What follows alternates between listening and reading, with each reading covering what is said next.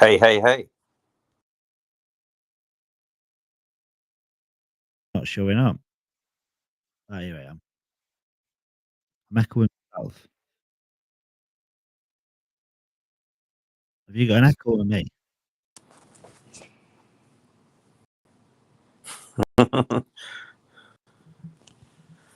Hey, Bronx. I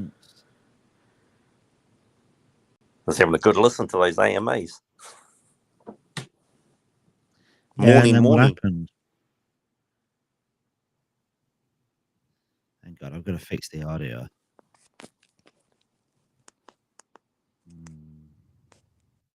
Morning. How the hell am I getting an echo? Morning, morning.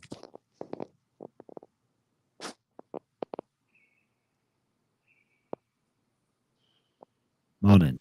I'll check back in a bit.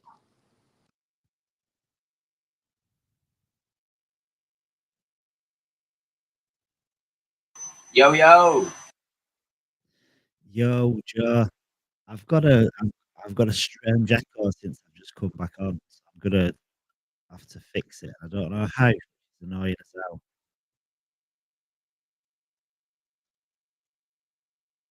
Damn. I think I might. Oh no, I've not fixed it. Where's Hyder? I've no idea. Why was he? He's not been in here. Yes, he's been playing the shy guy. He's been nipping in and been nipping out. Yeah, I'm not sure. Oh my God, I'm just going to do my audio because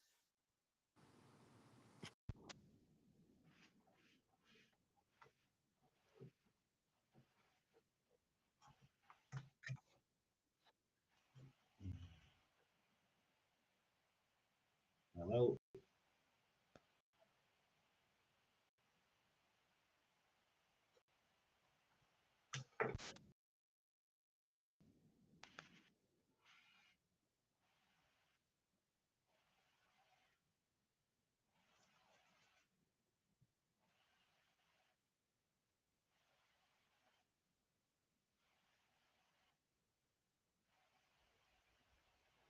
That might have worked. There was, for some reason, there were two of me on screen. Let's see if that's worked.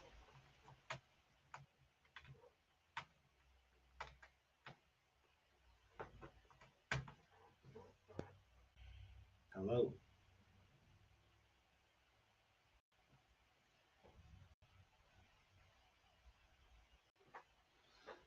I think I'm good now. I think audio has come back, and I've dropped out with one. I think what happened. I connected with my mobile phone not long ago when I were in bed, and I think it must have disconnected something because the audio were coming through twice.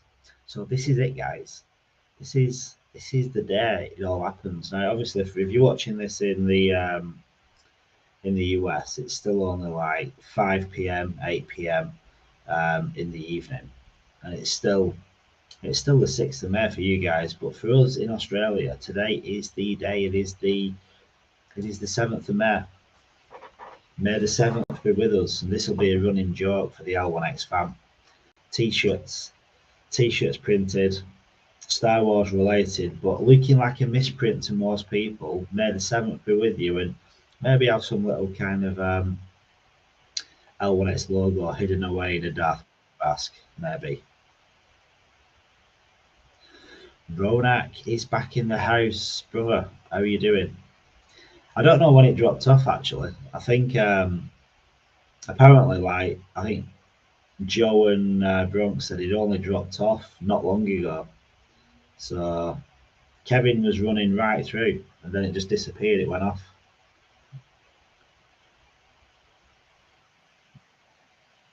Yeah, it didn't seem that long ago, man, before you sort of answered in chat. Yeah, no, that's good. That's good. I didn't want it to be that long because I didn't know when it had happened because I think I actually fell asleep about 2:30 because I Ronak mentioned it had dropped off earlier on because my computer I'd left my computer but it had got on power saving mode and it shut itself down. But then when it shut itself down, it kicked Ronak off the stage, so he couldn't stream anything. No, copy that. It makes sense that it would have cut out when you, like you said, when you jumped on your mobile. That's why it wasn't long after you sort of jumped in. Yeah. Yeah, well, when I woke up, I set my alarm, so I only had like I think, well, about 4 hours 45 minutes sleep, and I set my alarm. And when I woke up, I jumped on Restream on my mobile phone straight away, and it was said live. So when I jumped in, I thought everything was fine, but then I seen the message in the chat saying, "Oh, you've got," or whatever, what Joe posted. So when I come in here on the computer, I think I'd kicked myself out when I connected on my phone. Yeah. I think the timing definitely looks like that could have easily been the case. Yeah. How's my voice coming through? Because I'm just sort of talking at the phone. Your voice is perfect. I was getting an echo before because my mobile. There were two of me on. Well, there were three of me on screen. There were me, I'm sharing, and then another connected device. So we were echoing off that. No, copy. You always sound magnificent, Bronx. Yeah. Oh, that's. Hey, good morning, everyone. Good morning, Ronak. Ronak.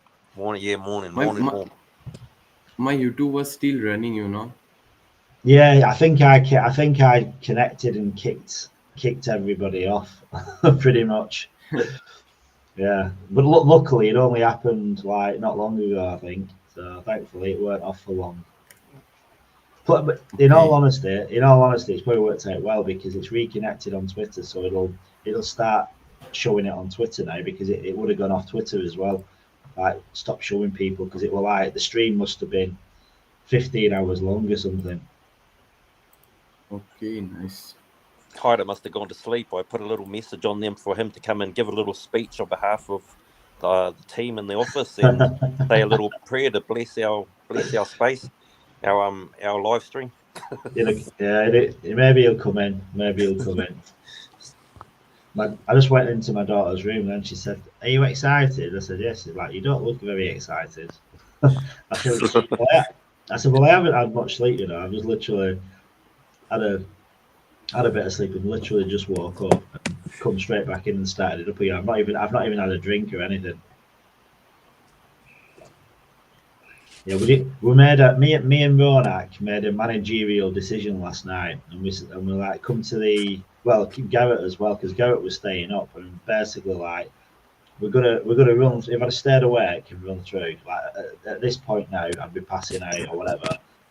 And by the time the AMA starts with the team, me, Ronak, and Garrett would have missed it because we'd have all just been in bed. Yeah, you would have definitely been out, man. You were sort of zoning in and out every now and then. You were slowing down a bit some dawns. Yeah, so I thought do that, and then at least we're here for this. I mean, I've got to like nip. I've got to take my daughter to the train station after, but not yet. So it's all good. It's all good.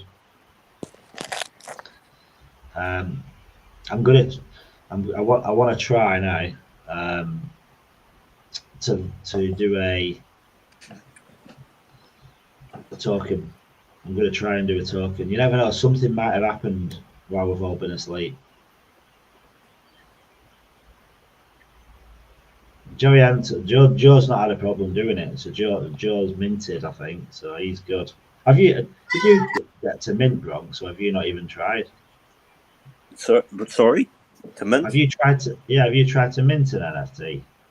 No, I haven't tried yet.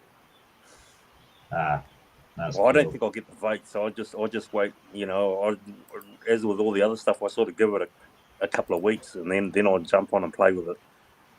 Yeah. Because then everyone's sort of worked through the issues. Yeah, well, the beta testing. Yeah. Well, the same last night when we were talking about the node hosting and all that, and we're going through it all, and Ronak's doing his thing, and it's like Really, by the time we can do it, everyone else will have already sorted it out for us. Sounds good to me. Yeah, well, that VPS, that what's it called now? Contabo. They'll literally, yeah, those guys will have already figured it out, won't they?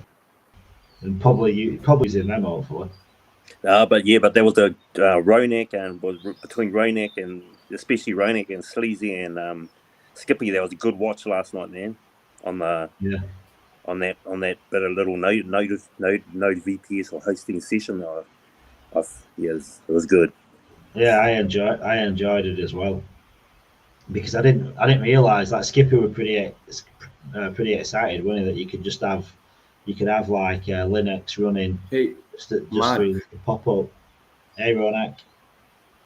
You can get the clip of that part, and you can upload it for others to see it whenever they want. Or yeah, that's a good idea. Yeah, yep. So I've got quite a few clips. Yeah, now that'll be a good idea, because I wanna like get the clip from Cody when he were in the chat, and then also Mike and Machi when they were in the chat, and then that as well. Cut that out for anyone wanting to just watch that as well. Because it didn't look as difficult as what you thought, was it? No, it's just good to see someone going over it. Yeah. Get a bit of an idea. I was going to go and start searching on the net for some videos on YouTube, but I didn't get around to it. So it's good that was definitely good for me to watch. Yeah, I'm a lot more visual, so if I can watch something, it kind of sinks in a little bit. If I'm reading something, it doesn't sink in the same. But if you're watching a YouTube video and an explainer, I think it's a lot easier for people, isn't it, to actually go in. Right, let's see if this token generator works today. I'll tell you what, if it does, I'll be pretty excited.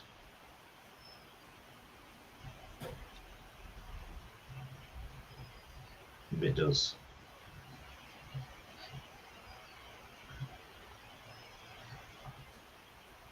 Because Ronak just basically said when he did it, he just kept trying, refreshing screen, and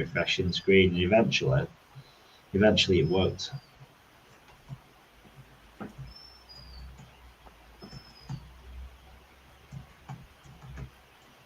Yeah, that makes sense. Yeah, the refresh. So let's go. Right, create token. Come on, pop up, please work.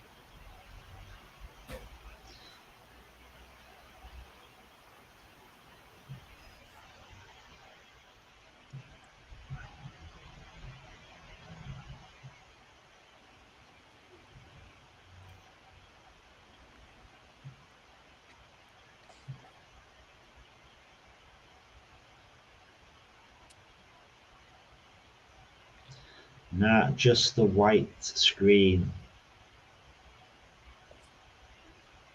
No luck, eh? Nah, just literally the white screen every time. Which is a shame. Refresh, bang again. Yeah.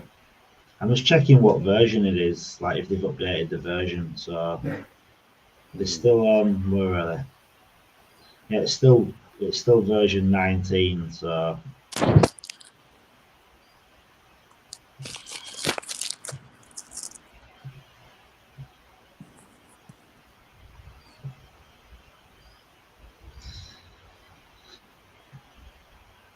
missing out on the votes. Oh, I tell you what I do need to do. Oh, it's not finished yet, has it?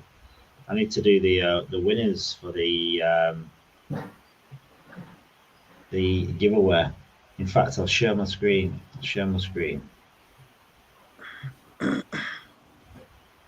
So just more people are coming in and more people are seeing this. So like this here if you want to take part in this still, which you can do. In fact, I'm going to refresh that because it's out of date. So here, there's a 600 L1X coin giveaway. There's going to be 3 winners. So first place is 300, second place 200, third place 100, and just literally engage with this tweet. So, yes, wait, that's good for everyone. That's any newcomers that jumped on the stream. Jump on that one. Can you share the link to the tweet? The tweet. Do you mean which link? For the competition. Link to the tweet. Yeah. Yeah. Well, what I'll do, I'm going to post it into the live video. I'll put it in the chat as well. But I'll put it in the comments on Twitter too, because it doesn't. You can't post the other way around, which is a shame. Hang on, I'll post it in the comment section now. Yeah.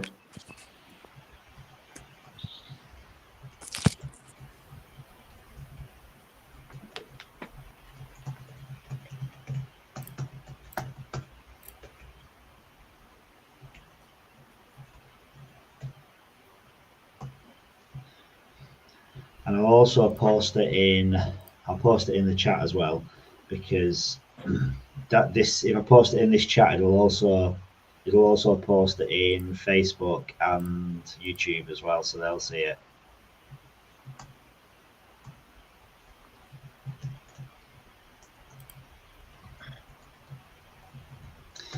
So just make sure you include everything in there. So like all the hashtags.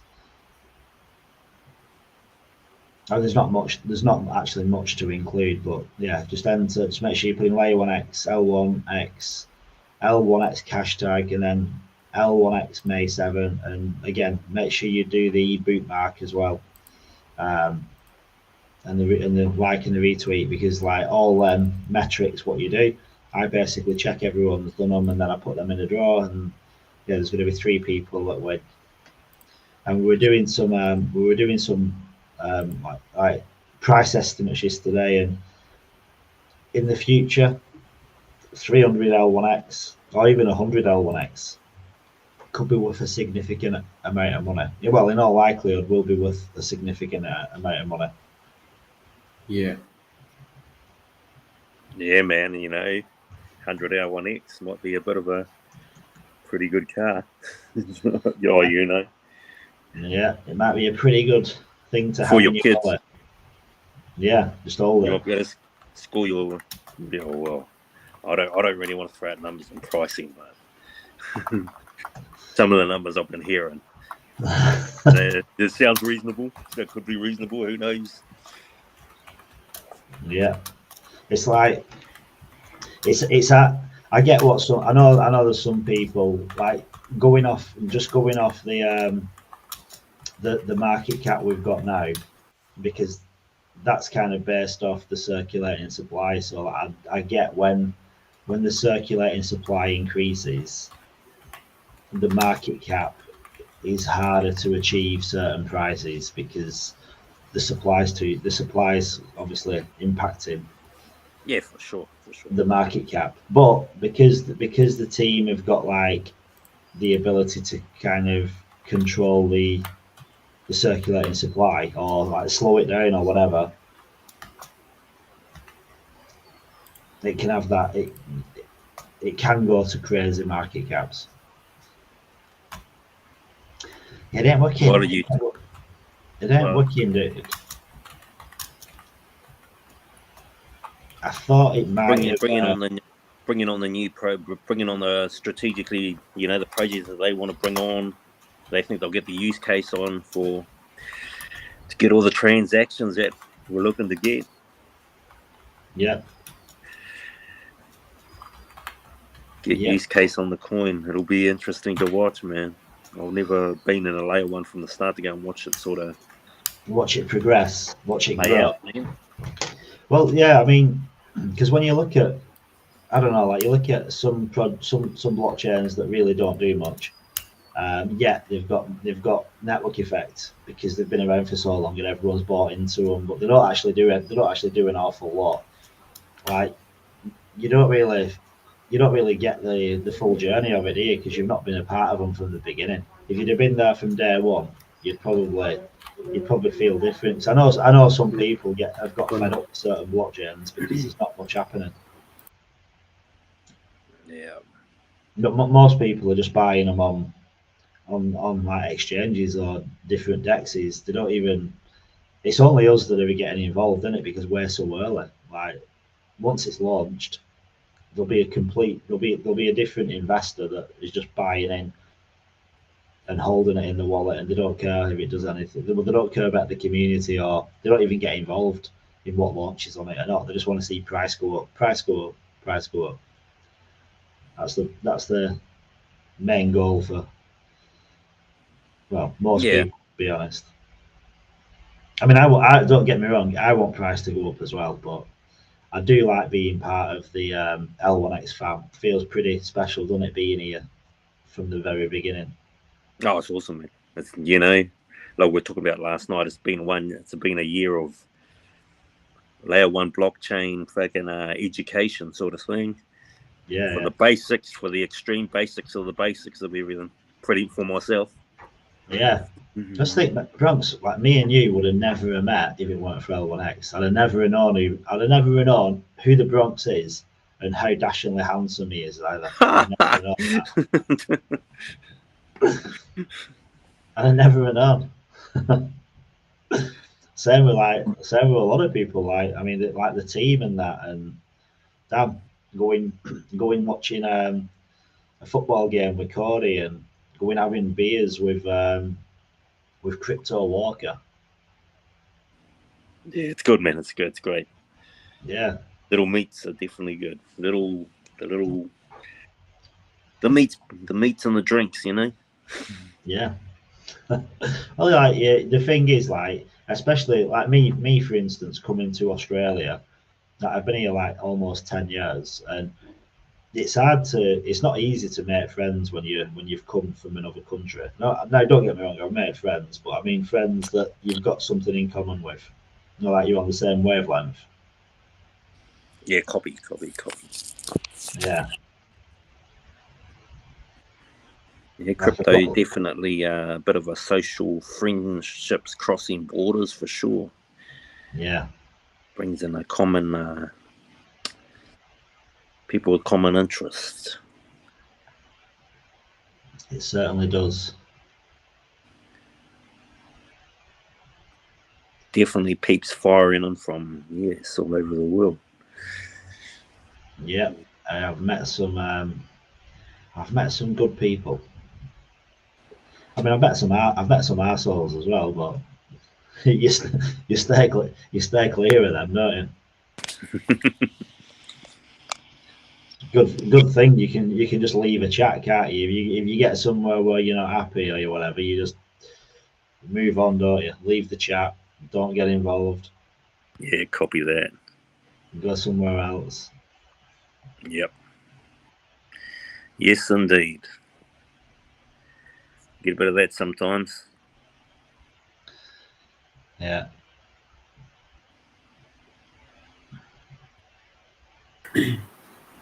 Let's have a bit of.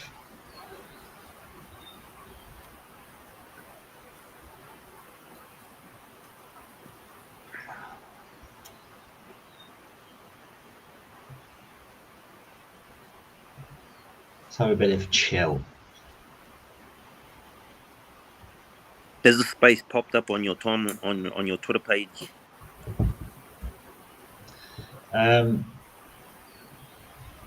Yeah. I need to go under like an anonymous. I need to refresh actually.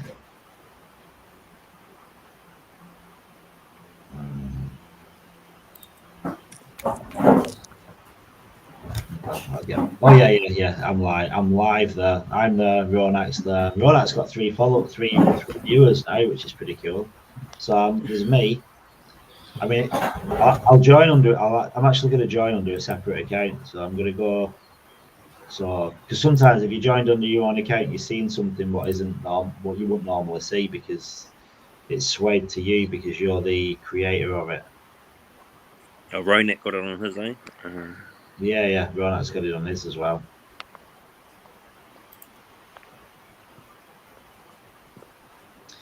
Yeah, I'm trying to get this. Yeah, sometimes on my Twitter on my mobile phone, it doesn't show up. It doesn't show the streams at the top. Oh yeah, I can see it. We're up there. I can see it.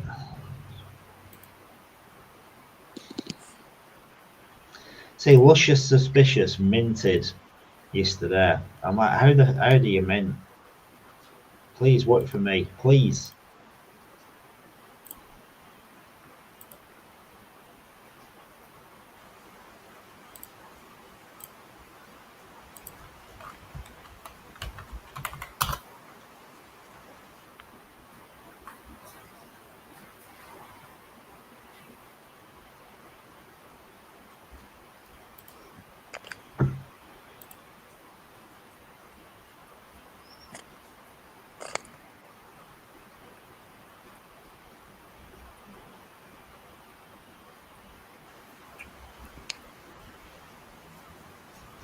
Elon Musk is in a live space at the minute. Let's call Elon Musk. No.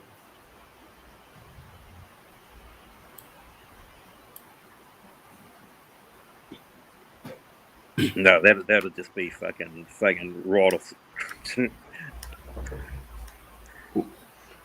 Just imagine That'll be crazy Elon. if he comes in here.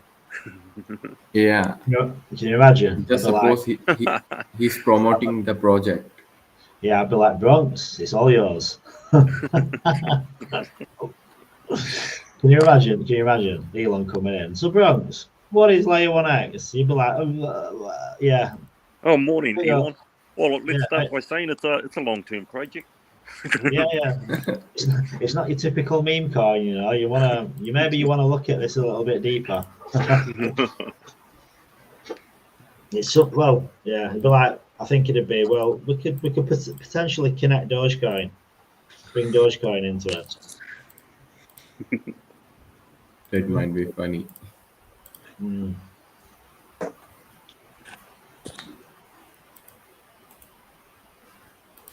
Sometimes it makes you wonder, doesn't it, if they see it, like when they look at because obviously Elon's always on Twitter anyway. Like they see the spaces, like, oh, I wonder what that is, and just drop in. The only thing is with the live broadcasts, with a Twitter space, you know who's joined, but with a live broadcast, you've got no idea because you're not actually joining, are you? You just click it and it's there, and it's streaming within. It's just streaming pretty much within the tweet.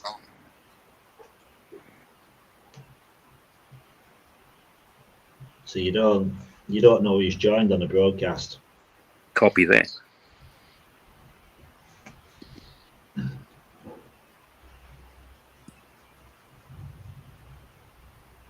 It doesn't even show you if your friends on Twitter or anything are viewing, does it? Nah, it's it's a shame, isn't it? Because it's kind of good because you don't need to be speaking 24/7. You can literally share your screen, or you can do a video. You can you can play a stream. You can play something in it, can't you? Like Ronak. Yesterday we had like Kevin's videos, like the AMAs. They were streaming for like probably like 5 hours. Well, you can't really do any of that in a Twitter Spaces, but then you don't know who's joined because that's the thing, isn't it? Because unless they retweet it, like you wouldn't know they're watching it. Yeah, copy.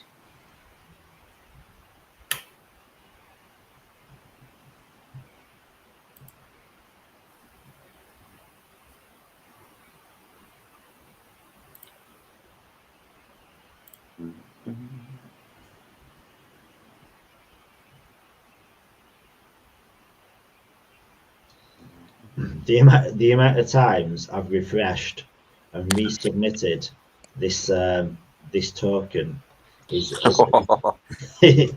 beyond belief. I've done it so many times.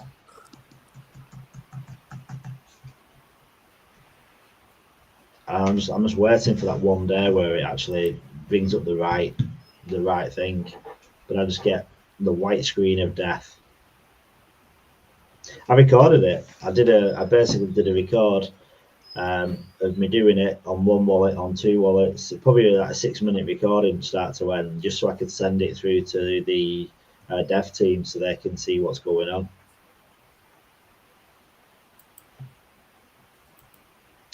I need to make a decision today as well to whether I'm going to sell some tokens and buy. You know, might sell your tokens for some votes on Hello Labs. Oh no, not that. No, I ain't that crazy. Yeah, I'm not gonna bother with any LN, but I'm gonna pay for like a load of votes on Hello Labs.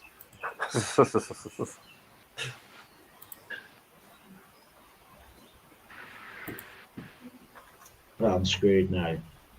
Yesterday, right? This token I was debating selling was at a $3.2 million market cap, and now I've woke up, just checked it now, and it's at 2.2 million.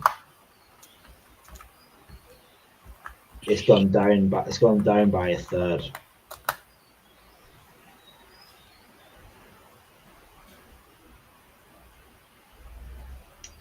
So I can't sell. That's just forced my hand. Cheater. Yeah. Do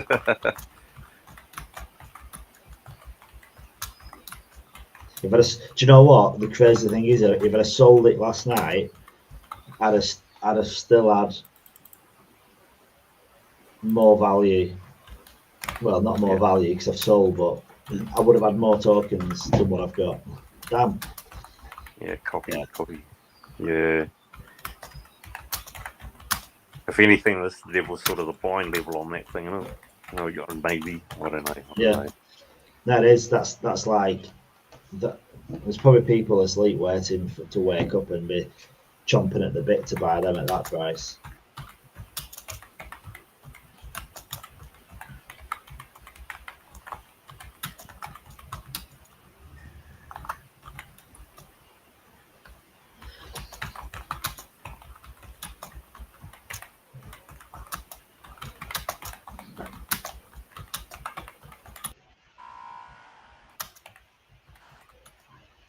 Everyone's typing an essay out, I think. He's going for it.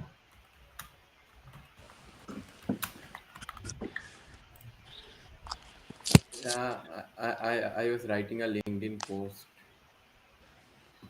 Nice.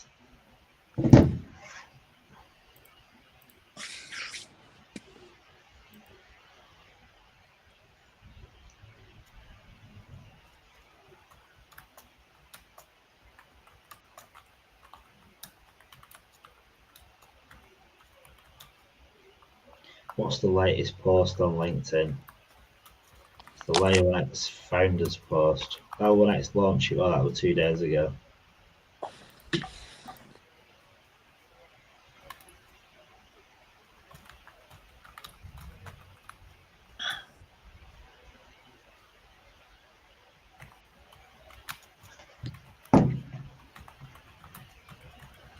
So there's actually been 43 people engaged with that tweet. But actually no, 33, because there's only 30.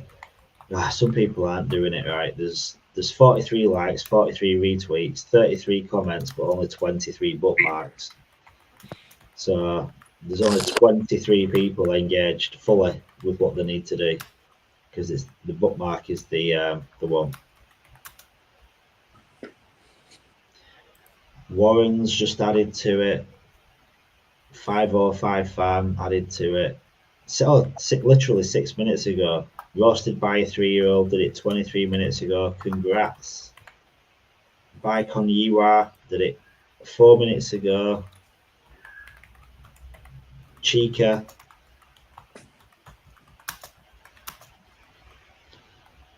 Demorkin, congrats. Hey, a lot of people have done it recently. It makes me happy that. A lot of people are obviously watching the stream that have done it.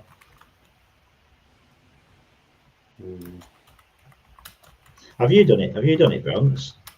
What's that? I think you've done it, haven't you? The tweet where you can win some L1X. I don't know. I retweeted that one that you were sort of showing. That one about the 100 L1X. I retweeted that. No, you might have done it then already. Technical literally did it 2 minutes ago. Memento, dude, hats off, you did it.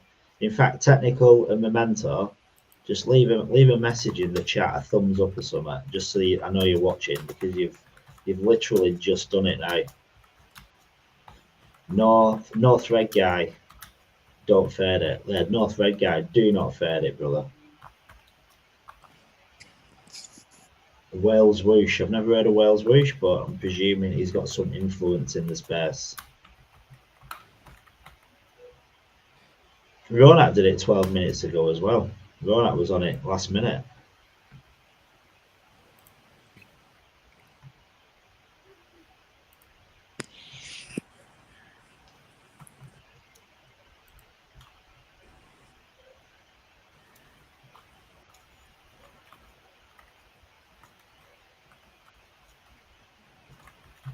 Oh, Hyder doesn't look keen. Is he coming in? No, he gave it no.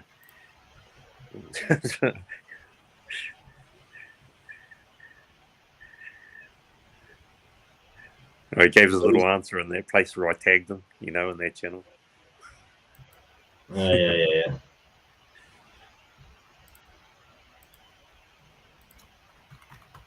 Hader, you've got to come up.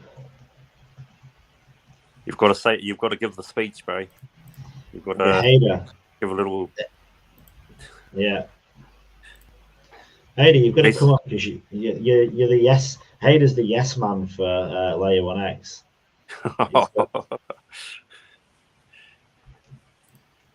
Speech.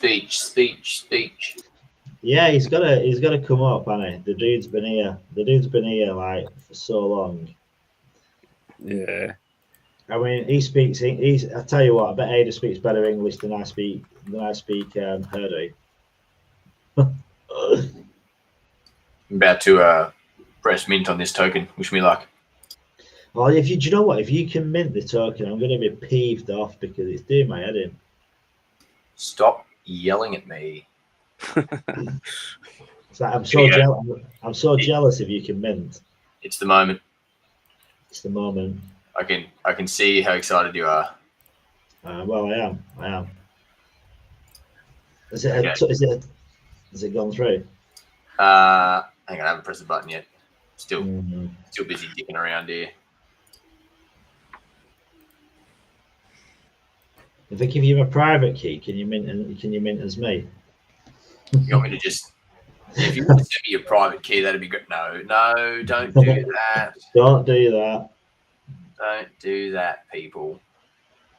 Oh, look at that. Token minted successfully. You're joking. Be able to go and check it out. It's on there. Damn. Right, I'm going to try now with a different wallet. Stop yelling. I don't know why this wallet that I have that's attached to it's just never had issues doing any of it. It's just been pretty seamless the whole way through. So I totally get it and I resonate with everybody's problems, obviously, but I mean, mine works. Hey, man. Hey, Jordan, mine's the same, man. I've never had to do anything to mine, or it just updates itself and everything. Yeah. So, I mean, I don't know what to tell you. I know there are issues, obviously, because I help people with them, but just so you know, I'm not having them. Yeah. She helped the same, man. I might as well go mint the token. Obviously, I can. If you want, Ken, I reckon I probably could too. I'll tell you what. Do you think? All right, go on. No, go on, Joe. I was heading off on a tangent there. I was going to say, I tell you what, some of these things that people are minting are fantastic. Like some of obviously the AI created images, absolutely magnificent. So, Do you think Yeah. it matters, right?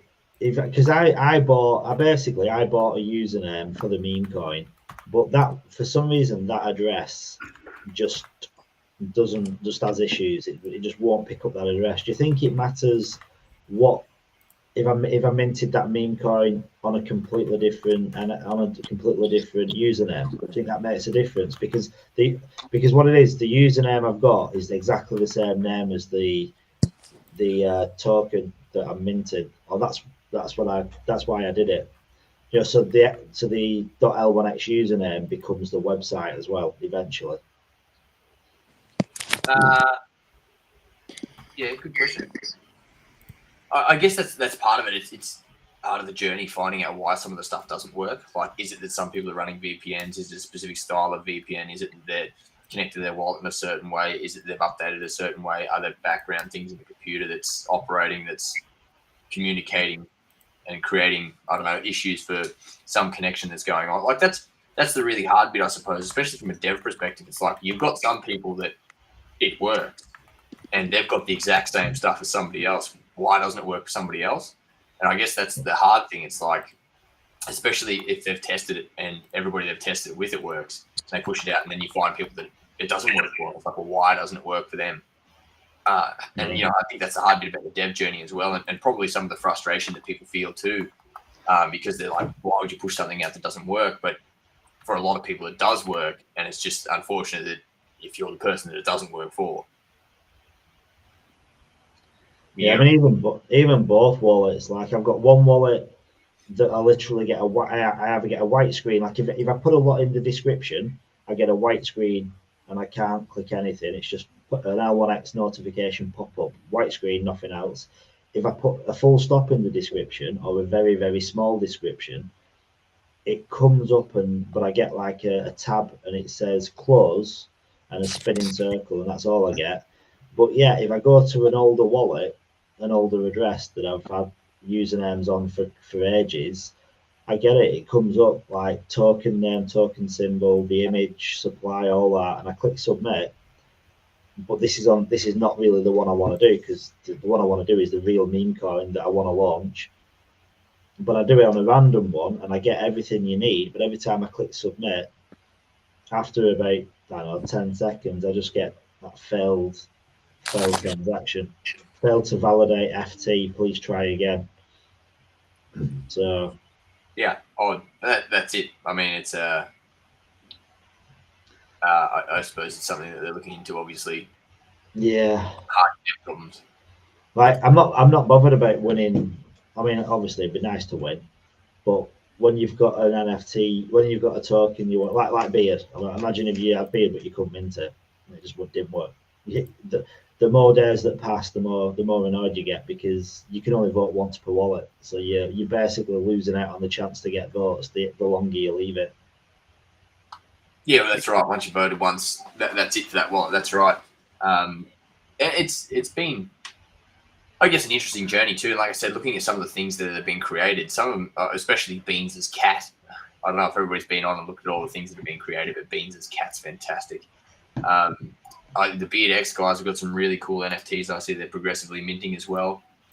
There's somebody there that's rocking Lord of the Rings vibes, which is pretty cool. I think they've got some really cool AI generated stuff on there. Yeah, so yeah. I mean, obviously some people are getting some stuff up, which is awesome.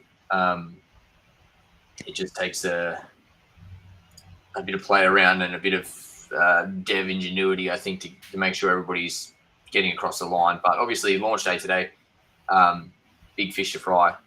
And yeah.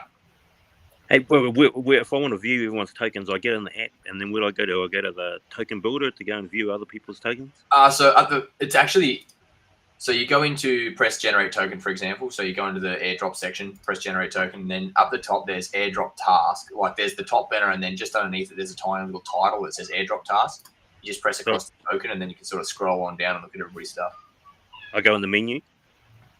Airdrop. Yeah, I see it on the. And so airdrop, and then click generate your token.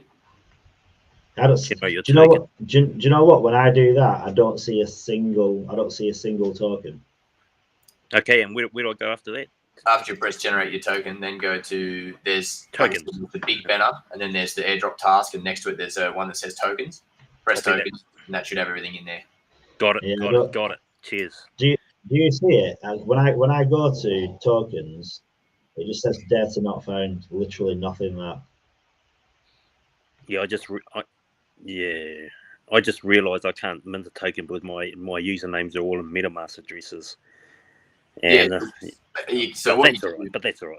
What you do for there, if it's not obviously this is more challenging if it's you got to ship your blinging passcode over, eh? You import your private key in as an L1X wallet, and then you can use your usernames, obviously. Obviously, as well, if that's on a hard wallet, that makes it a little bit more difficult. So you see nothing there. Well, I said it says that it says your well, no, right, I'm telling that right. I see communities, and I see if I zoom in, I can see like CGP Crypto Grandparents, L1X Smile, Luca, Ugly Goblin Coin, but it doesn't show any pictures or anything, and I think it's only showing NFTs. Mine did that yesterday, and then it must have had an update push to it, so I can see everything again now. So I could see everything, and then it went to that, and then it try a refresh and see if that does anything. Yeah, I've got like 4 more and pizza and that, and financially free, red coin, super beans, but it's weird. It doesn't show the unless it doesn't show the image or anything. It just doesn't load the image. Is this the community ones? I see dog with hat there. Or did someone just do a dog with hat again? Yeah. It's just people can make anything they like. I suppose that's part of the amazing and terrible thing about blockchain in general. Yeah, you can just rip stuff off, or you can do something unique. Most people rip stuff off, though, don't they? I mean, let's be real. Like something comes out and you get on the bandwagon because people are going to buy it. I see Super Beans there and Star Lord. Yeah, copy. Red. I see Red's got a bit of a token. Red coin.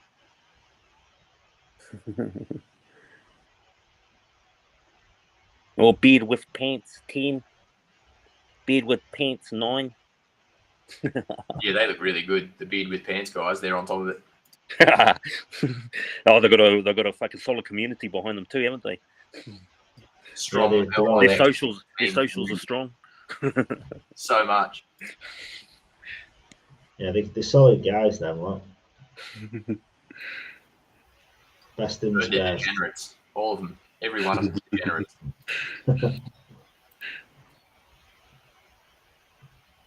Do you have antivirus on your? I presume you've got antivirus on your computer, Joe.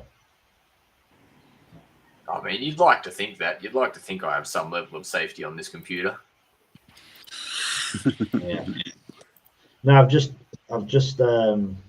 disabled some security feature on AVG antivirus, and now the images are actually loading up.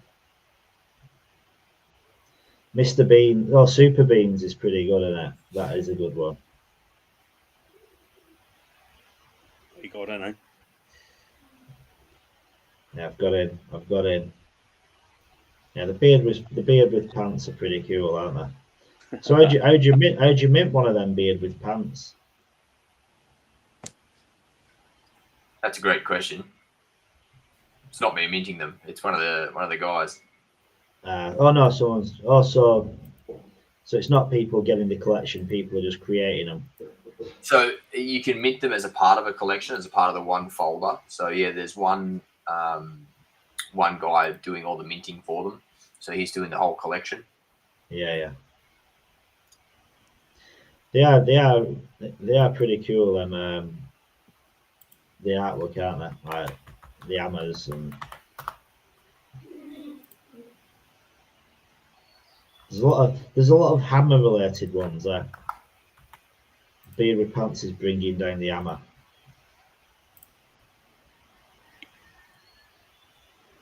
Couple of sneaky beard hammers in there. Nakian.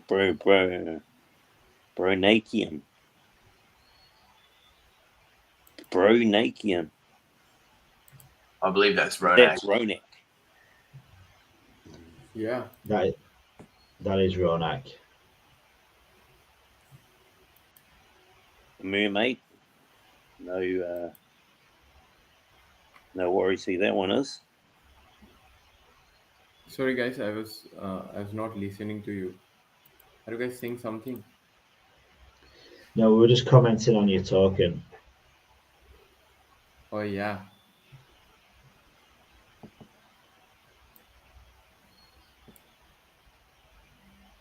Can't see the screen, Mark. Can't see the screen. It's showing the Twitter page.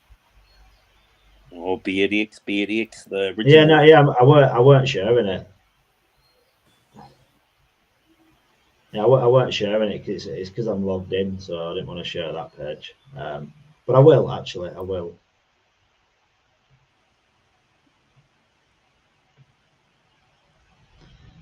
Here we are. So this is current drops.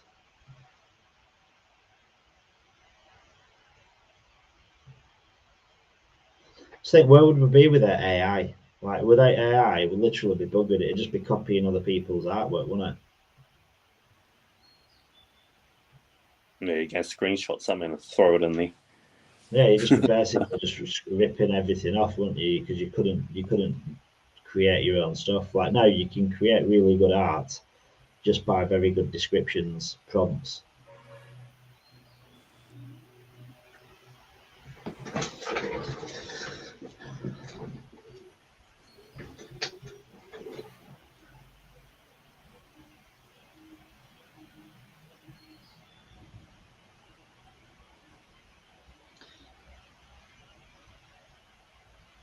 Come on, let's go.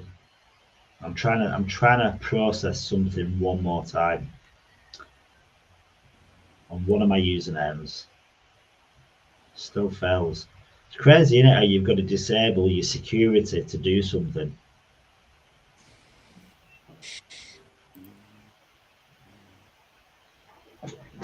I've got to unprotect my computer to try and mint an NFT. File shield.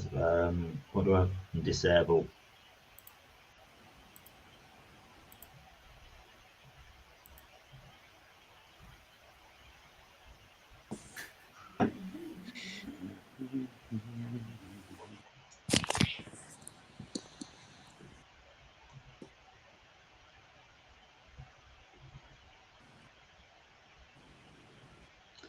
I think we've got a visitor. If we've got, I heard it beep.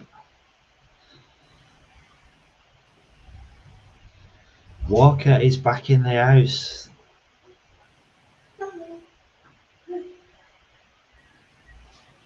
Yeah, morning.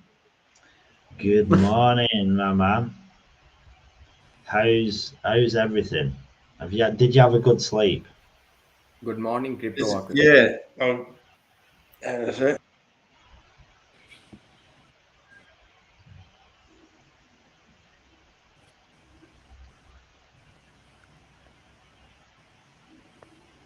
All right, I'm gonna see if I can do it now. Come on, give me strength. Morning. How are we? All the better now you're here, dude. Yeah, I had a little sleep, get the beauty sleep, eh? Yeah, you gotta look after yourself. Back on the cam. Back on the cam. Look at that. But yeah, was it nearly an hour till the other AMA? Are we It's just not doing? long now. Are we streaming the AMA here, or can we No, join it and probably actually it's probably can we combine them? Don't know. yeah, it's going to be on Twitter. It's probably good.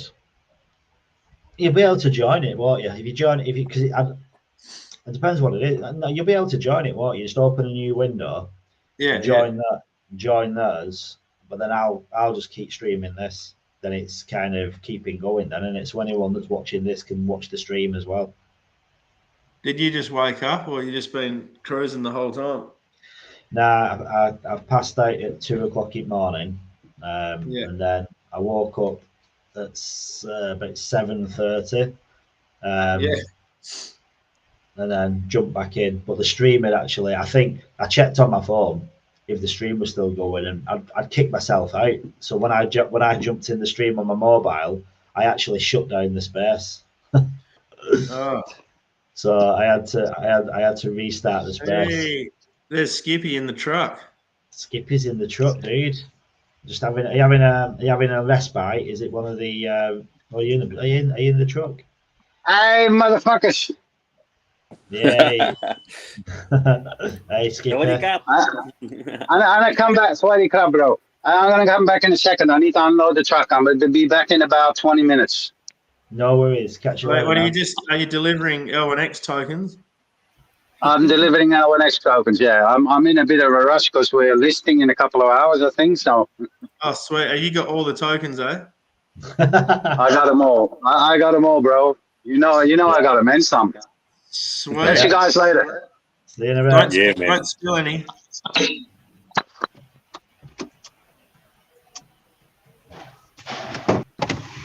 Right, come on, Mint. Come on. Oh, that was a good little node VPS talk last night. Yeah, Bronx was saying the same thing. It was pretty interesting. Ronak was giving a masterclass. In fact, Yeah. Ronak was so good at his job. Skippy thought it was Kevin. Yeah, he actually said, "I'm glad Kevin came up," and we're all like, "Hey." Yeah. Ronak, you've done it, mate. You've done it. You are officially, Kevin. You are the clone, Kevin. Kevin clone. you're officially up there. Like, you're confusing people. Yeah, you should just check out how his hair is and stuff, and start cloning him. Yeah. I think it's due to Indian accent. Yeah. Just go along with it. Just literally just change your name. Start talking about the virtual machine and Yeah. all the white paper stuff. I mean, literally, just change your name as well, because you're in control, so you can just put Kevin L1X. Just really confuse people, lad. Oh, today's the day. Yeah. Today's the day. Today's the day, but wait till night time again, eh? Well, today's the day, but it is like it's literally another 12 hours, isn't it? Yeah, it always seems to be at the end of the day or end of the month or the end of things. Yeah, I think they're just fitting in, aren't they, with the rest of the world, because it kind of makes it for everybody, doesn't it? Like 9 o'clock for us guys, it's basically like 6 or 9 o'clock in the US in the morning, and then it's literally daytime for the rest of the world. Yeah, It's a good time. They couldn't do the AMA in the middle of a school kid drop off at school. Nah, it's a good time, isn't it? Perth's time is pretty convenient with the rest of the world. It's still daytime for most people. What are we on New York? Morning. Are we 12 hours back to back on New York? Are we? 12 hours Or to where New Red York, is? and then Or yeah, Red. and then 15 hours to over east. So 9 o'clock will be 9 o'clock at night for Red. And anyone new around that coastline over in America, eh? Yeah. I mean, if it's in the US, like, it's sometime between 6 and 9 a.m. 6 a.m. is like Canada. Do we know if we're California? Yeah. Do we know if we can make our token yet? I can't. Yeah, Joriento done his. Yeah. He just done it a couple of minutes ago, just before you got in. All right. I'll give it But a go. I still can't do it though, which is. You still can't? No, I've tried. There's something interesting here, because Joriento, like myself, we've never had any wallet issues. Like, our wallet's always updated. We'll never have to take our seed phrase out and put it back in, or pay a private key. So, and then suddenly he can mint straight away. It might be something to do with the laptop, your VPN, or the security on your computer or something. Well, just Why to- some people have to do all that stuff and some people don't, you know? I'll That's what try. I'm thinking. I'll That's try what I'm right thinking. now again.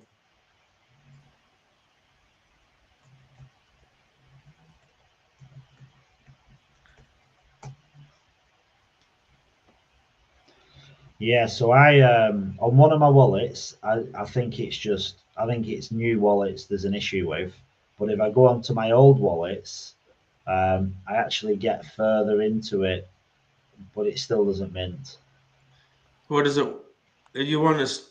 Does he want us to uninstall the wallet again? Perhaps again? No, failed. No.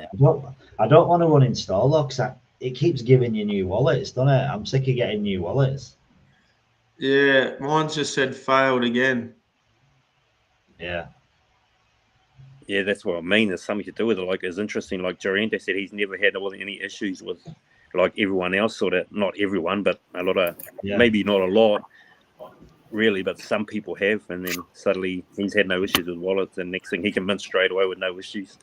Yeah.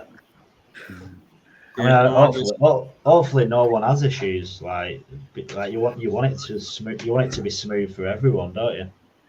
Hey, Yeah, Garrett, so it's interesting Garrett's in the house. Hey, gentlemen. Hey, sir. Hey.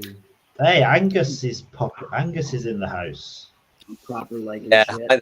How are you? Hey, Angus, Hello. how are you, sir? Good. How many people you got online there? So far, 66, 59 on Twitter, 7 on YouTube. There was more, but obviously when it cuts out, everyone disappears. So yeah, hopefully transition them into. I mean, the official one starts soon, so in an hour's time, like Matthew, Mike, Kevin, they'll be starting the official one. So what I'm going to do though, I'm going to stream it, but everyone may as well join that because obviously you want to show support to that channel. But the good thing is with the broadcast, you can just open another window anyhow. Yeah. Right on. Copy says 10 o'clock, not 9 o'clock, eh? Yeah, 10 o'clock. Yeah, still can't build a token. No. Nah. Have you tried minting a token, Angus? Have I what? Sorry. Have you tried minting a token on the token generator? No, I've been keeping it at a fairly basic level. I was a cheat investor very early on with L1X. So through my brother, who raised a fair bit of money and people in the original investments. Yeah. So just sort of learning more about crypto and but there's a lot of technical things to get through, isn't there, and understand. That's for sure.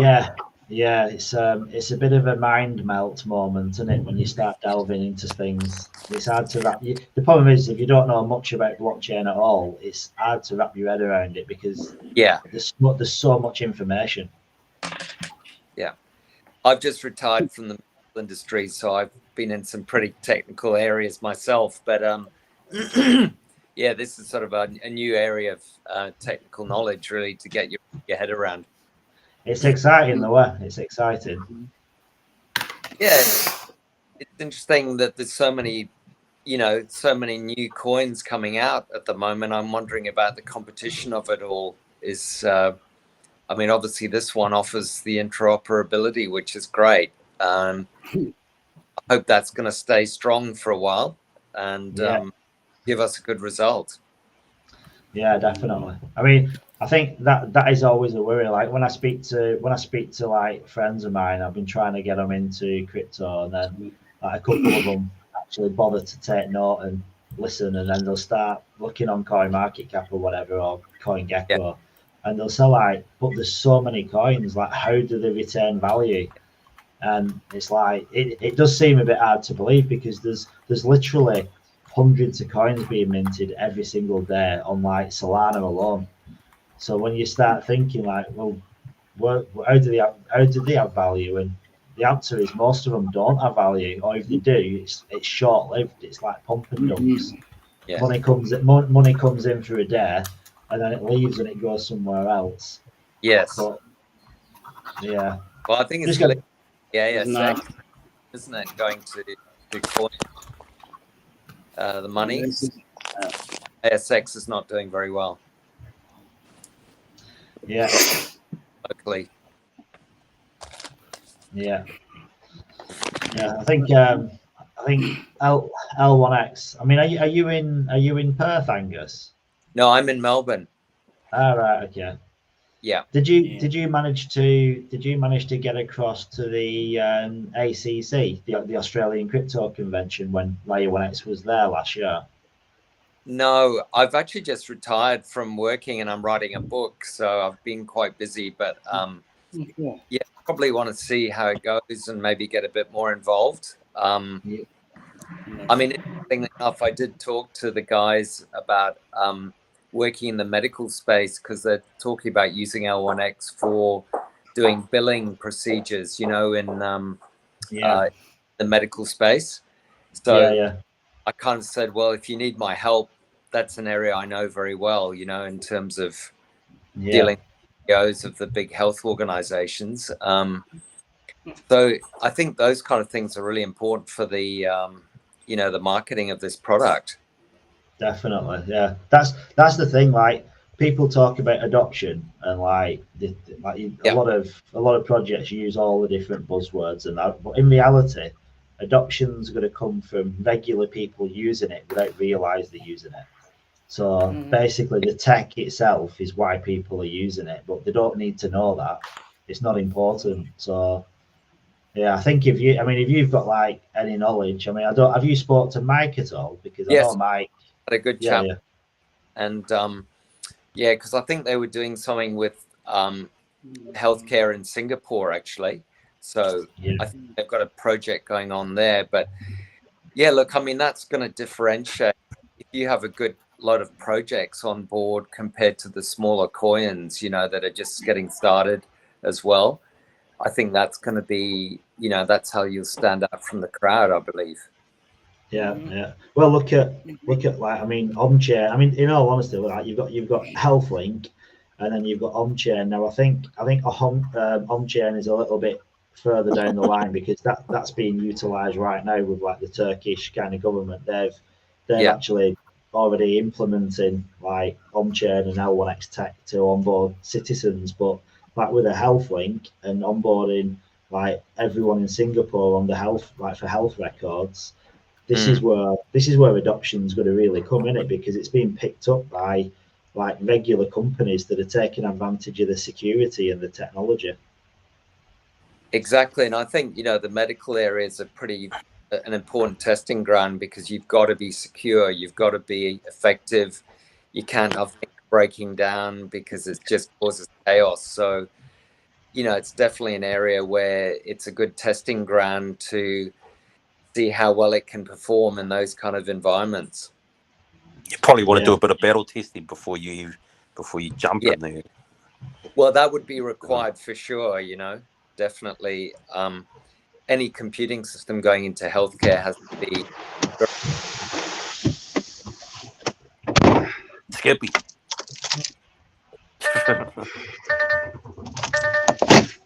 Skippy's just delivered all the tokens to the exchange. Yeah, that's what he's just done. Yeah, I think that's probably why, because HealthLink has been kind of talked about from the very beginning, and on-chain is like a later thing that's come in more recently, and probably the progression between the two is probably vastly different, because like on-chain is, I think they've been working in the background regardless anyhow, and they've recently struck a deal with the Turkish government. But I know with HealthLink and Singapore government, obviously there's far more going into like the legislation side of it and the legalities of it, isn't there, and security of it. It's not something they can just implement. I mean, it could be years in the making. Yeah, for sure. And it can take a long time to get the sign-offs. Yeah. I think in the health industry, I mean, in all honesty, I think most governments, to get past anything in the government, it can take a long time, can't it, to get everyone on board. It's not the fastest. It's not the fastest process. And there's going to be who's the one government that's going to take the leap of faith, the first jump. Yes. What do you guys think about the transaction speeds for normal finance compared to SwiftX? Or Well, I mean, I know when you look at, we're talking about this today with like the likes of like Visa and stuff. I mean, it's not a patch on. Like I think they're like 24,000 TPS, aren't they, for Visa? So like 100,000 TPS for L1X is pretty damn fast, but it's not been battle tested yet. Like it's been on the test net. But to be honest, speaking to like the team, like it will go a lot faster anyway. I mean, I think unofficially Kevin said I think it'll do up to 200, either 200 or 300,000 TPS. Like that's what it can muster up to. But I think myself and Bronx are under the impression if it's a private blockchain, it could be. I think Bronx said 750,000. I thought it was 500,000. That's the number I recall. Yeah, I'm not too sure. Ethereum, yeah, I mean, I'm not too sure on what like XRP are and like Stellar and that. I'm not sure how fast of transaction speeds they are. The finance industry will take that up pretty quickly. They'll notice those differences, won't they, pretty quickly? Because it's all about gaming, gaming and metaverse sort of things for those, approaching 1 million transactions. Yeah, I would imagine.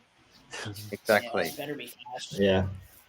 I mean, it's the micro payments as well, isn't it? Like because you've got the transaction fees what are so cheap, it can then be utilized for micro payments then because the cost of the transaction doesn't even factor into it because it's so cheap. It's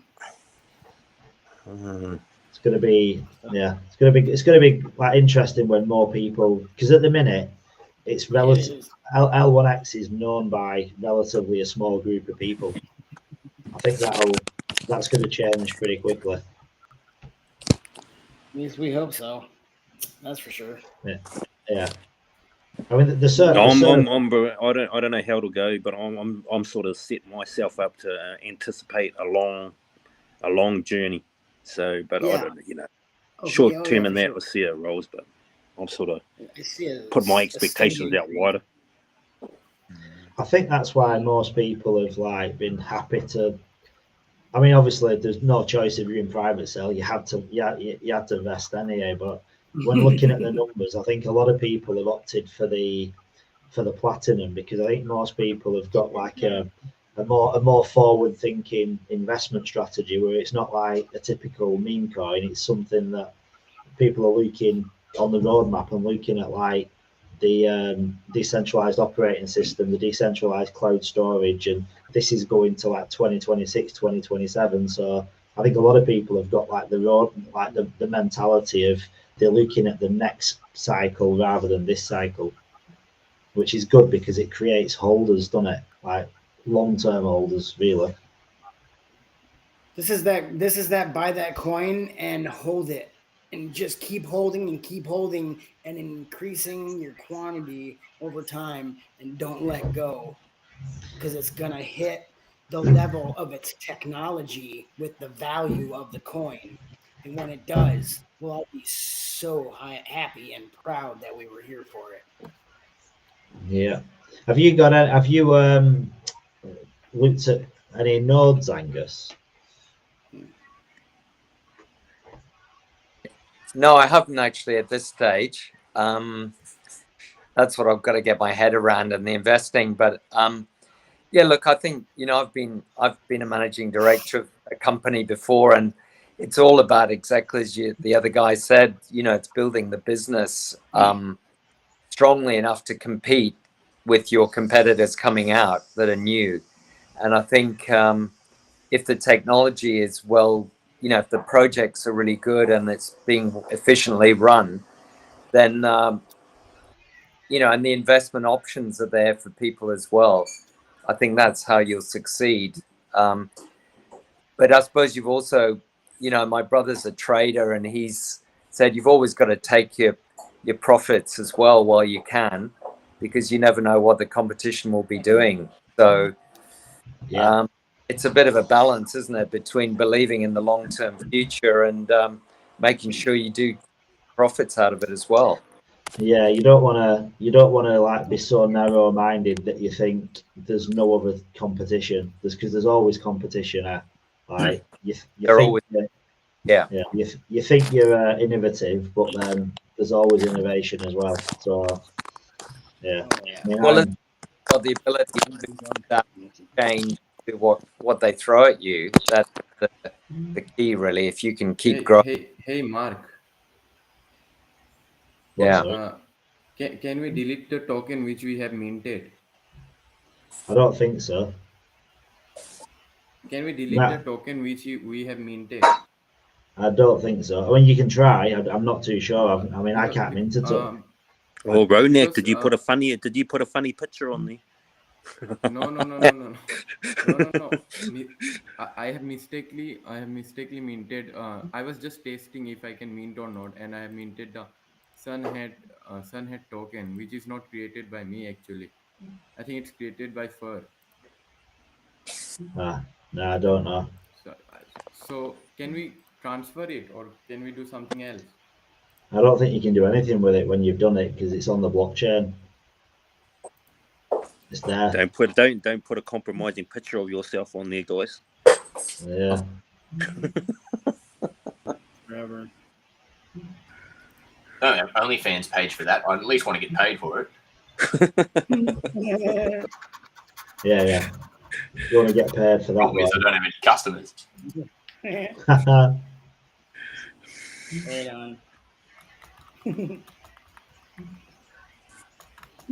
So, you're minting. You're not having any problems minting.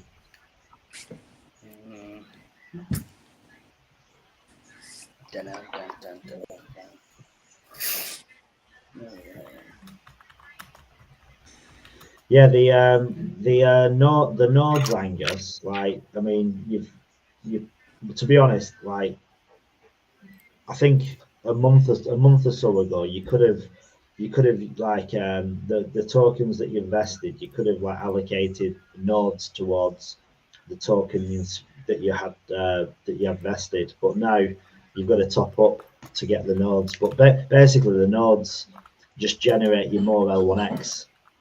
So like, there's two types of nodes. There's event listeners, and then there's full validators, and literally the both of those will give you like L1X like monthly, well daily, monthly, and I think the ELNs are like, I think you get 6,500 L1X per year, and then the full validator nodes give you around 13,000 L1X per year.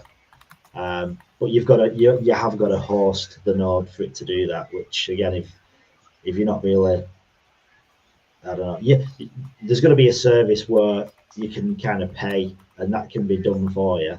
But obviously, a lot of people are just quite happy to hold the coin and just leave it as an investment, and just obviously let what happens. Mm-hmm.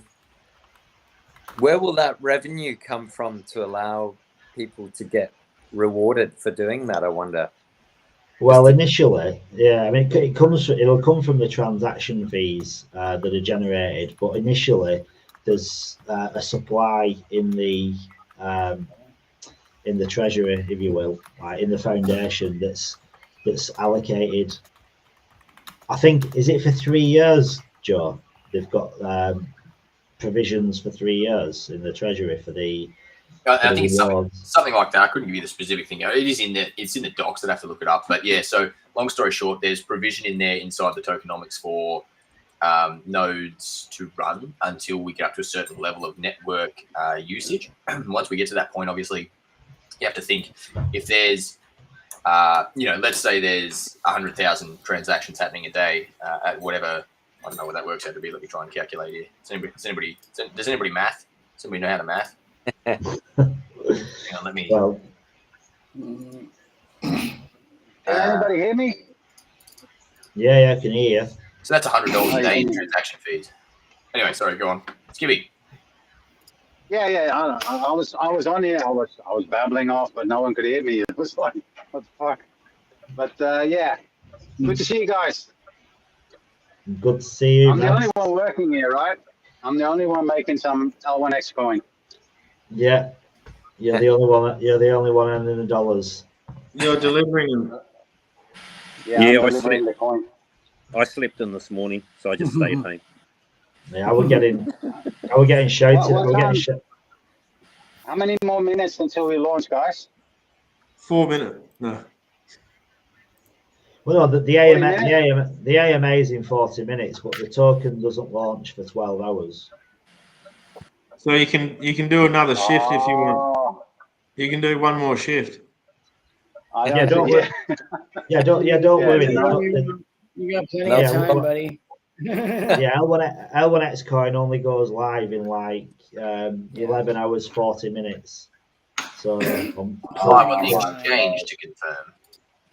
All right, so I don't think the AMA is coming until later too. 40 No, minutes. they've got 40 minutes to Yeah, the AMA. yeah. Are you sure? Because I asked Yeah, in yeah. the chat and Oh, Hyder we're said sure. 14 hours. Oh, I'm absolutely certain because I'm on it.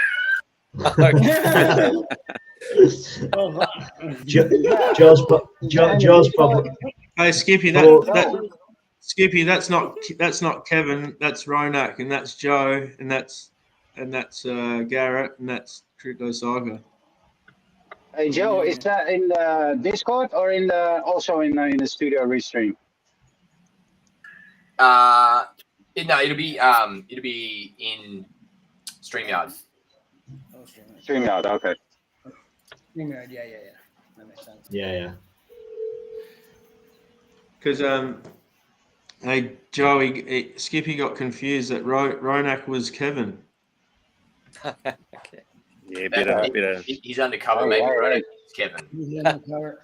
Welcome. Undercover boss. You should have jumped in there, Ronak, and told Skippy that we're launching on Binance. Oh, Oh shit. We are launching on Binance. Oh, we're He's talking like, rubbish. wait, I'm what? talking rubbish. Oh, we're bringing listing. Get through the Oh, Ronak for ignore a me, loop bro. there. Ignore me. You're creating FUD now. No. You fucking Yeah, threw yeah. Ronak for a fucking loop there. He would have called Skippy out on that one though. Yeah. I was just reporting inside, so I didn't hear. But we're going on Binance in 40 minutes. Did you say that? Yeah, right. If Ronak would have told you that last night, I'm you would have sure. believed him. Yeah, you're really celebrating that, huh? That'd be some big news, boy. What was the logic of Ronak, using to launch Ronak on? looks like Kevin, right? And he talks like Kevin too. Yeah, a little bit. I think they're What, twins. sorry, Angus, what did you say? Sorry. Yes, I was just asking what was the logic of launching on Bitmart. Does anyone know? Or I mean, they'd probably say strategic, but I reckon it's probably got to do with cost as well, because yeah, a lot of blockchains, obviously there's different tiers. The cheaper tiers are easier to get on, the most expensive are harder to get on, and sometimes regardless of unless you've got millions to put down, sometimes you can't get on because it goes off volume, transactions, community. So I think Bitmart is probably somewhere in the middle where it's a good enough exchange to launch on, and it kind of hits all the criteria as well, because it's not just as simple as, oh, we're going to launch here. I mean, unless you've got millions of dollars to say, right, okay, we'll pay $1 million to list on Binance, but then you need the liquidity as well to back it up. So it's kind of you've got to kind of be mindful of the liquidity you've got, and realistic, be a bit realistic as well. yeah, sounds good. Yeah, but I mean, Bitmart is like I don't know, tier. I mean, they have these different tiers. It all depends Tier on the country 100. you're in. It's Yeah. tier Skippy 100. said- But if you turn the list like that, it's gonna be tier 1. It's gonna be the top one. You know, you just got to turn the list around 180 degrees. I don't think it's a tier Yeah, two, I mean, though. yeah. So there's Bitmart. They are listed on Mexi as well. Now Mexi, they're just waiting on them to finally confirm what day that's going to be. So if that's today, tomorrow, a week from now, we don't really know on that. But yeah, the volume is the key. Like once you start getting volume, a lot of centralized exchanges. Like if you look at like Pepe, for instance, like I think from launch to listing on Binance, I think it was 21 days. And yeah, and that's basically because of volume, people buying it, and like FOMO kicking in, and yeah, once it gets the network effect and people are buying it, and there's a lot of volume, then these exchanges will just literally buy the token and list the token themselves. But obviously, Pepe is a meme coin, and when they're below, they can go mental. Obviously, this is a little bit different, Quite a bit. and I think as well because Layer 1x is probably the only blockchain that has ever launched without VC backing. It's more of a uphill challenge, because if you've got like, I don't know, these big VCs buying into your project on day one, they're incentivized to market it and push it and bring on their influencers and get them to buy in, get them to push it. And because Kevin wanted to give the small person the same opportunity as VCs, it's kind of give away that kind of probably that exponential growth from launch. But I think he's quite happy to just let us regular people buy in and let the tech do the talking to a degree. And we've been over that, mate. But what about the marketing? You still need to do marketing, even if you list on Bitmart. I thought there was going to be like a marketing shoot before pre-launch. Have anybody seen anything? Yeah, only from like smaller, because they've got like all them influencers on board, aren't they? But literally they are like relatively small at the minute, and I don't know what's going to be coming after once the listing happens. Yeah, there's a lot of them. There's a lot of KOLs. And yeah, eventually it'll get. I would imagine that the exchanges, like Cody said in that big AMA, that there's a whole slew of tier 2 and tier 3 exchanges that'll roll out in waves with same as the KOLs over time. And the strategy as well that they've got, because they've already said, haven't they? They've kind of. You guys are getting ahead of yourself. What about Bitmart? Bitmart is where we're launching now. Where's the marketing for Bitmart? That's what I'm talking about. Watch out, you don't reverse into something. They do their own thing. Yeah, I am. On their page. I'm reversing. On their exchange. I'm sure they do on their exchange. Can hear it beeping. I'm not on their exchange. I haven't seen it. Yeah. Are you on their exchange? Yeah, I haven't seen that. I haven't seen anything. Then that's fucked up. Sorry. You haven't. That makes no sense. I mean, normally you see big announcements and maybe some airdrop something or whatever. I haven't seen shit. Exactly. We're talking about all these different exchanges, DEXs, whatever, but we're going on Bitmart now. Where is the marketing for that? I mean, it's less than 12 hours. Yeah, it's true. I've seen it pop over. I see a post now and then on Twitter. That's about what I've noticed. Mind you, I don't really look anywhere else. Yeah, that's all. We seen the post from Twitter. I've seen that like 4 or 5 days ago. But that's about it. Yeah, that's all there now, is. If you want that volume that Mark is talking about, you're going to need some marketing, mate. You're going to need some promotion. You're going to need something. You're right. Yeah, I don't know. I don't know because I don't know. The posts lost in all the other posts of all the other projects that are launching on Bitmart. I mean, that it's just lost in all the others. Yeah, I presume this is a good question to ask in literally like half an hour, isn't it? Because in half an hour's time. Yeah, absolutely. Literally, ask the people. Has anyone looked on the site yet? Has anyone looked on Bitmart, because they always announce what is coming up? Is it even on their site on screen now? It's on screen now, eh? Yeah, well, no, that was on the Bitmart? Twitter. Hang on.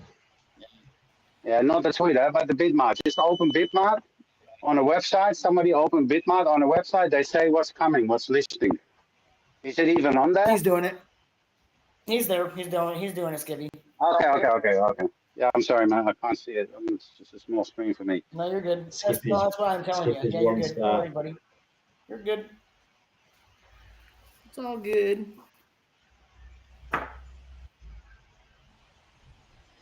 I mean, I'm presuming it'll be on here at some point. It's not on. It's not. I don't think it's on the main screen yet because when you go to yeah, it is. Yeah, so it's there. on It is.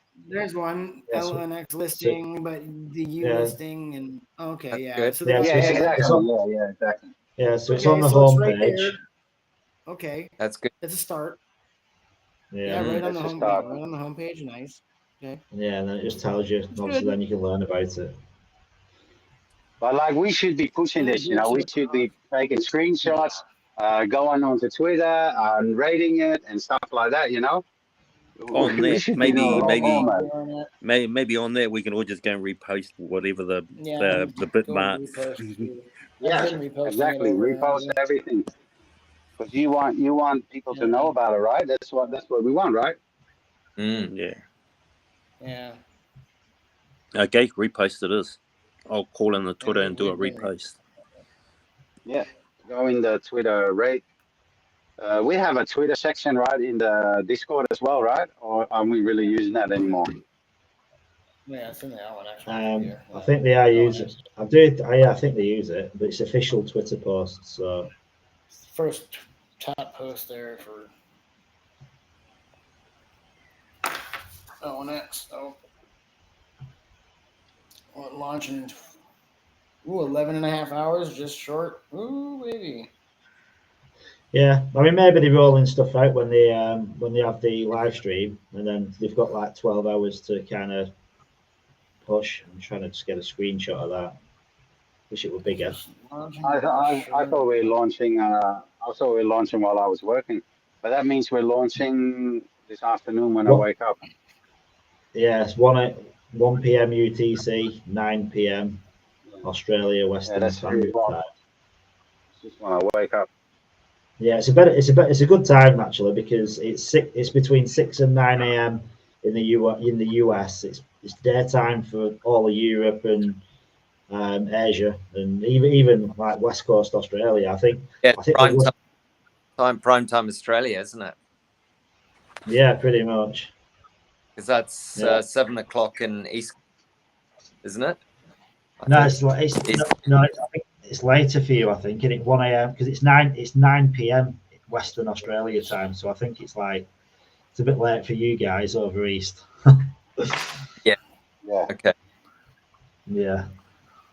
But West Coast Australia is relatively good times for the rest of the world. But I think East Coast, it's that little bit far out, isn't it? It's midnight kind of. Yeah. I think that could be a bit late for a lot of people. Yeah. But I've learned like nothing fits in with Australia. If you're if you're working crypto and you live in Australia, you're screwed because you've literally got to fit in with the rest of the world. I was especially the stock market, mate. Yeah. The US stock market, the times must be crazy in Australia. It's not too bad in Perth, is it? It's more East Coast because they're just that the time difference is just really, really bad. Like here, if you think like 6 o'clock, there's only 15 hours max to the East Coast, so like it's not too bad then.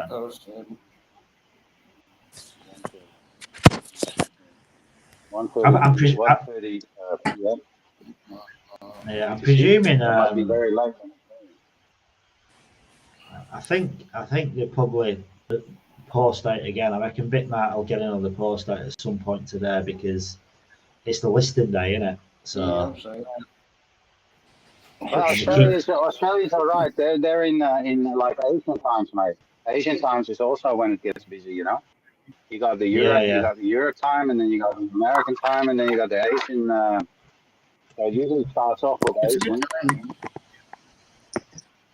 It's launching at a good time that it reaches across the entire world, though, at least. Yeah. Apart from like those guys in Queensland and New Zealand. Yeah, unless you're in like East Coast Australia and New Zealand, everyone's asleep. New Zealand especially. If you're in New Zealand, you just literally get left out. There's no one takes into account anyone, any Kiwis. The one place in the world. The one place in the You know world. when it's launching? It's so close. It's literally your neighbor. It's actually launching the exact opening time of the New York Stock Exchange. So yeah, that's a good time. Yeah. Good times. Sounds good to me. Look at it. Am I popping up twice? But yeah, like you guys said, nobody knows about L1X. I mean, only my village or something like that. But so there's not going to be any buyers anyway. So it doesn't really matter when we launch, right? Overtime. Where are you living, Skippy? Are you in Southeast Asia or are you still in Holland? No, I'm in Holland, mate. Okay.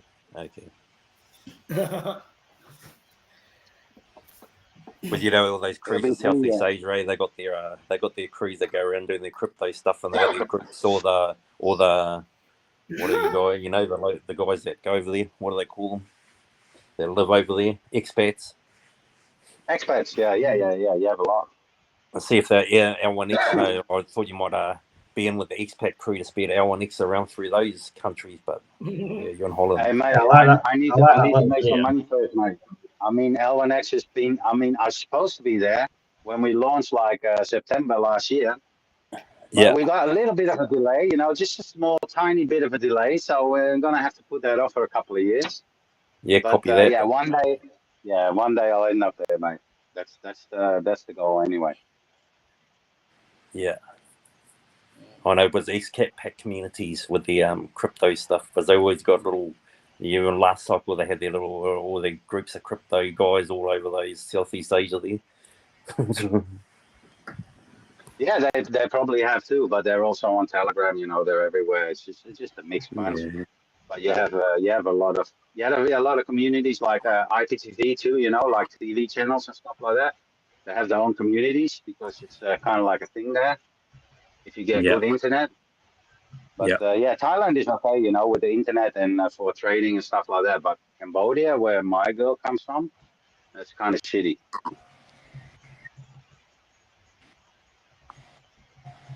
So if I ever go there, I'm gonna have to host them instead of host them myself. I'm gonna have to get a VPS or something. Yeah, copy that. If I go to Cambodia, if I'm still running the nodes, yeah. Here we go, You got a couple of years to play around with it, see how it goes. Yeah, exactly. And Ronak was good today. He was kind of explaining how you could, go to your panel through Windows with this program, and then you can just run on a VPS on a host like Linux and Doxus, but you don't have to actually go from a Linux computer. So he is kind of he's smart like that. So yeah, that was interesting, man. I was sort of reading the chat, following you guys talking about it, and I sort of got caught up in I need to get Linux even if I'm going VPS. So yeah. Well, that's what I was thinking too, mate. I mean, I didn't know that, but he had this program. I wrote it down at home. I don't even remember it now, but if you go through that program, you at least don't have to have like a Linux computer from your home. If you're doing a VPS, which is kind of cool. Ronak, would that program that he's talking about, was that the one we had to pay $20 a month or something, or no? No, I think that program was free, wasn't it? Yeah. It was free, wasn't it? What was it called? Yuppie or Jubby or Dubby or Puppy? Go back. Putty, P-U-T-T-Y. Huh? Booty, B-U-T-T-Y. Yeah, this one, yeah. Yeah. Is that free, Ron? Is that free or is that paid for? It's free. It's free. It's Oh, totally cool. free. Yeah, okay. Yeah, copy. Awesome. Yeah, that was very interesting, mate. Because yeah, I might use that in the future. Nice. Is Joe still on here, Joe? Joe's there. Is Joe here? Lorenzo? Hello. Hello, mate. He's there. Listen, I have a question. I have a question for you, mate. I have like an excess of what I vested, and on my home screen in the app it says I can, like 21,000, which I vested, I can use and top up and to buy another node or ELNs, whatever, But I already have 5 in my wallet. How does that work? Can I buy them and transfer them later to another wallet, or what do you think? That is a great question, and I believe that in terms of technical capability, you probably can do it. But Kevin had asked people to obviously leave some there, but because you're topping up, it could be different. Remind me when we're on the live, and I'll ask that question. Yeah. Okay, we'll do. Yeah. Because I'm thinking of, I can't. I tried like buying. It's 21,000. So right, I thought, well, what if I get 4 ELNs? But I couldn't do that because I needed to top up. So if I do five ELNs and top up like $1,600, I can actually buy like 5 ELNs. But I will go over the limit of 5 in my wallet, which is for me not a problem. So I can transfer if I can transfer them later, and then use them on another wallet. That's no problem for me. And I would do it if it's all right. But what's holding me back is because people are saying, no, you can only have 5 in your wallet, and maybe when I get them, I'll lose them, or I don't get them transferred, or something happens,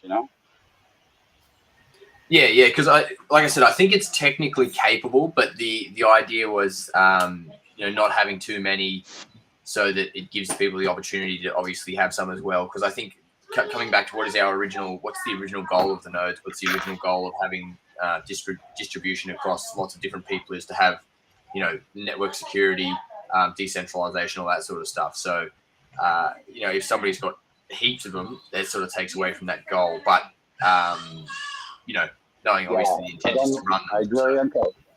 On the other hand, mate, I won't run them all for myself. I mean, I'll run some myself and I'll do some, via VPS. Of course, I'm not going to run them all at the same place.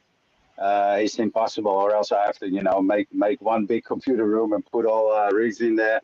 So I won't, and no one will do that, I think, unless you have a big room free that you can do set all that stuff up. But it's probably going to be diversified anyway, because you're not going to run them all together.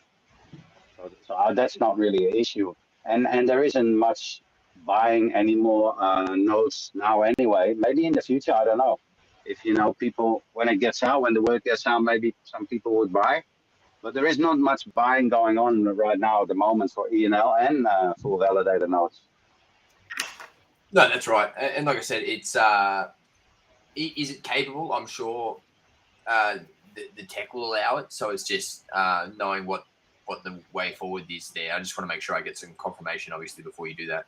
So yeah, exactly. Me too. Yeah, I want confirmation because I will put another nearly 2,000. I have to drop in there to top up, and I want to have some confirmation as well. Yeah, I'll just be 20 minutes or something. I'm just going to take my daughter to school, to uni. I mean. Well, we're about 15 minutes away from the live. Yep. Yeah, I better be quick. Okay, I'll go and load the truck again, and come back, and I'll go to the live, the one from L1X. I'll catch you guys in there then. If someone can drop the link in the general chat soon, then I'll come over there later. Okay, man. See you guys. Later. See you later.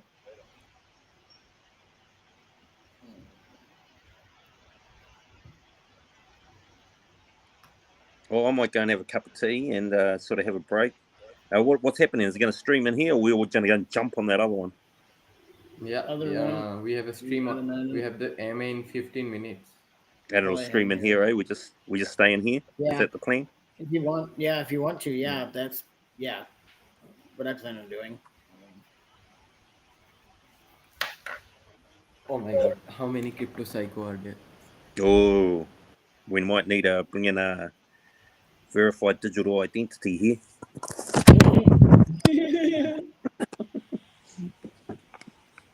Hey, the post that says that Layer 1X is launching today, go tag like all the exchanges and shit. Tag everything. Google is also showing our launch date. I also just confirmed with the marketing team as well that we'll be pushing out some posts, obviously after the AMA. So that's already been planned. Where is it? Cool. Is this fur? Who's that? Sounds like Yeah. That's me. I know it sounds like Oh, morning, baby. Where are you? I That's can't good see news you. for. Thank you for that. Sorry guys, I didn't hear the last one. Is everyone psycho? Everyone's psycho. I believe I am going psycho, but yeah, I'll change my name now. I reckon we should all be psycho, and then we'll just all talk to each other with the black screen. I'll be crypto psycho. Yeah. Yes, we can be crypto psycho the first, the second, the third kind of thing. Now I'm back to being fur, but Nice. Today's the day that Teddy Bear has a picnic.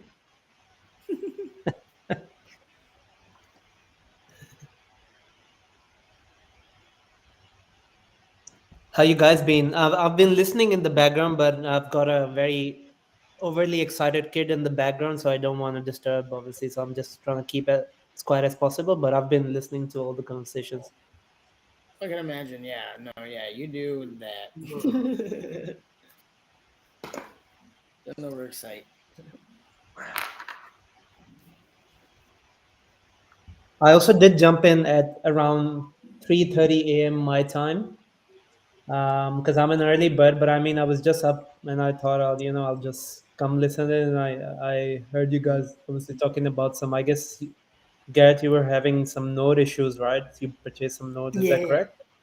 Yeah, I got it, but I mean, it's all on the blockchain anyway. It just didn't show up. So I made a ticket. It'll get sorted. It's not like it's in any hurry. It's not like I'm close to being in line. So no worries. Yeah. Just assuring you, like it's on the blockchain, like you said, says it will be resolved. Like they'll look into your ticket. I believe someone else was speaking to you in Discord earlier today as well, where they had the same issue and theirs were resolved like pretty quickly. So yours shouldn't be too far off. Yeah, that's why I'm not worried about it. I know everybody's so busy with the imminent launch here, and I'm not worried about it. Yeah. Sleazy also had that same issue too. So, but was it similar or something else? Oh, the same. Yeah, we both. Yeah, he bought one the other day, and the same thing happened. It went through. It's on the it's on BSC scan, but it just didn't show up in our wallet. So the same thing. No problem. Yeah. So we believe like it's related to the wallet, which is getting upgraded right now. There are a couple of issues, like obviously Crypto Psycho, myself, some other people from within the team too, like not being able to mint, and also the community. But yeah, that's getting resolved. So shouldn't be too far off. Like it was meant to be yesterday, but being a public holiday didn't really help in Australia. So yeah, everyone's back in full swing today. Good news.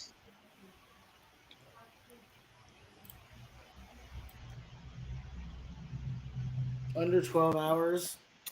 Launch is coming. Yeah. What time is it? Would it be at your end, Garrett? Yeah, 8 a.m. That's convenient. Yeah, for me it's 11 p.m. But America, 8 a.m. Central, so 9 a.m. Eastern, good time. Yeah, it's a good time for America at least. It's they did well with the timing for the launch. I think it stretched most of the world, so at least somebody could, there's a good chance that people will still be awake at that time. there's a good chance that people will still be awake at that time. I think. Yeah.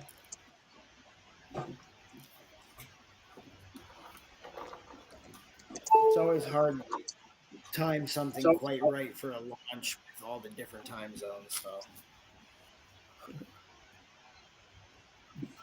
Yeah, that's right.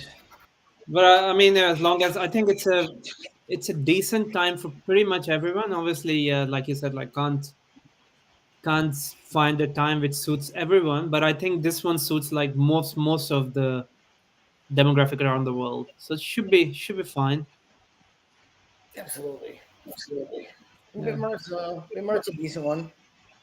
Could have certainly done worse. Yeah. Did you guys make accounts or? I don't have an account. I don't see the reason. So, not for me Yeah. at least. I got one, but I'm not using Bitmart. Yeah, but you're at least ready to go, right? So it's good in case you need to purchase some. I don't like their Google two-factor authentication. Like if you I don't lost your either. mobile, it will trouble for you. Yeah, but Authenticator now has a cloud, like it's synced to a cloud. So even if you lose your phone or something, it's actually linked to your account. So next time, I mean, you sync your phone back, your accounts back into a new phone, or even if you reset your phone, you still have your codes, so you won't lose them, which is the good thing they did now. 2 years back, I have lost some of my funds, which was in Bitmart itself. Yeah. Well, 2 years back, yeah, I had the same issue too, and I had to go back and reset or reach out to the support for each of the accounts. But now they've changed it. I believe they only did it a few months back. So if you look into Google Authenticator now, it's actually synced to the cloud, Nice. which is not technically safe anymore because Google has your information too, but it is what it is, right? Like, there are pros and cons of everything. Yeah.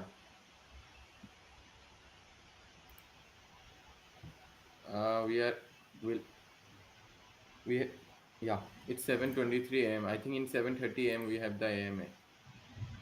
7 minutes more, 7 minutes. if I'm not wrong.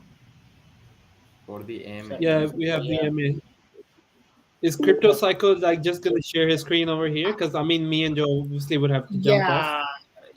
Yeah, that's what the plan was. Somebody can just share their screen in here, whether if he can do it or Ronak or whoever, as long as it works, doesn't matter. Yeah, I could that's fair. I could share my screen, but who'd approve it? Like there is no admin here. Right. Yeah. So we'll have to wait for that. So we'll have to wait for him. He won't be too long, hopefully. Yeah. A few minutes after, but 6 minutes more. look on our other devices at the moment in the meantime.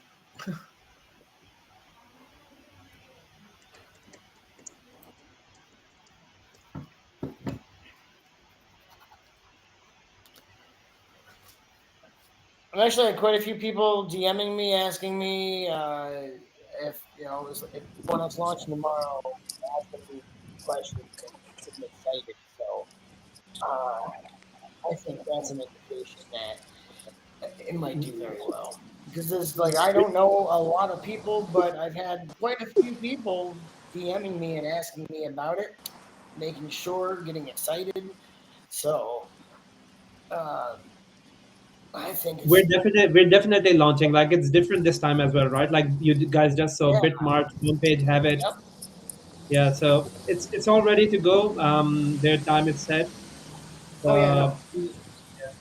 It's, I think because I don't know a lot of people, but quite a few people have been coming to me asking me. So it's I think a lot more people have been hearing, a lot more people know about it than we realize. So That's how I feel, at least. That's the impression that I'm getting. Yeah. We have to get all of these new people into Discord. I saw 2-3 guys jumped in and they've been talking, but yeah, we need to get more people into Discord now. Yeah, for sure. Yeah. Today's not the same. Like, you can't have detailed conversation with anyone. It's not. I mean, it's not really a chat platform, right?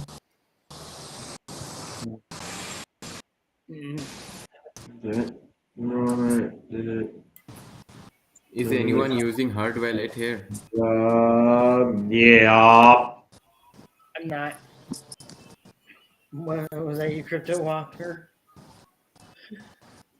All right, guys, I'll jump off. I mean, I'll keep the stream on just as a a backup host, but I'll jump off and tune into the other one. Yeah. See you, Thanks, sir. guys. Okay. Cheers. You hang around.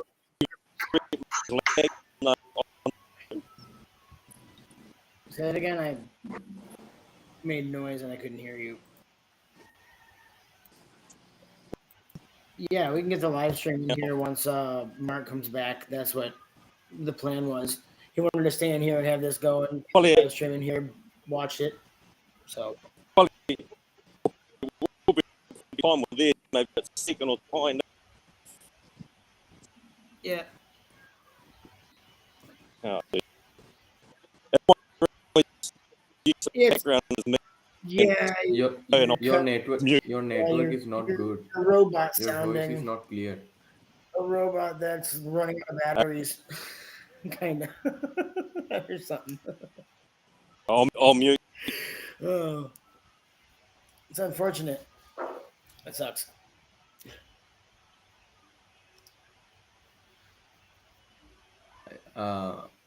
Alt notify says Beatmart is a nice one. Skippy should be there. The tier 100. Any questions anywhere?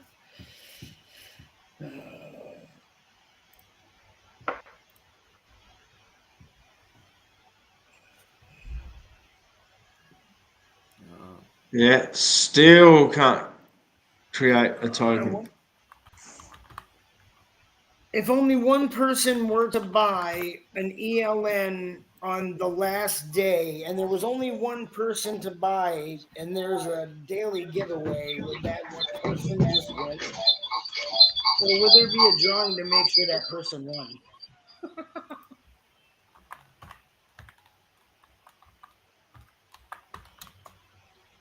That's a stupid question. I'm just fucking around. Yo, I'm back. Hi, buddy. What's up? I'll tell you what, that was. Hey, Atul is in the house. Sorry, Atul, I miss you there. Hopefully, I've picked you up now. Yeah. Hi, You just how got are back, you? right? Yes. Yeah, good. Glad to have you here. Sorry if you've been waiting. I've just had to take my daughter to the train station, so I left the everybody. But you're back. And the IMA is in 2 minutes. Yeah, I'm just trying to exit. It still can't mint a token. Yeah, no. Yeah, Fur was in here. Did you miss Fur? Fur was in here, Mark. Did you know? The big fur ball. I invited him. I invited him to take over admin just in case my Wi-Fi dropped out. Sure. Yeah. Okay. Yeah. Yeah. Like, so hoping you didn't just miss him. You left. I could hear him talking. I was listening to you all. I think you should share the screen, Mark. You what? Sorry. We have an AMA in 1 minute, so you can share your screen. Yeah, I am sharing my screen. Yeah, he is. Yeah. You just gotta when the AMA pops up on StreamYard, I guess. It's I'm just looking for the for the link. Where's the? Oh, here we are. Well, do I want to stream? I'll stream through StreamYard. I'll actually connect. Yeah, that's what he's. Oh yeah. Good. I don't know how good it'll be through my connection though, because my connection's not normally that good, is it? Well, I will find out, I suppose, and proceed from there, I guess. We'll see what's up. Oh, I probably gotta plug my computer in. Oh yeah. Yeah. So Atul, sorry, you're in here. You're welcome. You're welcome to stay in here, obviously. But there's also the official live stream is going to be starting through the StreamYard link as well. So if you want to join that, obviously feel free. I mean, you can do both. You can just literally open a new window. Yeah. We won't be hurt if you'd rather be there. We'll try both. Thank you. Yeah. I'm just going to go full screen. I'm just going to go full screen with it as well. So, in fact, when it starts, I'll just mute myself and I'll just make it full screen. So, that's starting now. So here we go. Okay.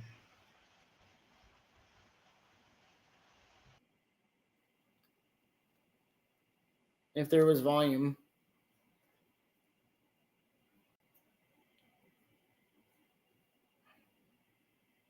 Are they not talking, or is there no volume? Nope, they're talking. There's no volume. Can anyone else hear it? Yes, we can hear it. Oh, can you? I can't hear it. All right. Huh.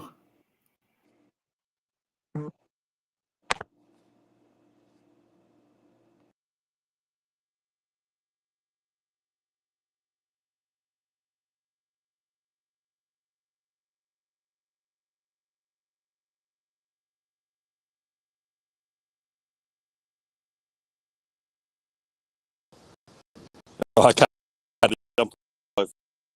We'll be I'm leaving. I can't hear anything. I'm out of here.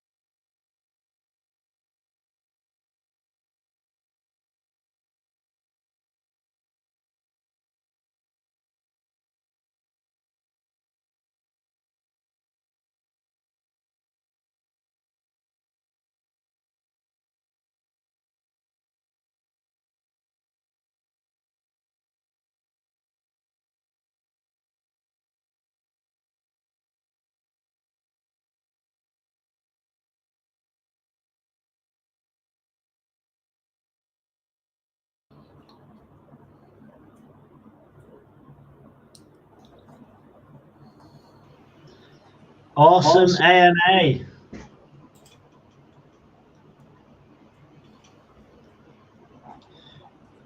Who's clicking? Ronak, Walker, Fur, or Garrett? Who is clicking?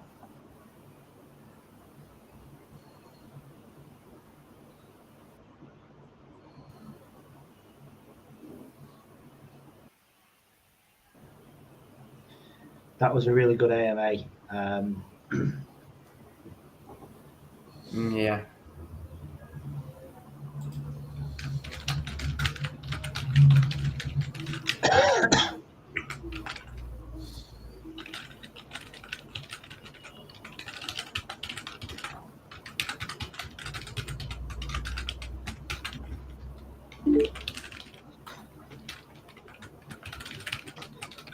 Bronx is back in the house, man. Bronx is back in. Hello. Good AMA. Hello. It was good. that was a good AMA. Now I've realised Mike's basically told me I need to do the rest of the updated white paper, which have you got an early edition? Have you got the early release? Have you? Yeah, he sent it me. 196 pages. The other one 119. So like almost, I don't know, over half to do again. Well, I don't know what to say. You know, maybe except have fun, boy. Yeah, have fun. Have fun. That's all you can do, isn't it? Enjoy it. Yeah. It's showtime, baby.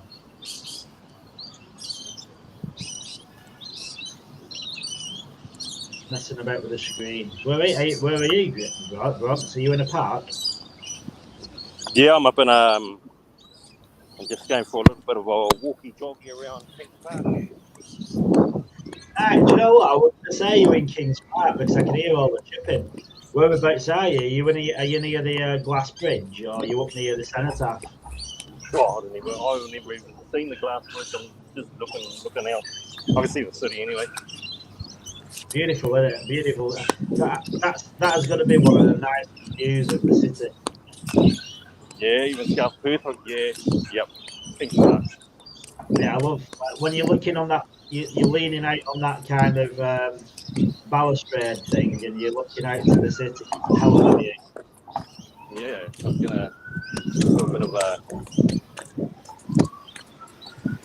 film or photo.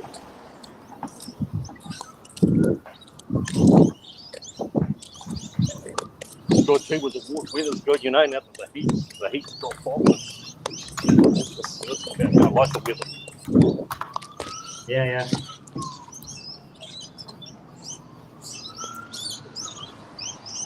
Just debating whether to go. I'm trying to get in I want to create a fitness regime. I'm debating whether to go to the beach and go for a run.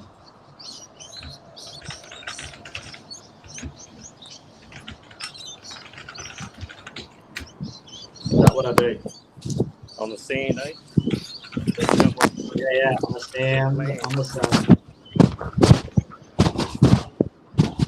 Yeah.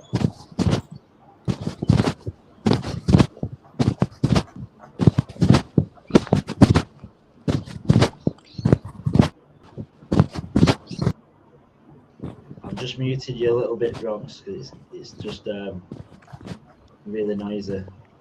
Nothing bad. But...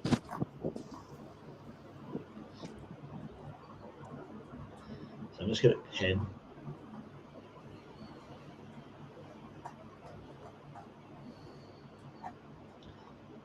Pin.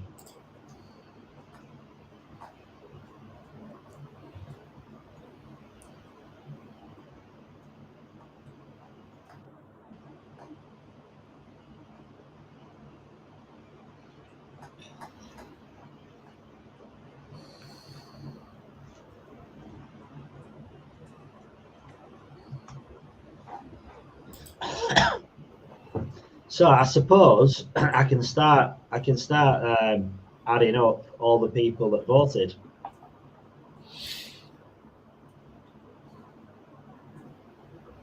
Can I?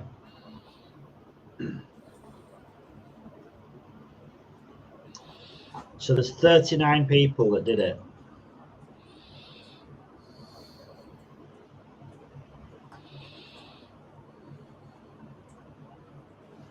But I'm going to go with the masses because I can't check my bookmarks, I don't think.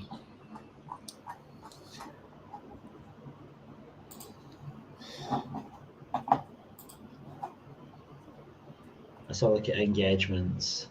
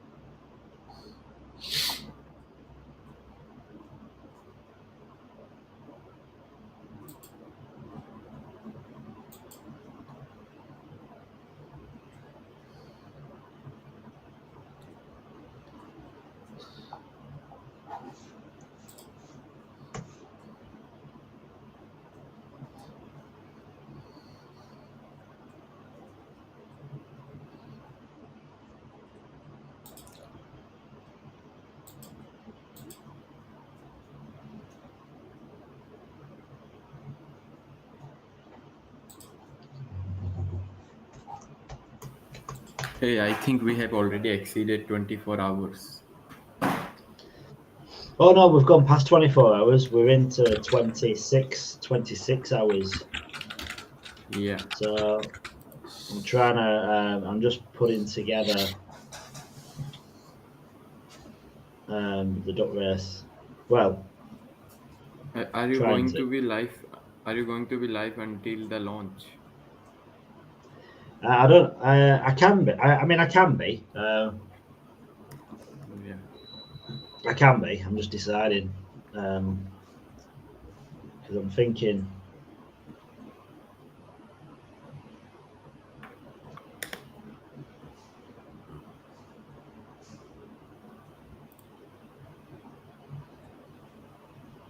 Yeah, I'm thinking about staying live, but I kind of was thinking if I've got stuff to do as well. I might go for a sneaky run. What I might do is play another video in a bit, and then go for a run, and just go to because I was right near the beach, so I can go for a run on the beach. Oh yeah, your home is near the beach. Yeah, like literally, I live. Yeah, heavy. It's a beautiful place, I think, for you now. Yeah, I'll show you where I live to the beach.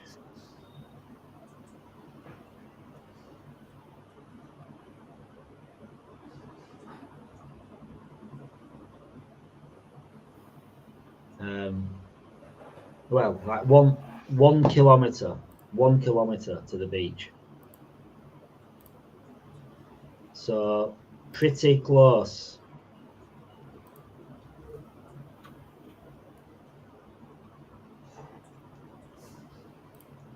So yeah, nice. So I'm adding to the list as we speak. So first up, I'm doing it one by one. Garrett, Escobar, Garrett.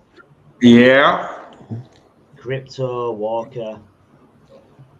You're on the list. That bloody bastard. That bloody bastard. In fact, I need to find the original tweet. So where's all the... Oh, here we are. So then we've got Lewis Bartman. Bartman's in there. And then... Are you doing a little race? Yeah. There's first, second, and third place. So Albita's in there. Ronak, you're in there, my man. Ronak's in there. Who won the first place?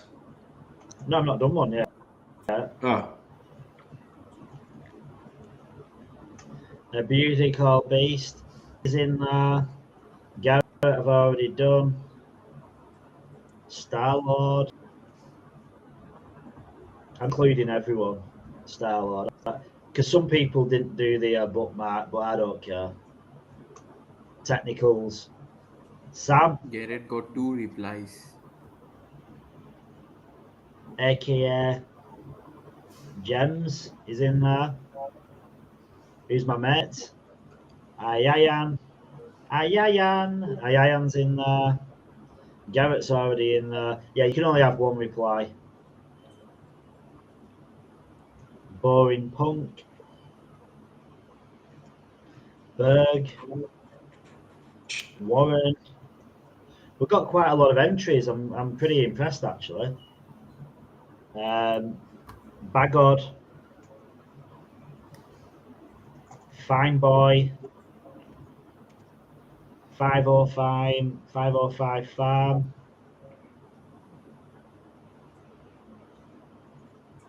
Roasted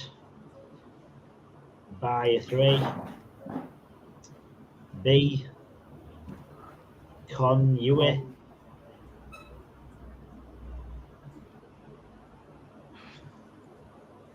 Chica. Who else? Luscious. Suspicious. Luscious Suspicious. Demokin. Interstellar. Escobar's already in there. Mr. Brother. 505. That's a different one. Ubong. Anyone else? Anyone else in it? Yeah, Mamo. Oh, hang on. Mamo. What's he doing?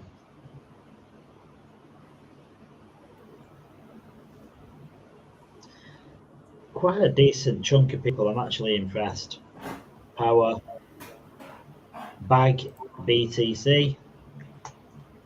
Erg. Jimboy. Hey, Jimboy, what's going down, bro? Memento. Jimbo. Hut. Greedy Biggie. Yeah. HG. God, there's more. There's still more. Zero Capital. Dude is in the house. Zero Capital.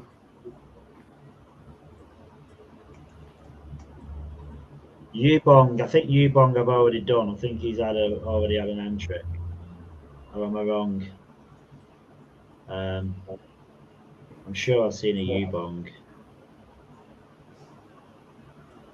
Yeah, Ubong's already there.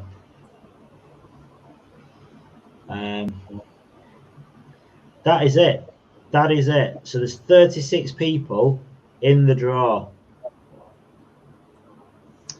So should I announce it in the Discord?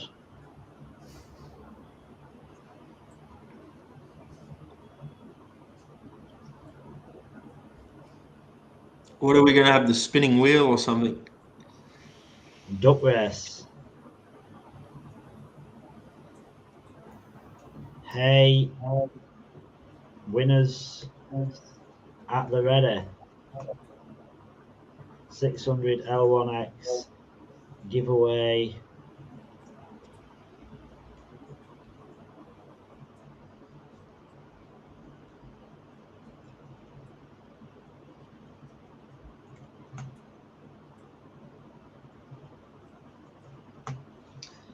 I'm just going to share the broadcast as well, wherever that is.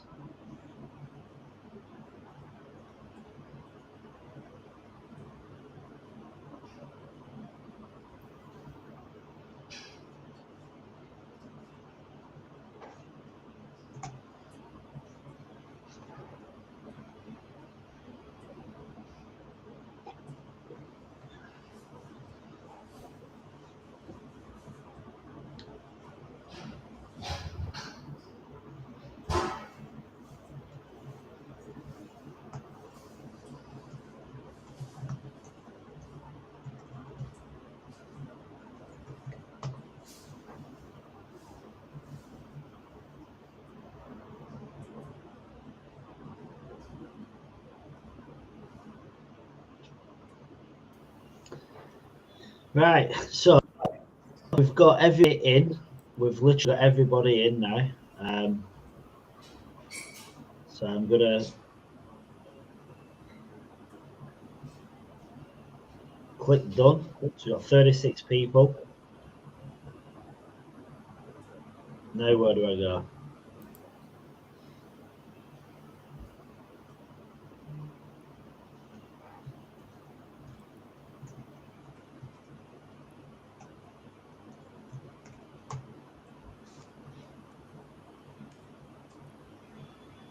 Come on, Garrett, get your ass in the space. There's a duck race going on.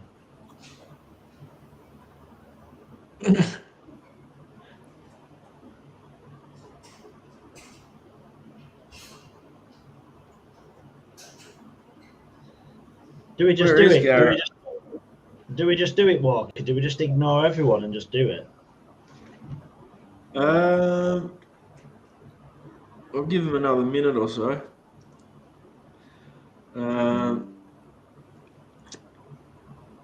Yeah, I don't know what time it was. What time is it for Garrett?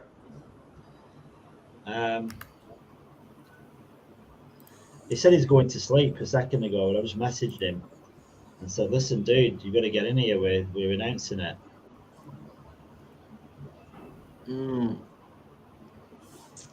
And Skippy's at work. We are going to have the live grow. That's right. Just say, look, you have to be live to receive. Otherwise, we keep doing it, and it'd just be me, Ronak, and Crypto Psycho, and Fur, and Bronx. Yeah.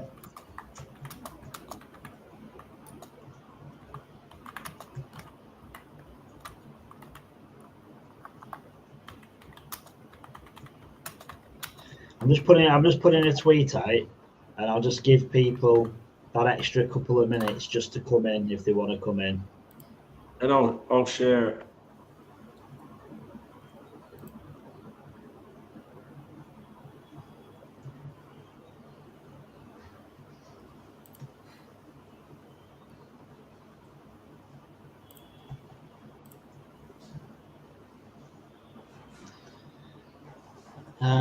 Yeah, that's the point. I need the Twitter. I need a link.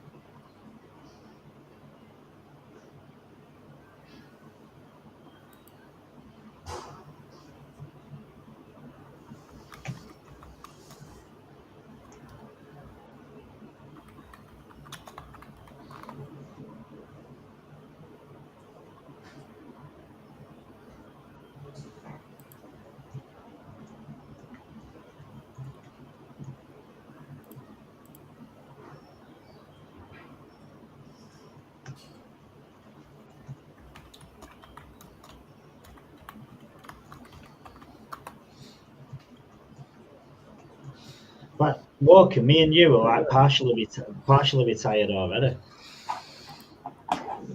That one. Yeah. We kind of both the same. We're on the same boat. Like, yeah, it's like we're on the precipice. We're almost millionaires, but we're just not quite there yet. Yeah, we've got like one or each. Yeah. but we're in separate boats. We need to jump together in the same boat, and then we're actually going in the right direction. Then. Yeah. Hey, I've got. Guess what I've got in my coffee? I've got the Jarrah, the Jarrah honey. Nice. It's a goodie, eh? Yeah. I might go make one now. Well, the kettle's already boiled. The Jarrah honey in a brew. It's delicious, isn't it? And I just keep thinking, having a spoonful of that every day is probably really good for you as well, isn't it? You could just cover yourself in honey and let your missus go wild. My missus don't like honey. Oh. Yeah, don't like it. How can you not like honey? No, has she tried the good honey? Yeah, she's probably never tried the good stuff. She thinks she doesn't like it. She's just never tasted the real stuff, has she? Yeah, give her a spoon. Yeah. She hasn't gone to the real world yet. She's not. She's just the fake stuff from the shops. Yeah.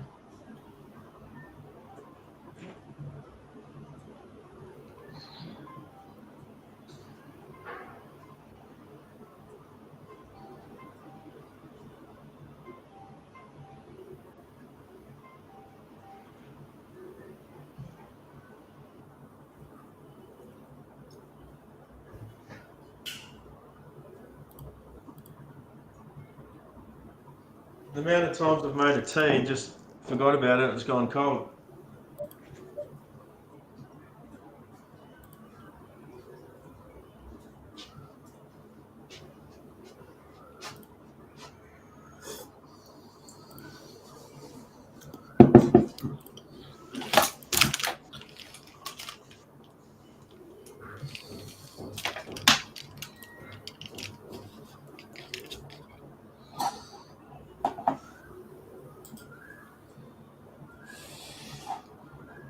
My missus reckons you can't just eat the honey out of the container. I said, yeah, you can.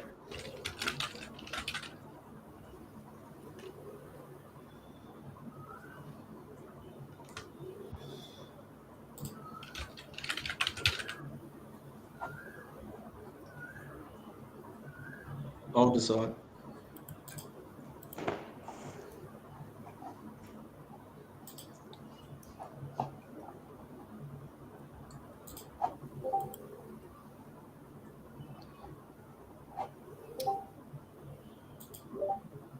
Just a sec, guys. I'm just fixing my headphones.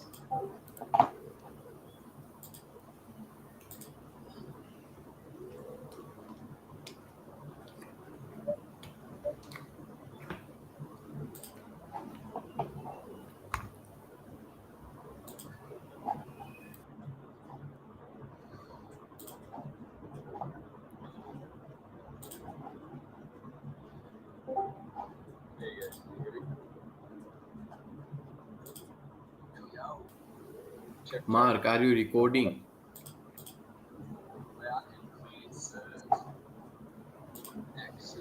Seems like Mark is recording through his mobile.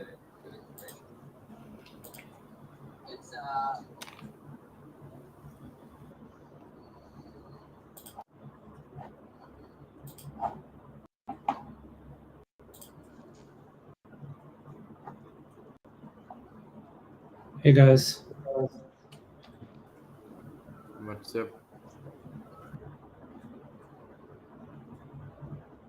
Yeah. Hey guys.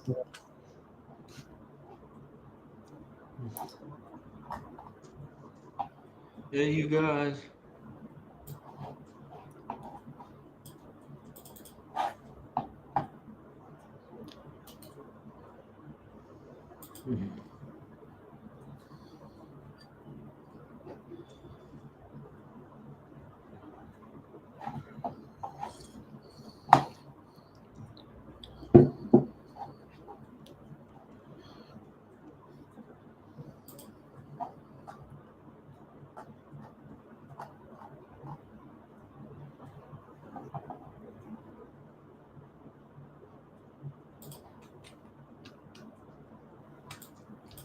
I can hear you definitely. Can you guys hear me too? Yeah, we can hear you.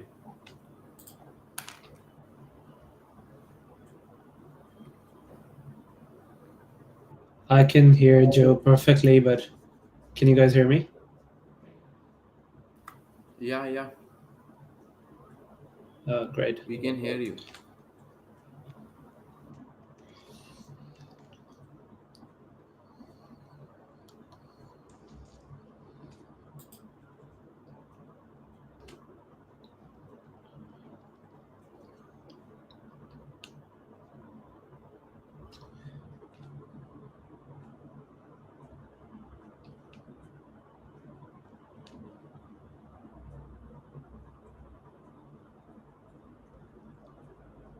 Just before we begin as well, guys, you heard Matthew obviously giving a rundown of the token as well as the NFT comp, the mint and win. I think we guys have a real opportunity there because right now I believe we've got the most votes too so far. So yeah, if we can push and get more votes over there, it'd be pretty good rewards for us as a team.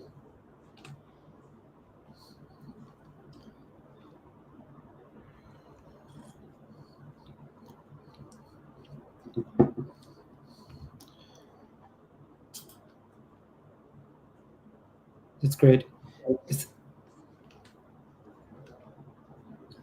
No, that's a domain. I know you asked for like a brief rundown of what's been happening while you were gone. So essentially, yeah, I mean, just a quick one. Chaos obviously has been working on the website, as you saw. It's already been deployed to the domain, the beardxtoken.xyz. I've been busy with. I think I muted Fer then because I think he might have been saying stuff that he might not have been should have saying. Walker. Yeah. Could you hear Fer then talking? I did hear him, but I didn't. No, we can't hear you. We can't hear you. Didn't take notice. Yeah. No, I've just muted him because I don't think he was talking to us. Oh, did he say something about Binance? No, but he was saying stuff about stuff that was like, it sounded Different. like it was personal. Well, team related, not not public. I mean, I could hear a little bit, but when I called his name out, he wasn't there. Yeah, sometimes you got to be careful when you accidentally call someone a jerk with the mic on.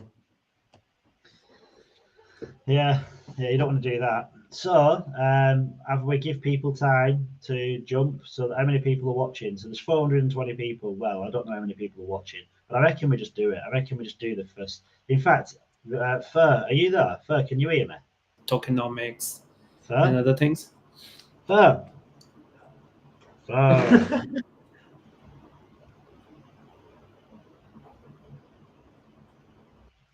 Yeah. Fer doesn't realise he had his microphone unmuted. I'm glad I turned up. With whom he's talking? I don't know. He's not talking to us. So let's get into it. I reckon we do the first draw. So the first draw. Oh, Jesus! In fact, let's get a. Give me a second.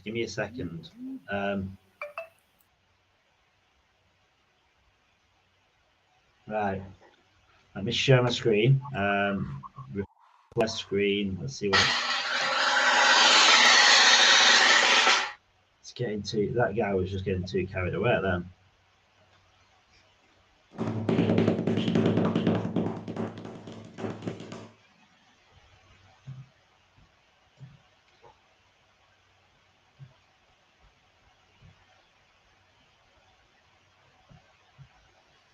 Oh, I can't.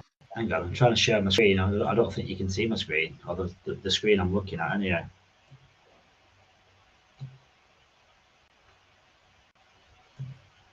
Oh, here we are. Wonder Here what we we are. are. We're almost good to go. So we've got 36 people in the list. We've got 1 minute on the clock. This video is for, in fact, it's further. Video was around Viftance, doing.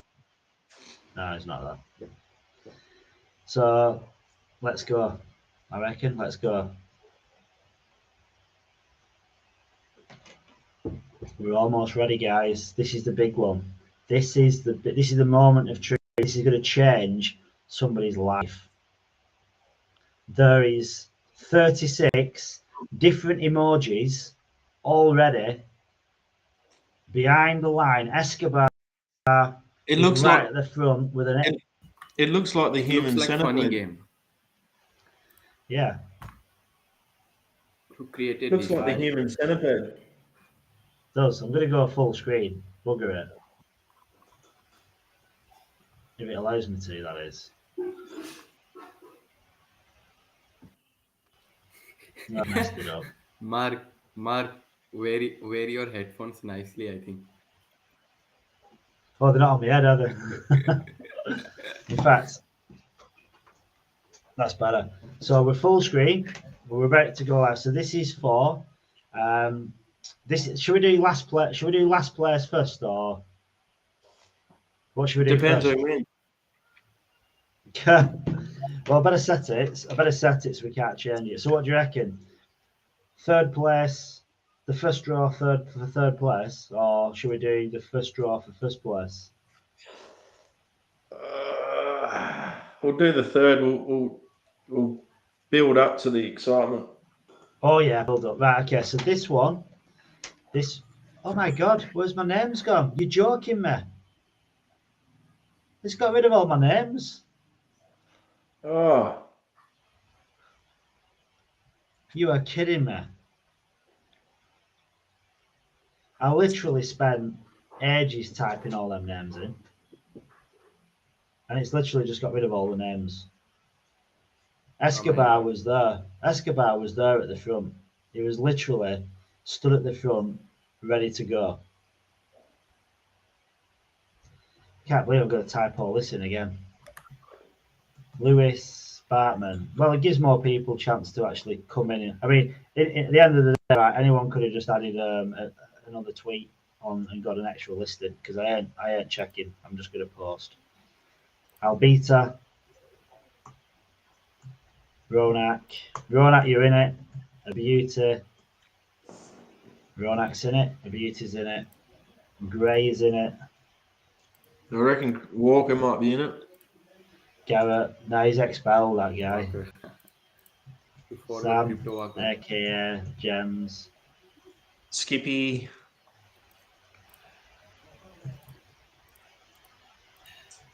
Hayan. Boring punk. Albita is saying put me there 100 times. G Heaven is in the house.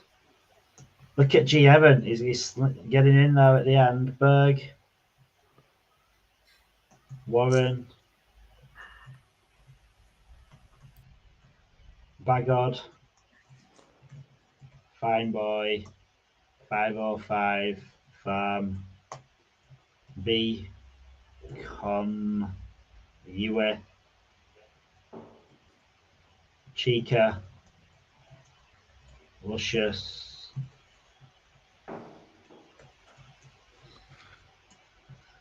What's the suspicious? Roasted by 3. I can't remember typing all this out again, but I have to.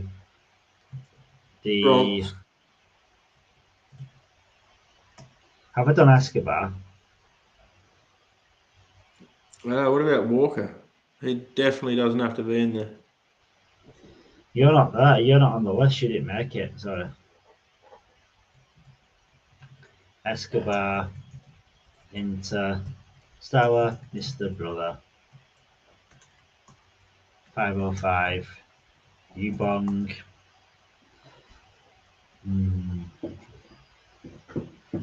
Kryptonaut. Oh, that's his tweet. Kryptonaut. It's not. He can't be in it.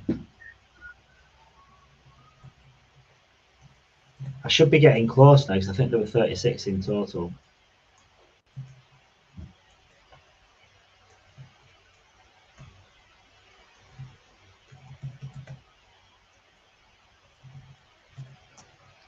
We're getting close. We're getting close.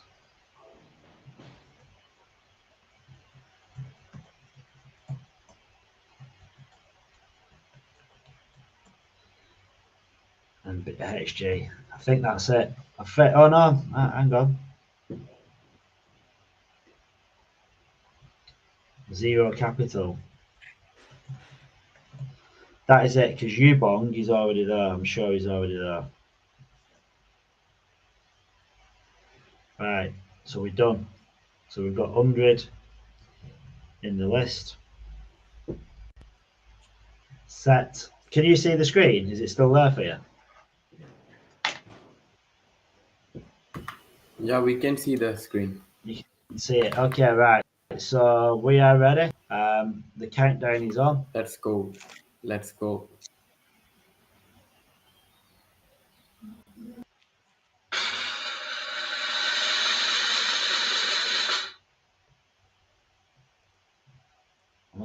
I'm actually looking for the play button.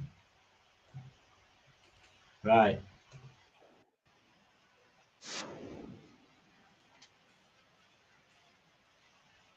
Starlord. Starlord. Oh my god. Starlord is coming first. Greeny. Where am I? I'm not.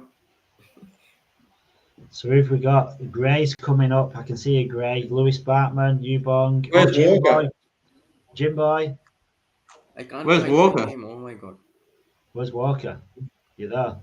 Where is me? Is he walking? I can see Walker. Walker is Warren, Jim Boy. Jim Boy's puking up. He's running that fast. Fine Buzz. Albita. Lewis. Oh, Put. Put. Is it going to be Put? Luscious Suspicious. It's a toss-up. Who's it going to be? Technical. Oh, Bag BTC. Bag BTC. Oh no, who's this? Chica. No. Roasted by 3. He slept away. He was third. Roasted by 3. Roasted by 3 and come third. This is me. Oh my god. With full of fever. Full of fever. Whereas, can't even see. I'm looking for Ronak and I'm looking Was for there any? Walker. Was there any silly music with that? There was, but I couldn't hear it.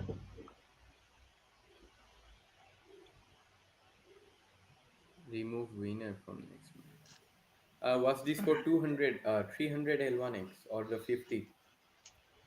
There was no 50. That was for 100. 100. Yeah. 100 peanuts. So roasted by 3 has come third place with 100 L1X. Congratulations, sir. Congratulations. So the next race is for 200 L1X. Starlord looks like he's very sick. Yeah, Starlord isn't looking good at all. And then there was some dude puking up at the end that was going too fast too soon. He couldn't handle it. The guy couldn't handle it. I think that was first day of training. Yeah, it was. It was the first day of training. I think I'm going to. Where are we? Where are we? Everyone got roasted. Everyone got roasted. Every single person got absolutely roasted. So I'm going to see if I can get a fur back in the space, just so we can. A furry space. Be the judicator. For what's about to happen, for what's about to come.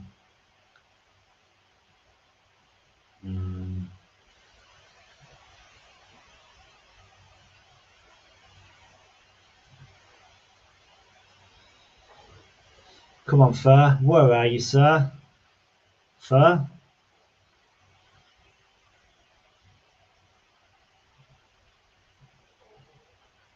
Fine.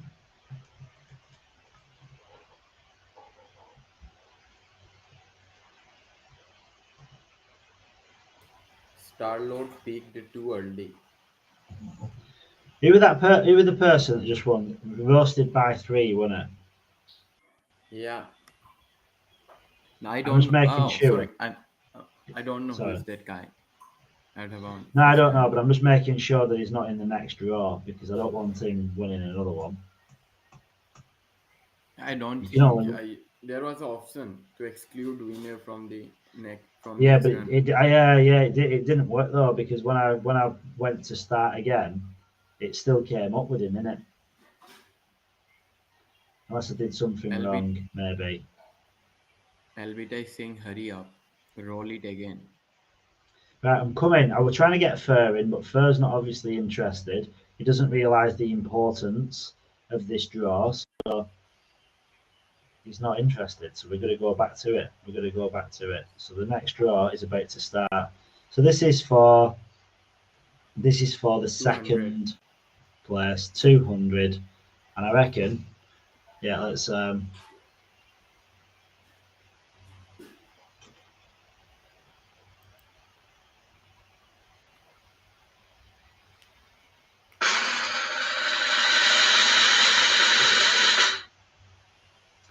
and they're off. They are off. This is race 2 for 200 L1X. Who are we going to get? Who's going to win this one? You are a turtle. They I'm were a chasing turtle. balloons.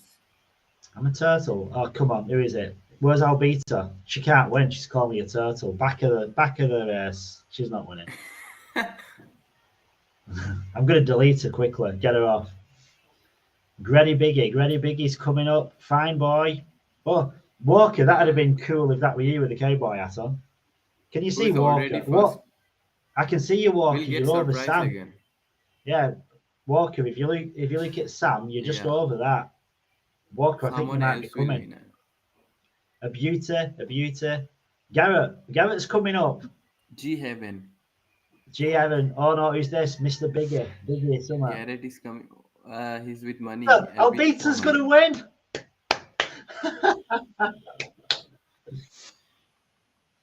Albita, you just won 200 L1X. Look at her with a tongue out with a dollar sign. That's Albita, all right. Because he said you turtle. That's why. Yeah, she called me a turtle when she comes out and win it.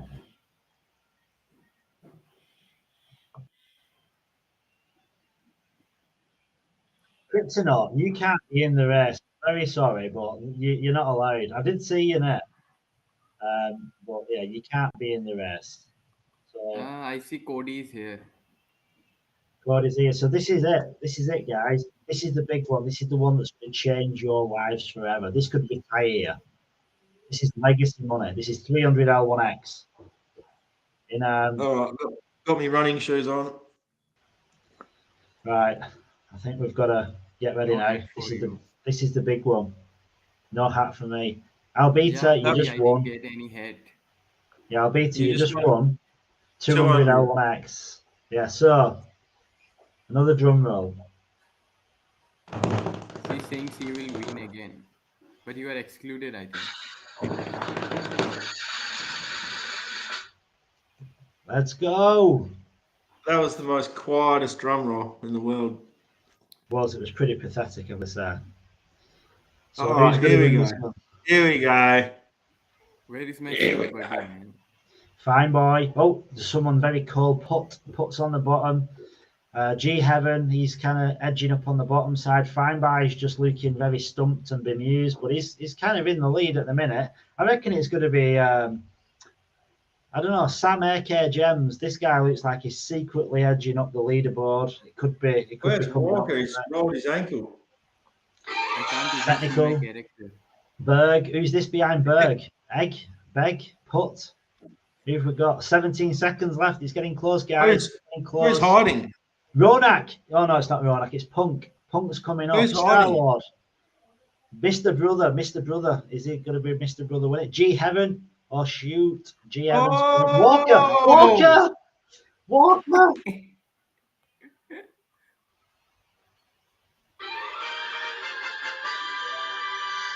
Whoop, whoop, whoop. Walker is in the house and he clinches it. Walker, you've just won. Walker, you've just won 300 L1X. I've just finally, I finally won something. Yeah, I mean, we've not told you. You've now got one of your full validator nodes confiscated because you can't go on them and win 300 L1X. So. Oh I can't no! even see my character. Lol. Ronak, you're right at the back. You're right at the back. Nice, dude. I knew I had all this time and effort. Nice. It was worth the wait. Oh, see his emoji. Nah, I'm just on the honey. No steroids, just honey. Oh, that's awesome. That's a nice feeling, isn't it? That's a nice Sweet. feeling. So we are three hours, 3 hours 55 minutes in. So I'll take a snippet of that. So I'll just do the race so people can watch it if they want to. That's when it finished anyway. That's made me happy. So yeah, I'll beat her. Like, you call me a turtle, and I was kind of excluding you from the race, but I thought I'd leave you in. So I reckon we go halves on that, or you can buy me a coffee. Yeah, you can buy me a coffee in L1X. I was thinking I can't see my name anywhere, and I thought it must have. If you can't see your name, it usually shoots forward. Yeah, well, I didn't see your name. You just come out of the blue. Do you know what I'm going to do now? I'm going to do a race again for 4th place, and for 4th place, I'll send somebody. As soon as I'm able to, I'm going to send somebody 50 L1X. So this is out of my personal bag. So there's a 4th place. So let's go. Let's make it interesting. Kimis, no, you've not missed out. I'm allocating 50% of my own L1X to this next race. So because I'm actually enjoying myself too much. Not 50%. Not 50%. No, 50 L1X. Right. So we've got another chance. We've got to go again. So nice. Let's get ready. Hang on, I've got to get the drum roll ready as well.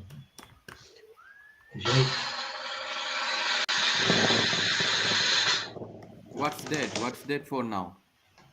4th place for 50 L1X. 50 L1X, people. 4th place. Here we go. Come on, let's go. Let's go. Who's coming in for this one? Boring Punk, maybe? It's never the one you think, is it? I can't see Walker's name. No, you're excluded. No, you can't win again. Oh. It's never going to be the ones at the front, is it? It's going to be someone like, who's at the back? Bag God or G Evan, Bag BTC, AK Gems, Demorkin. Who else? Who else have we got? I reckon it could be it'll be G Evan. Could be Ronak as well. Don't forget Ronak. I mean, imagine if Ronak won. Oh, here we go. Oh, here we go. Mr. Brother. Is it Mr. Brother coming in on the outside? Yeah. Berg. Yeah. No, Berg. Oh. Berg. It's going to be close. Oh, who's this? Oh, no. Fine Boy. Fine Boy's going to win it. Fine Boy. Delayed reaction, but Fine Boy won it. Fine Boy, you have just won 50 L1X. Fine Boy. I mean, I could keep going, couldn't I? 40 L1X, 30, 20, 10, 1. That was like an extra little bonus, that. An extra Brucey bonus, as they say. Congratulations, everybody. I am very proud of everyone. G Heaven, you was in it, but unfortunately you weren't going to win it. You're already a G. You don't need any more than that. The accolades in the name. Yes, I'm excited. Albita, you wasn't in it for the next time. Listen, you don't see up here on here, it says remove the winner from the next race. If you're winning one race, you weren't winning the second race. And Walker, Yes. Albita's greedy. She wants it. She wants it all. She wants a cake and she wants to eat it as well. Well, we can't have that. She won 200 L1X and she wanted your L1X. She wanted them all. She wanted first, second, and third place and the bonus. Yay! I finally won something. Unbelievable. 300 L1X could be potentially. Yeah. Listen. Potentially something. Listen, right? In the not too distant future, right? L1X is probably going to be around $20 a pop. So that is $6,000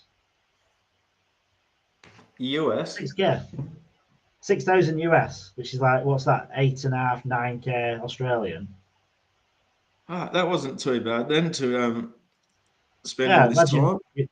being in a duck race and you've won like 6,000 US dollars at some point. Now there'll be people that won Bitcoin back in the day and they won hundreds of them and probably never kept hold of them. No, a beta, you won 50 L1X. No, 200 L1X. No, Albita, you won 200 L1X. So, which is probably.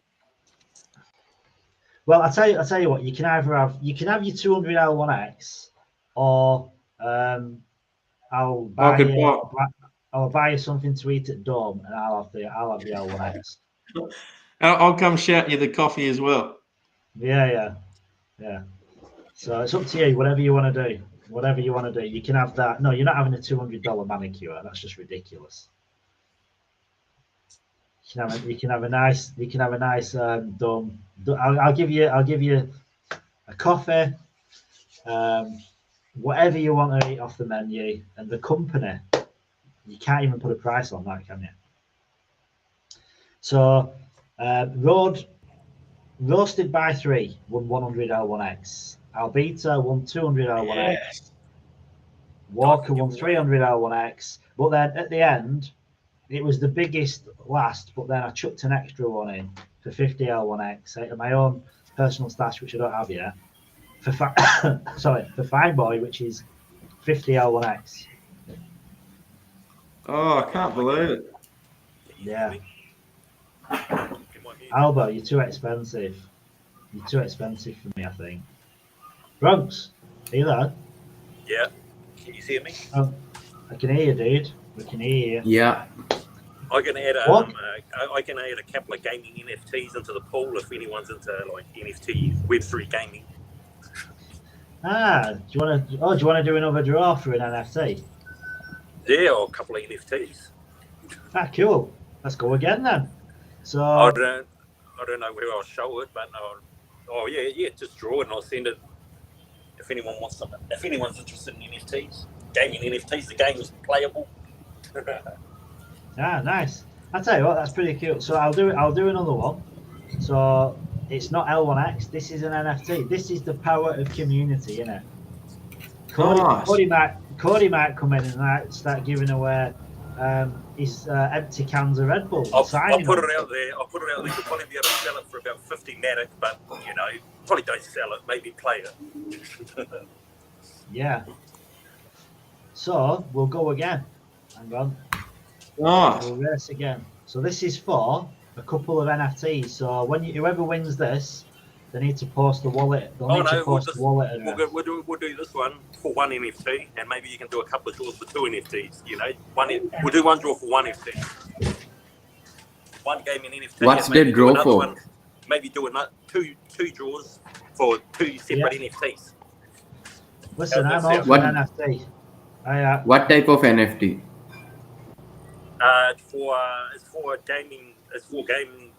It's for gaming one. So you drop it in the game, and what your NFT looks like, that's the player you get in the game. Okay. It's a skin. It's a skin. Right. Okay. So we're going again. So let's go. Hang on. I'm gonna get the drum roll ready again. They're modern. Hang on.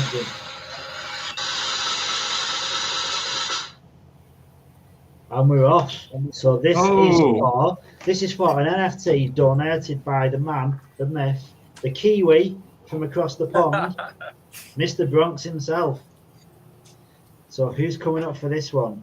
Garrett, Oh. Sam, Gems. I reckon Ronak. Ronak. Well, Ronak. Let's see the power of willpower. Gray, Ronak. Ubong, Warren, Escobar. My one is super lazy. No, they're the good ones. 505. The countdown's getting on. The countdown is coming. I can't see me. I can't see myself. That's a good thing, Ronak. That's round. Ready? It's going to be G7. Oh, Ronak. Is it? Oh no, it's not. Oh, Lucius suspicious. Lucius suspicious. Only just realised how it was being drawn. Lucius suspicious. You've just won. Have you guys shown the crypto notes token?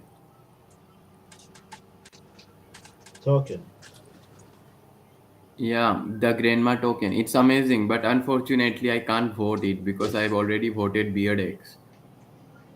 No, I'm not saying that. But it's amazing, you know. The grandma Did we have a winner? Yeah, Lucius suspicious. Has won an NFT, which is pretty good. I just gotta jump off the bus.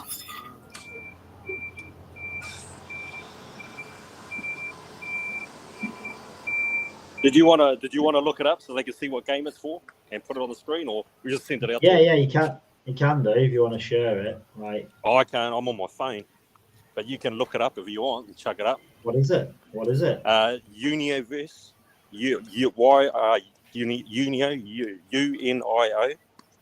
UNIOVERSE.com. Oh, universe.com. Okay. Universe. Unioverse, UNIO. Okay. Unioverse. Vita is taking herself.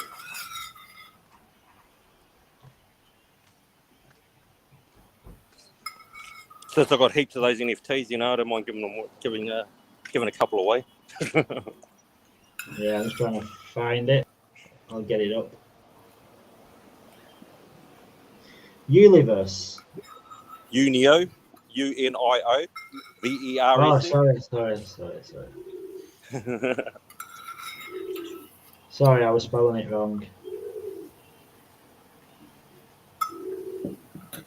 You would have seen me post them on Twitter before. No, I've got it here now. I didn't realise I'm not even showing my screen. Don't worry about Unio coin. There's a thing on the gaming in there. Yeah. Can you see my screen while I'm sharing? Yeah. Oh, I can't see anything. So these are the NFTs, I think.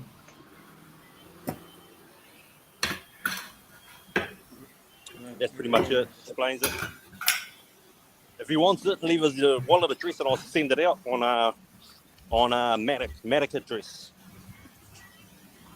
Yeah, no, cool. Thank you, Grant, for that contribution. No worries. Where is Lucius?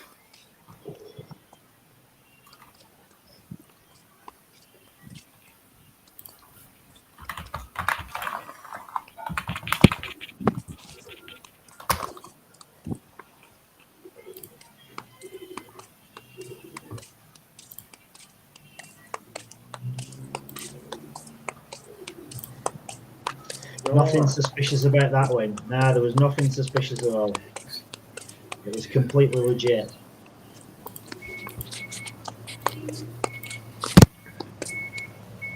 I'll read this one. Layer 1X. Layer 1x, L1x, decentralized. Chemist, you are right.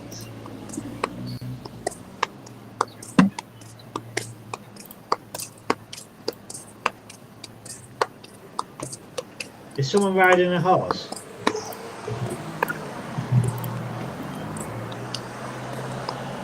Sounds like someone's horse riding, doesn't it? Bronx is going through the field. Bronx is going for it.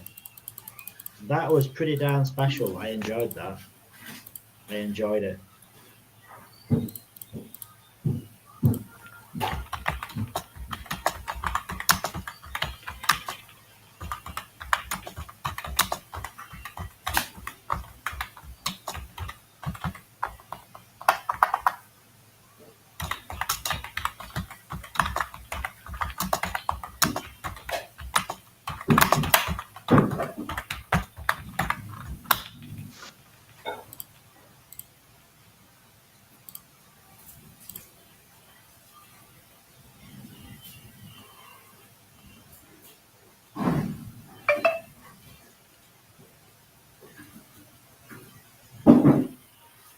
So, Polygon, so journey is completed. One of these NFTs, which, to be honest, they look like a pretty decent NFT. I'm not going to lie. Like, the Universe looks pretty cool. And experience with custom swords, custom speeder bikes, unique heroes, comics, and more. Visit the marketplace. You can even play. In fact, let's look at the team. Tony Harmon. He's an icon. I'm sure he is. David Jones is a video game pioneer. They do look like pretty cool art. I'm not going to lie. Like, they do look pretty cool art. I'm not going to download the software because I can't be bothered, but rare heroes. Let's have a look at some of the skins. You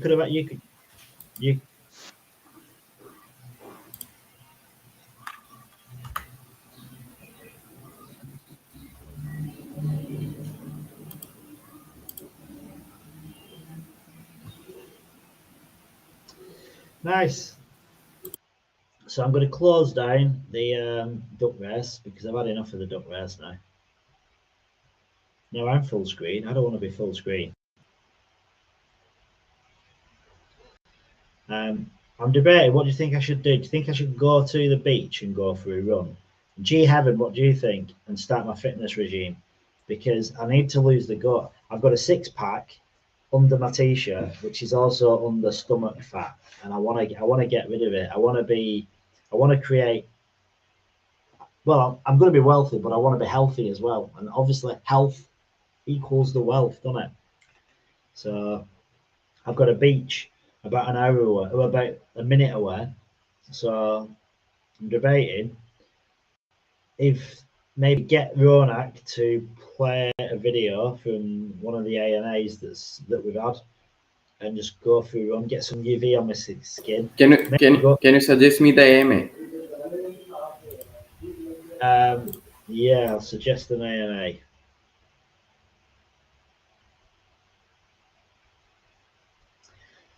I thought, yeah, Albita. I thought he was riding a horse.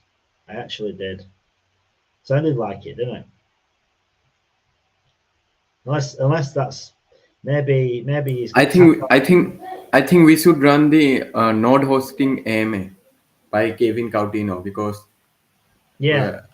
that's relevant.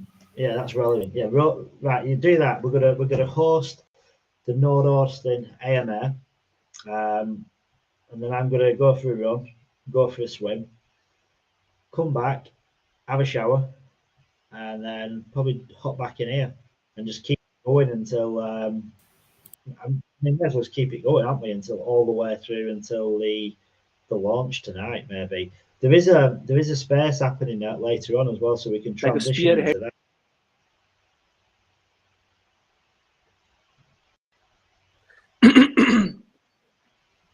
Guys, catch you later.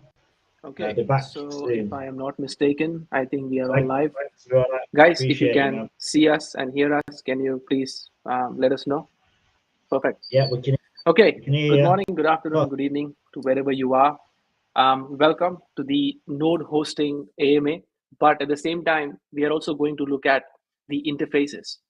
So in our previous stream, we mentioned the fact that this month the team has been working pretty hard on the interfaces.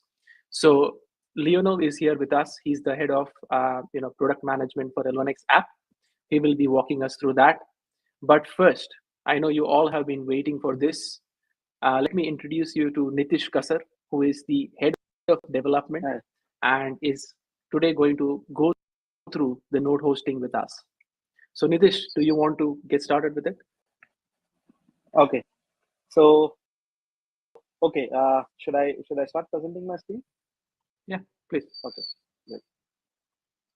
Let me know once you are able to see my screen. Yeah. Is it visible now? Yeah. Perfect. Okay. So, guys, are you able to see the README file that I've opened right now? Yes. Okay, great. Yeah. So as we mentioned, so basically the Avalanche core node setup, as Kevin mentioned, it was a long-awaited thing. So finally, we have managed to make it in a simple step, so that anybody can host it within a matter of minutes. So basically, like for the ease, so whenever this would get open source to all, so it would come in like it will come with options, like it would be having pre-built binaries for Debian, Mac OS, and other distributions, as well as it will also be available for the compilation. Basically, like if you want to compile it for any other environment, you can do that. So basically, going forward, so in this demonstration, we will be demonstrating on the two distributions, distributions for that matter. So one is going to be the Debian based in the Linux, and the second is we are going to show it on the Mac OS, which is going to be on this laptop. So basically, this is like an 8 GB RAM laptop. So going with the minimum system requirements for this node hosting, that is you will require to have like an 8 GB of minimum RAM, like you will just for that sake. Then you will require minimum of 100 GB storage to start with, but it is good if you have more than this.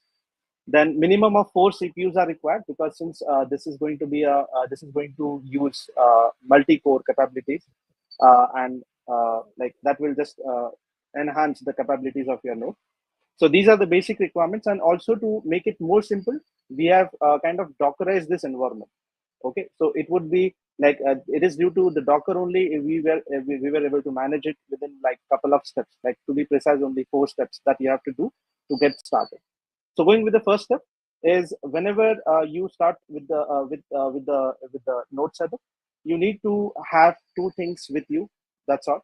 The first is your Docker and Docker Compose. So the instructions are like if we visit the official Docker links over there, so we will have that. Right now for this demonstration, I have installed in my Mac OS. Okay, so I'll be demonstrating how you can do that on the Linux-based machines. So once you have these 2 things installed, like that is Docker and Docker Compose, the minimum versions that are required is like for the Docker, it should be like more than 24. And for the Docker Compose, it has to be more than 2.21 that is mentioned in the document. So that concludes your step number 1.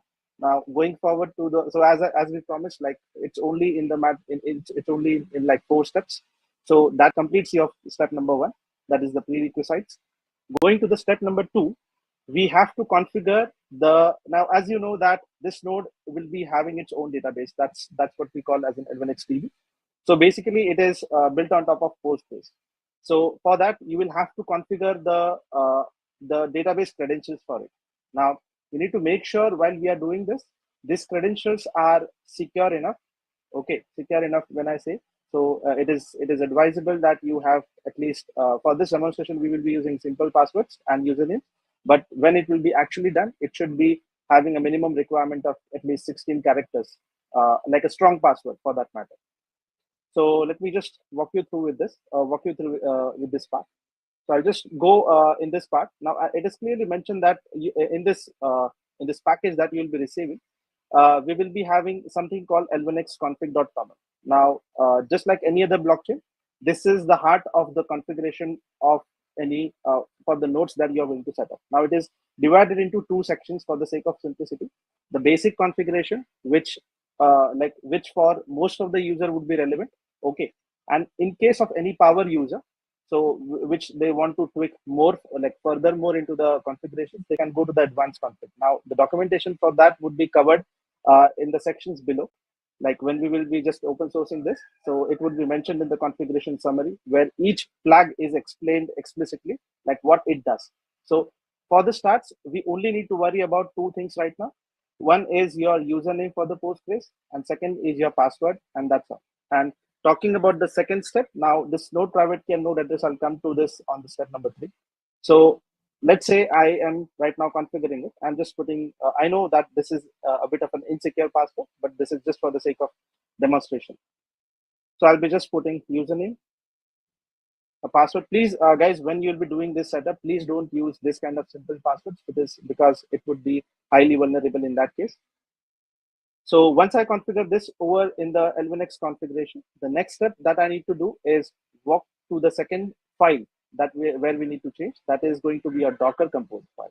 So you just need to go into this Docker folder. You have to navigate to this particular line where it says replace L1X Postgres username. You just have to put the same username and password, just like you put in the configuration, L1X configuration. Okay, that concludes your step number 2.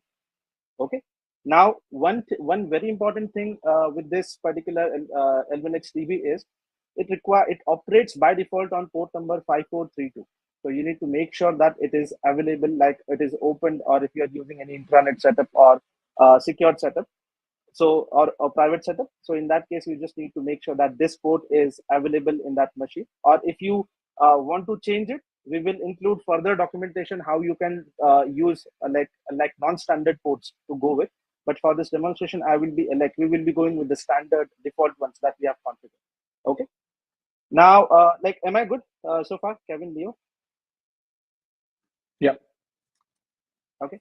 Now, step number 2 is configuring your L1X node credentials. Now, this is the most important part. Now, for this demonstration sake, we have completely used a new private key. So please don't bother copying this. There is no funds into it, like on any network, neither on the L1X network.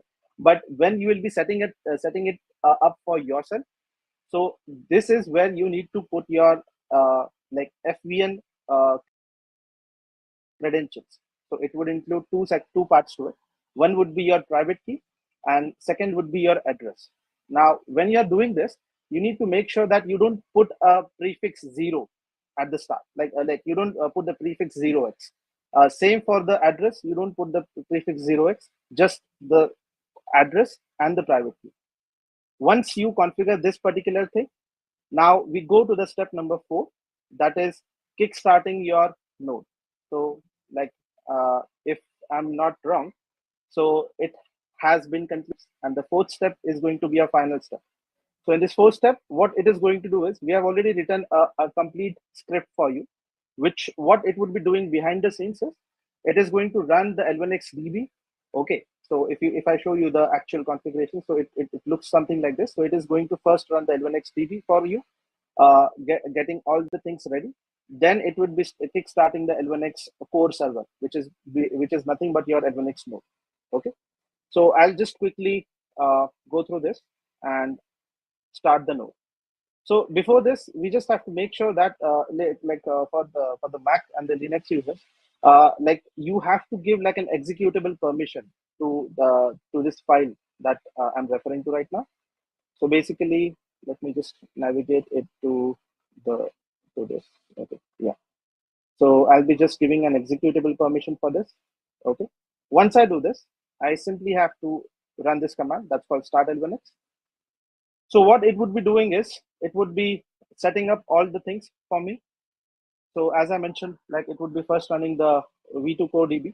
So it usually takes around 60 seconds to kickstart. So that's the 30 seconds going. We are waiting for like the database connections to be available, all the schemas being migrated and etc.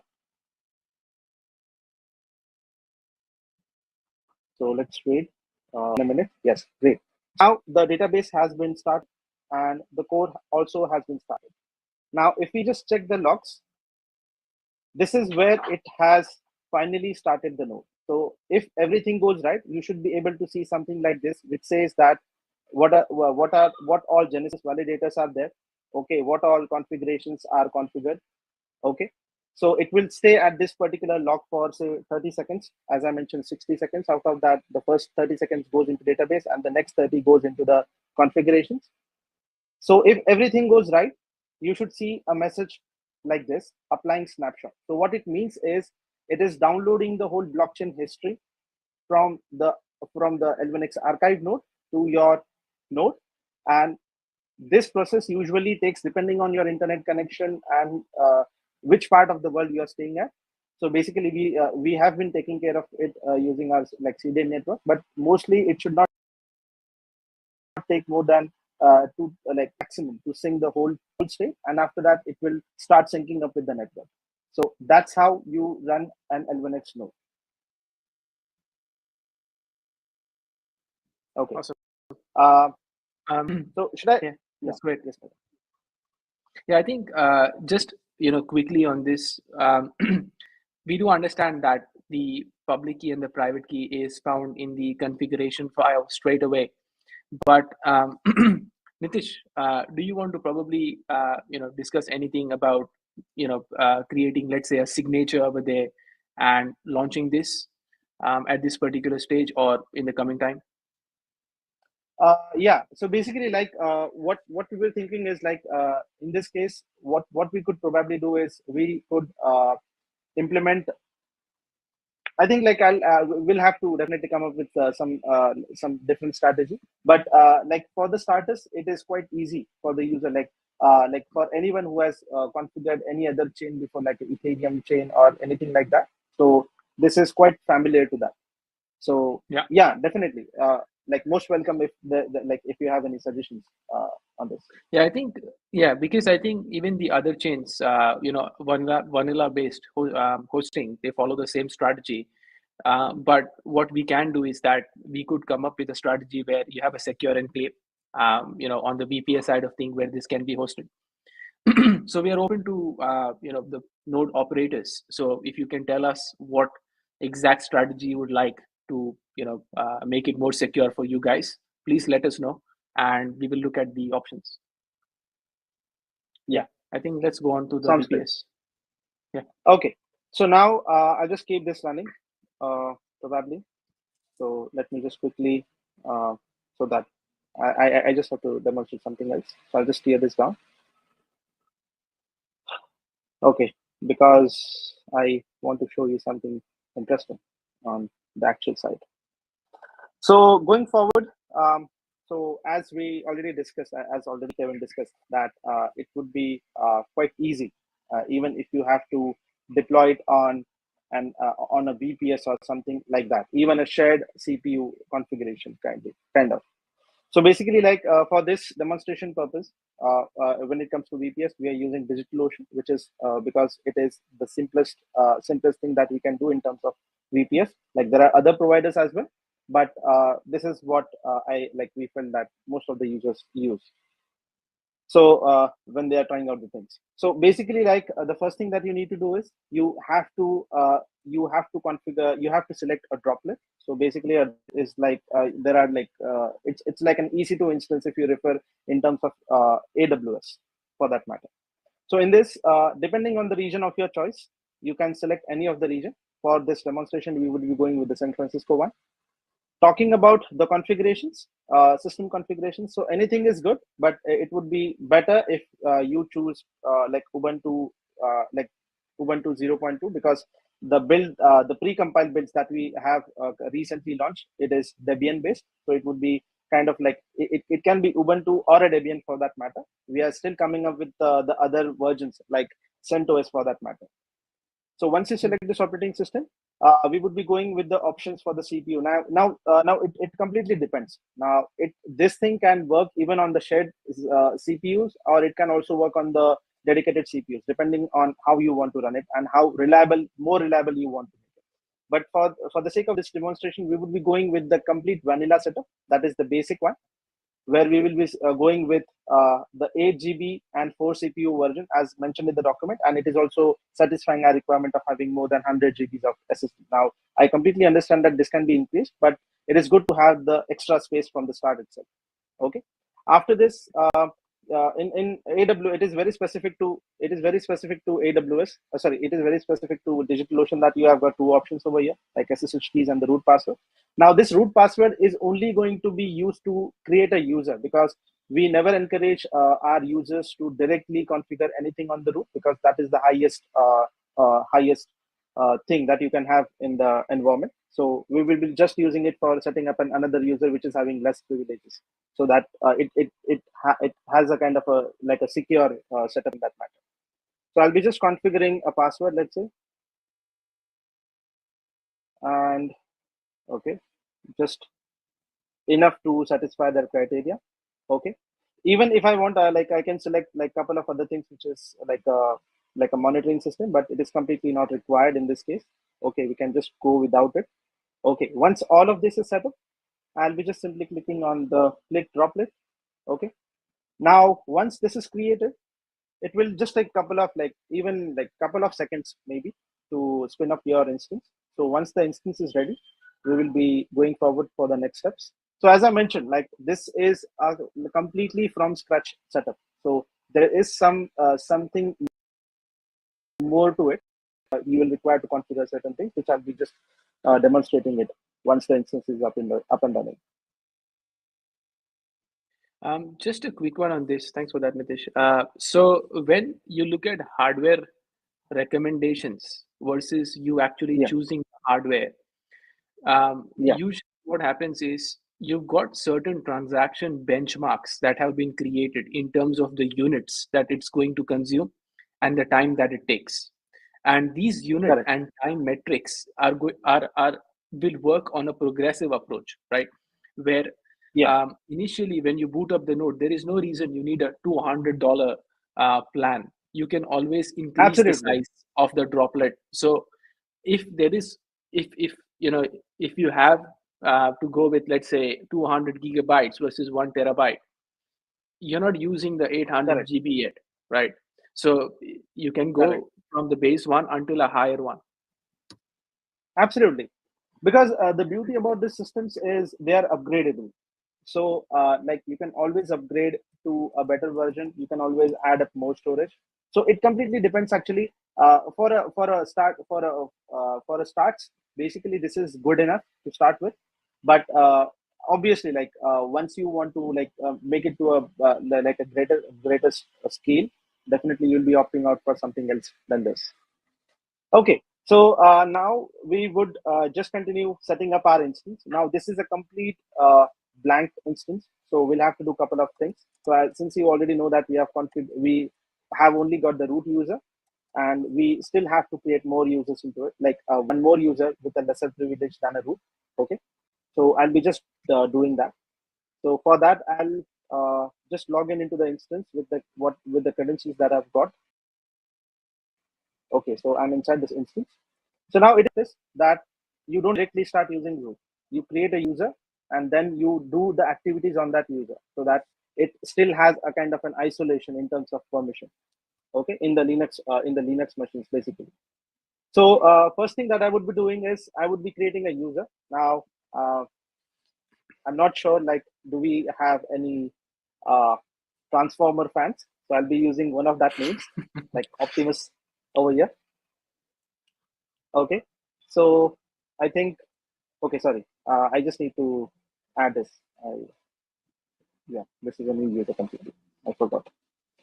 Okay, I'll just do a user add. Now, what this command does simply is, first thing, for the, I'm just giving this instruction for the new new users basically.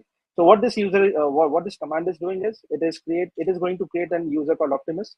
It is going to assign a bash shell by default to it, and it is going to by default add it to the sudo group. Now, when you assign a sudo group, now this user would operate normally, but if required, it can also go into the root privileges once you escalate it. Okay, and -m is nothing but to just create your home directory. So now this user is created. Now we just have to set up a password for this user. So let's say I'm setting up a password, Optimism. Okay. So let's say I'm setting up an instance, setting up a password. So let's say, yeah, that's my password. That's going to be my password. Sorry, I'm not going to share that. Okay. Okay. So, okay, now since my password is already there, I would now connect to it. So if everything goes right, I should again be able to see a shell. Bingo. So we are good. So now we have successfully got our user with lesser privileges and capability to escalate if required. So first thing that we are going to do always on the Debian machine is your sudo apt update. Sorry, typos. Update.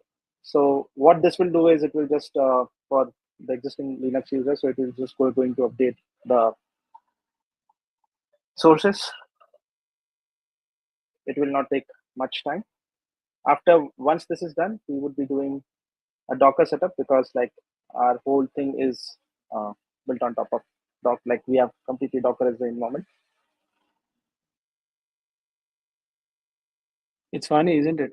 The DigitalOcean droplets are also KVM instances, which is using Docker, which is using the core, and which is using the VM. So there are 5 Exactly. stages of So virtualization. Yeah. Yeah. So like we are already being virtualized, and on top of it, we are still like we are virtualizing on top of it. Yeah. So that's we're creating interesting. virtual transactions on that. That's another thing. Yeah, we have a step-by-step documentation for all this. Don't worry about it. Yeah. So basically, like this demonstration, okay, it was to show you that how exactly a node looks like when it boots up. Okay. Now this steps definitely can vary for the different environments, but this should mostly work in the Debian environments for now. So the first thing that I would be doing is install a Docker and the Docker Compose as we just mentioned previously. So I'll be just doing that. Okay. So now I'm installing it.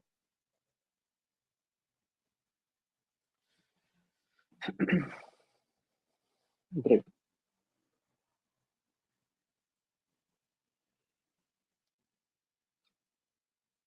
Okay. Yeah, good. Now, a very common problem that you get when you set up a Docker is it has a kind of a privilege issue. Okay, if you do it by default, how you can guess that it has a privilege issue? So whenever you install it with a new user and you get this error, it means that it doesn't have the necessary privileges yet. So only one extra step you need to do in case of Debian is you just need to add this particular user to the Docker group, so that it will just make sure that Docker has the similar privileges. Like this user has the privileges similar to Docker. So I'll just, once you do this modification, you have to again log out and log in. So basically, let me do that. I'm logging in. Okay, great. So now, if everything is good, yes. So basically, no containers, no volumes, completely blank system. Now, what I'm going to do in this case is, since this, once it is open source, probably you guys would be cloning it from a Git repo. Okay, but for this demonstration sake, I would be uploading it from my local machine, this package to explicitly to this machine. So for that, I would be just using SCP, let's say, and let's say I would just transfer this Debian package to Optimus. Okay, and what was the IP again? Okay. So I'll be just transferring it to the home directory over there.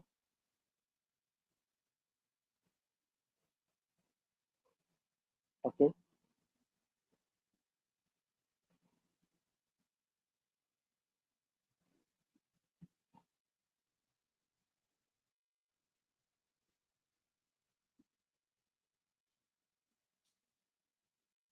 Yep. Okay. Good. For some So I think reason once it's you, going. yeah, Yeah. I think so. For those guys who are not understanding this, right?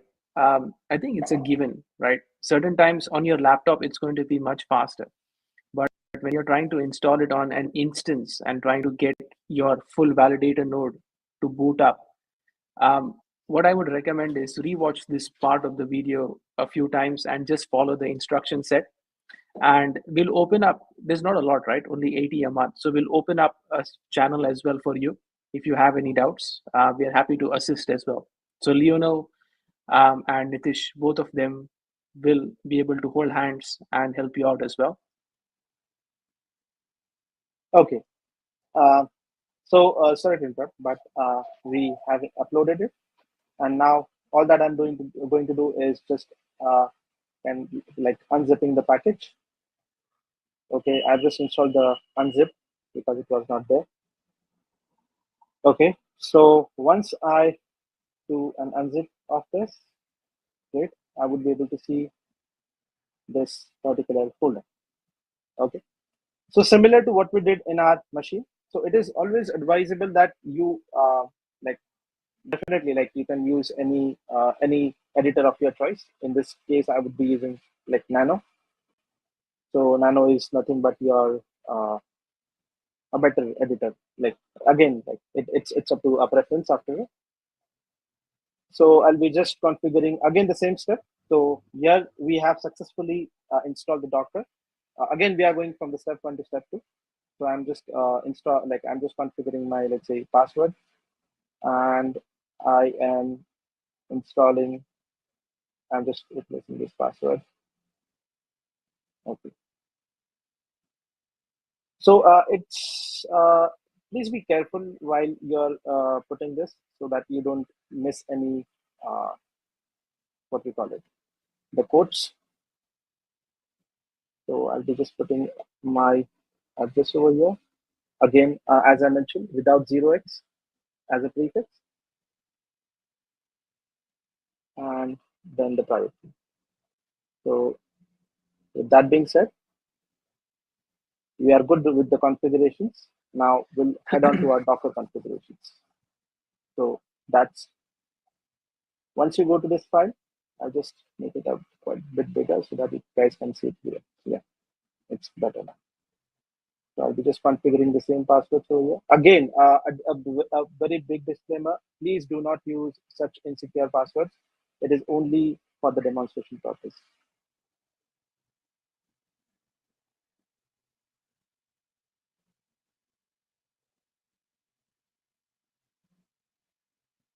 Okay.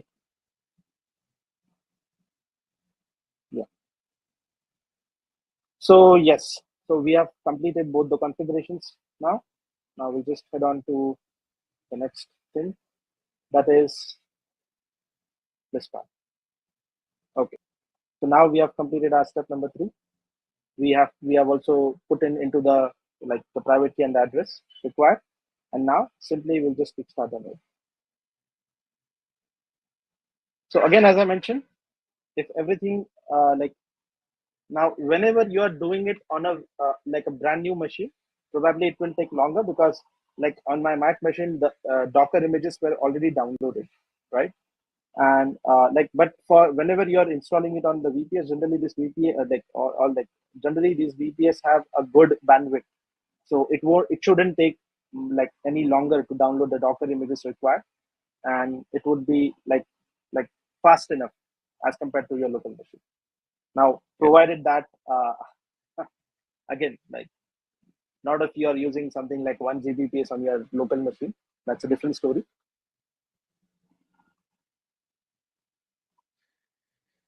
Okay. So okay, it's installing all the dependencies.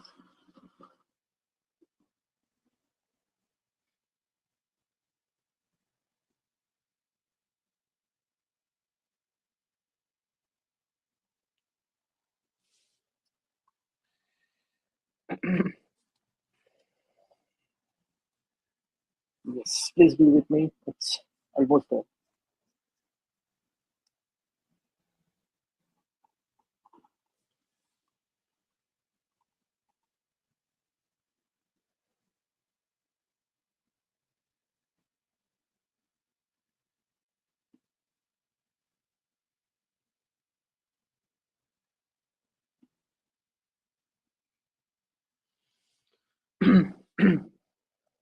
Great. So I think,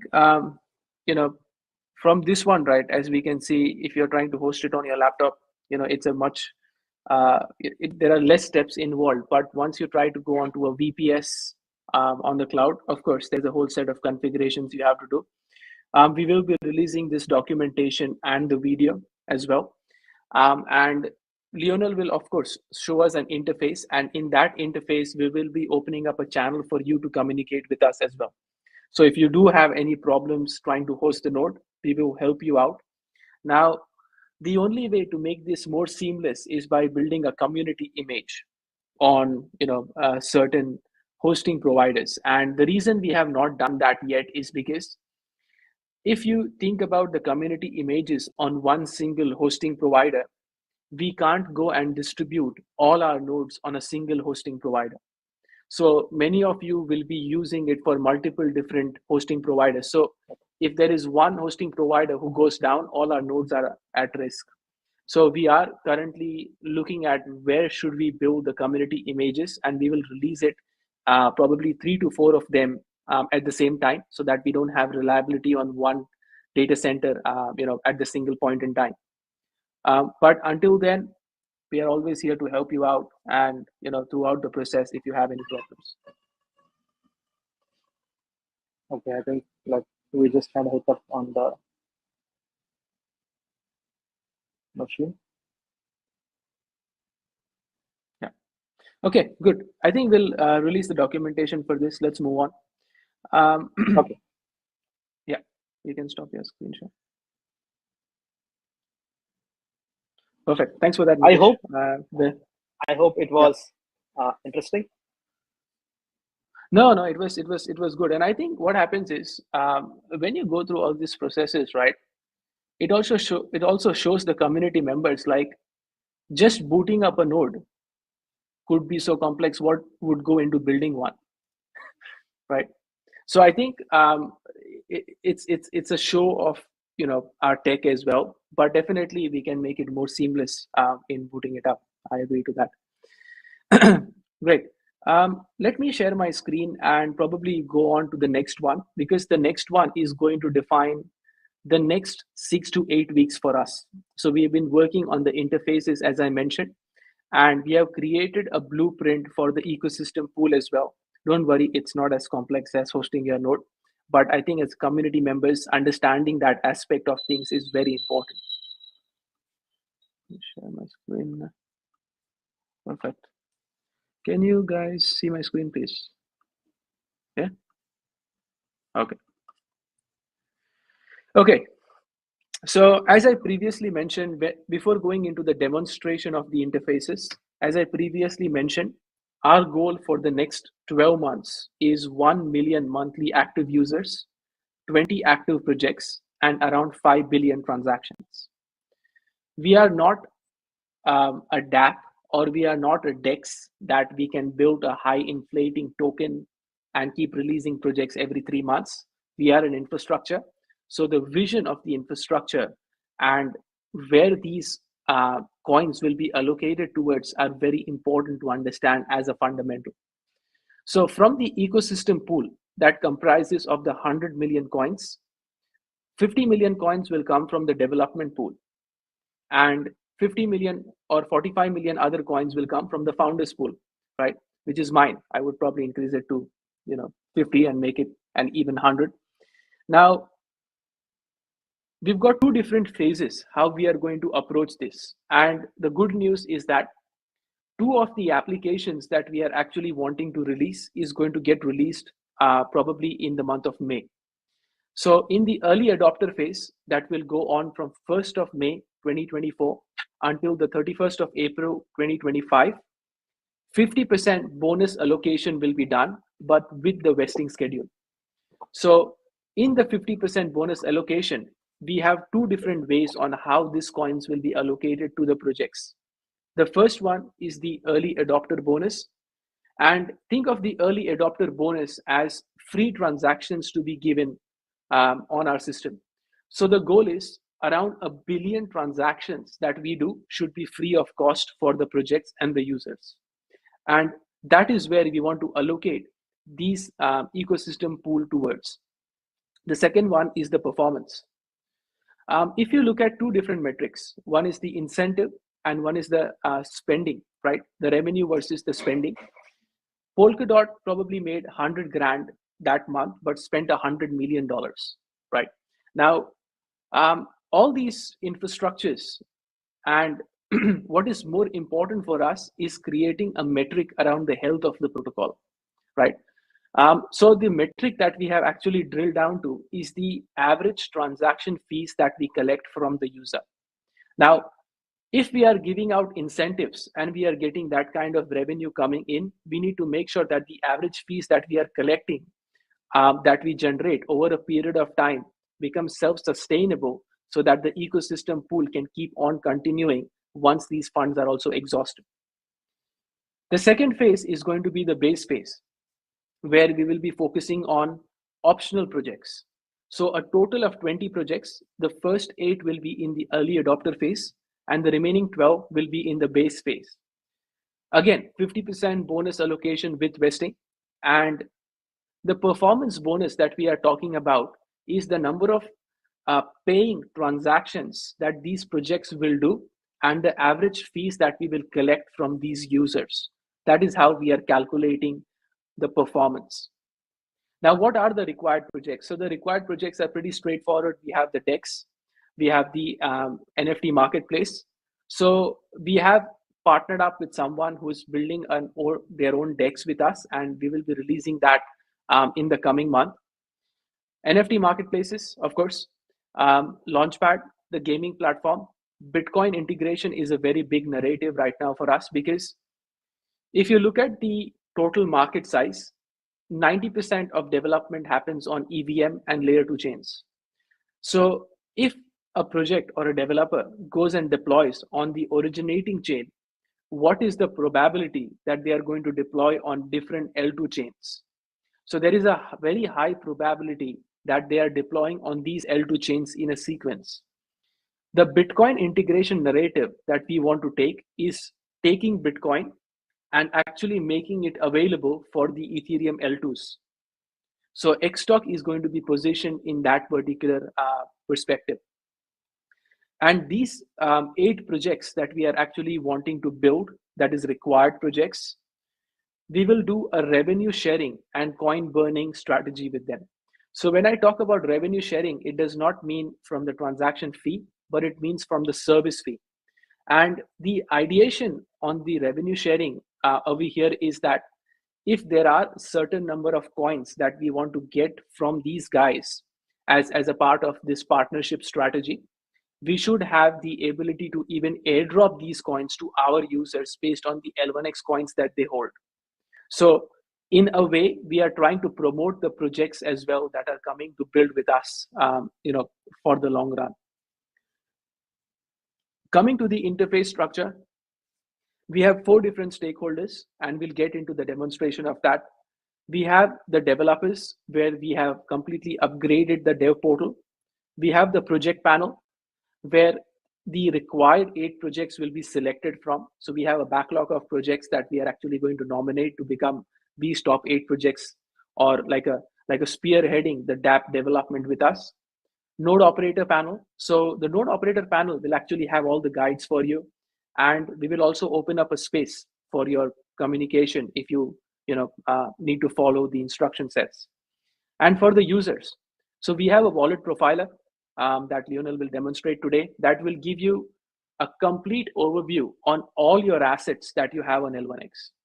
All you need to do is connect with your X wallet, and you will be able to see each and every assets in your wallet profiler. We will also show you 2 more designs that is currently in development. One is the core profiler. So looking at the validators' addresses, the blocks that they are actually producing, the transactions into that block, the score of the validators, the staking amount. And the second design that we will show you is of the distributor. Now, I understand a lot of the community members have supported the protocol in multiple different places, in the balancer pool, in the single staking, getting L1X coin, the node operating, usernames. So what we have done is we are creating one place for you where all you need to do is go and put in your address, and when you will get what coins from various sources, all will be at a single place, and you will be able to export it as an Excel sheet. So one of the community member had requested this feature, and we are building that feature. All right. So I think, Leono, if you want to share your screen now and show us the interface, please.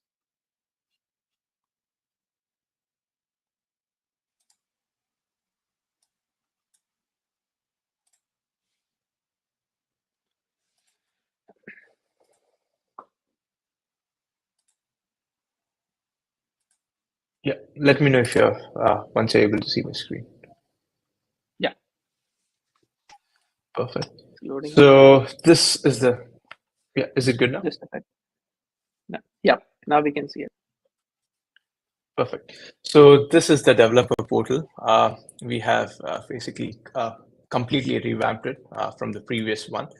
I'll just walk you through the menu. So you don't need to sign in, if you just want to have, an overview of it. But if you want to interact with the community, that's when you need to sign in. So first step, what I'll do is I'll just sign in so it's easier for us to go through the features.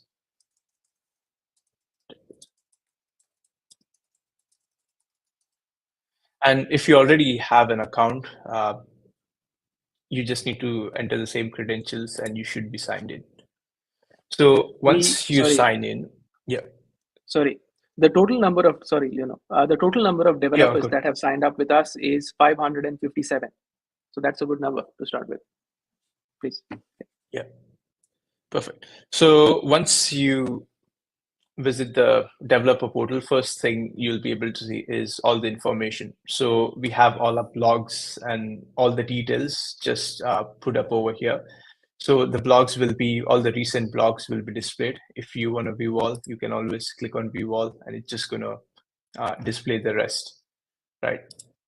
This is the timeline, the roadmap for where the project actually is, and we always keep on updating as and when we release, the new updates. And if you want to if you click on view complete roadmap, you'll be able to see what is ongoing, what is completed, and what is future. Right. The next section we have over here is the developer documents.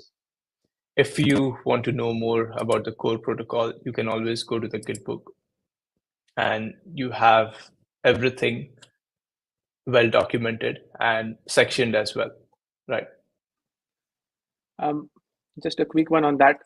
This Gitbook structure is being upgraded right now, and in the next week, we will have the new toolkit integrated into the updated Gitbook structure, where two important parts are there. If you want to build a cross-chain application, or you want to build on L1X and go cross-chain. So we have simplified the toolkit. Thanks to Nitesh and the team, they've done an amazing job in the toolkit. Yeah, and the next one is again the white paper. If you have to see the complete architecture or the complete vision of the project, it's all in here. So you just have to click on it and it redirects you to a new tab. The next section that we have is courses. This is still work in progress, but this will give you the usability of the project. For example, you can just refer to some videos and start building your first application on layer 1x, or maybe an existing project, how you can come and integrate with layer 1x, the use cases, etc. And this is the main section, as Kevin mentioned as well, for users who want to host their nodes, and if they're having any queries, you can always come in over here. Create your profile, and just there'll be a channel that will be specifically dedicated to node hosting, and you can start adding your queries in the community, and the developers and even the community members will be able to help you out with your queries. The next feature that we have over here is basically you can just go and search for a user. I'll just look for myself. And you can start chatting as well. So if you know a community member, or if or if you know a developer that you wanna come up together, with an idea and you want to start building a project, this is the platform we recommend, like, to come and have a chat, because in future you'll be able to like straight, forward the messages with the community and interact accordingly.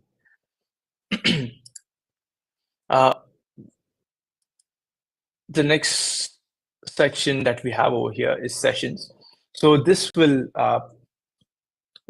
display all the upcoming events with L1X, and it will even show all the past events. So even this session that we had, like for example, if you want to go and see the video for how to host your node, you can always come back to this place on the dev portal and go back and have a look at the past AMAs.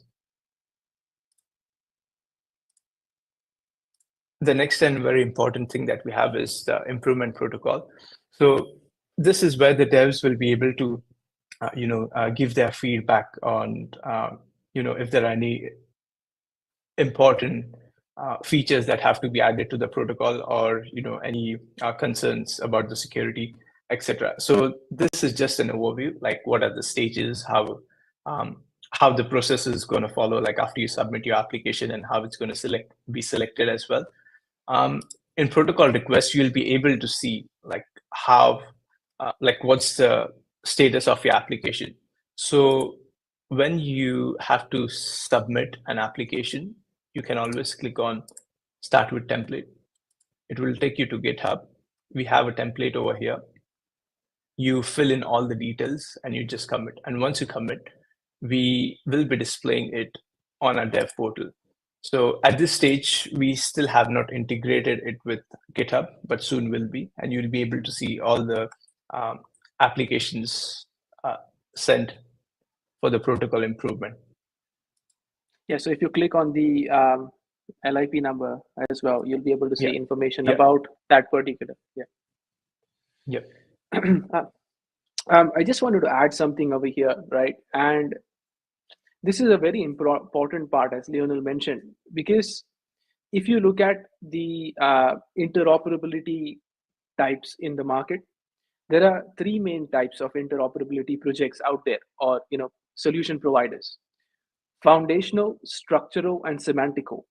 So the semantical ones are EVM to EVM smart contract compatibilities, right?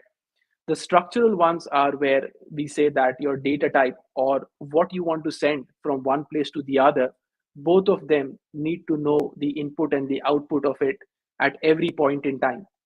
And the first one is foundational, where anything you want to send from one place to the other, you should have the ability to process that information even in between sending it from one place to the other if you want to. And L1X falls under the first banner, which is foundational. And as of right now, if you think about true cross-chain, blockchain to blockchain interoperability, we are the only ones that actually have an improvement proposal. So this one will feature Bitcoin integration. And the reason for that also is that there was this wall between the development team and the community.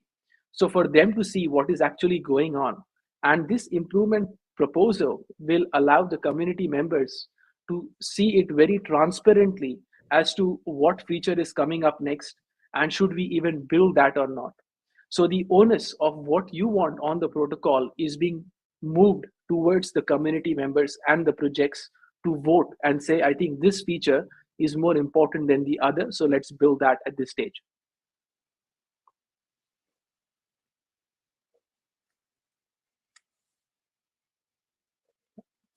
Yeah, perfect. Right. Should we move on to the project panel, Kevin? Please. Yeah.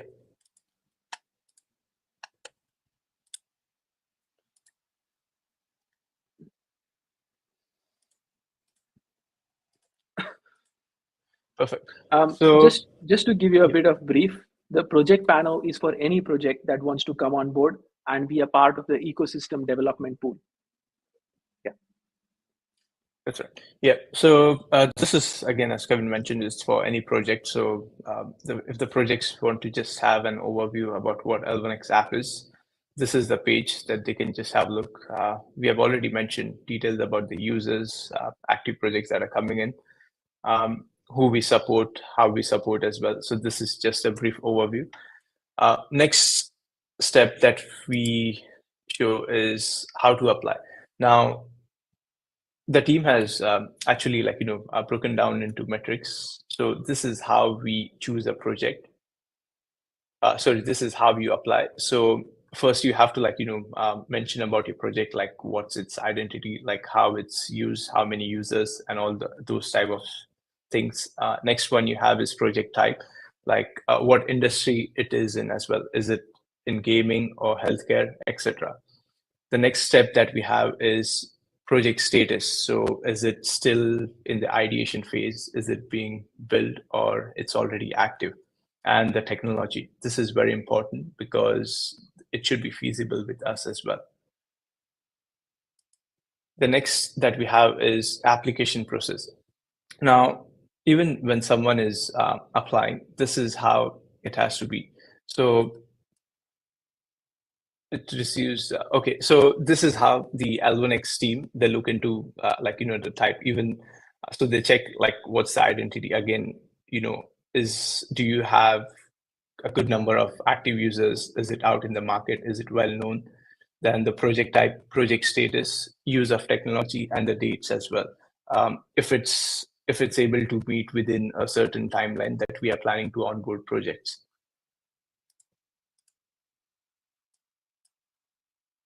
And this is how, once a project is accepted, we'll be communicating with,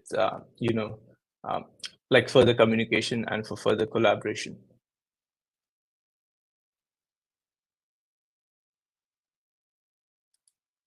Okay, Kevin has already explained it to you all. Now, these are the types of projects that we support. So there might be projects who want to just build a cross-chain integration, or there might be a project who wants to completely build on the L1X core, or there might be projects who want to use both. So we have all the options available with us, and all they have to do is, once they select or once they decide what they have to do, they have to just go to apply on grant, fill in all the basic details. So this again is required, and the projects have to add in as much as information possible so that we can select the projects, and it's easier for us to communicate as well, and there will be a less to and fro communication. So this is again the application steps that were described, and the projects have to just fill this in, and we'll be sending them an email once we confirm.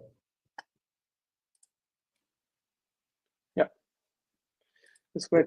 I think let's move on to the node panel. Yeah, just a second.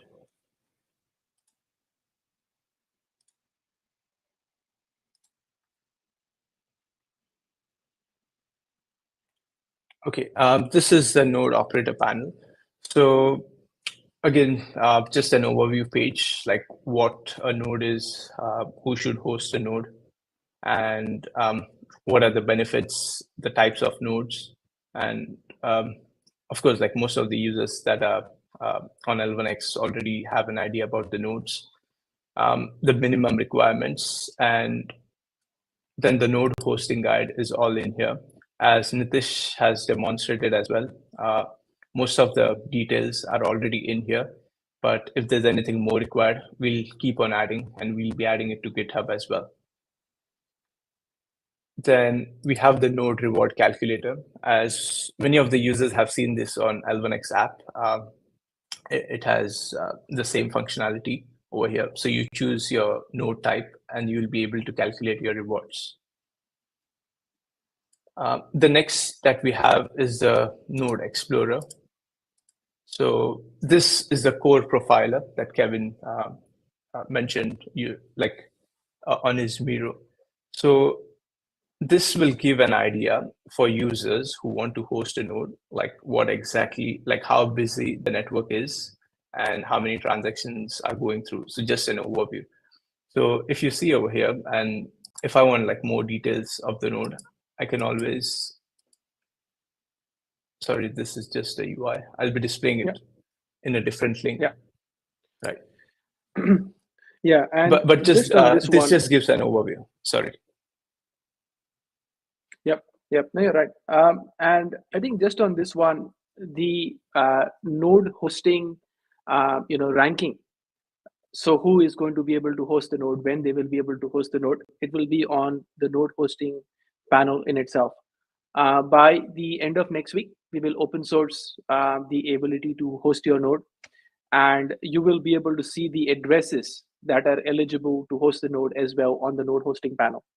So all those information will be there. This is just a UI for you right now. The integration is still in progress. But anyone wanting to go through the node hosting straight away can come here and find the information for them. Yeah, let's move on to the wallet profiler. The wallet profiler, yeah.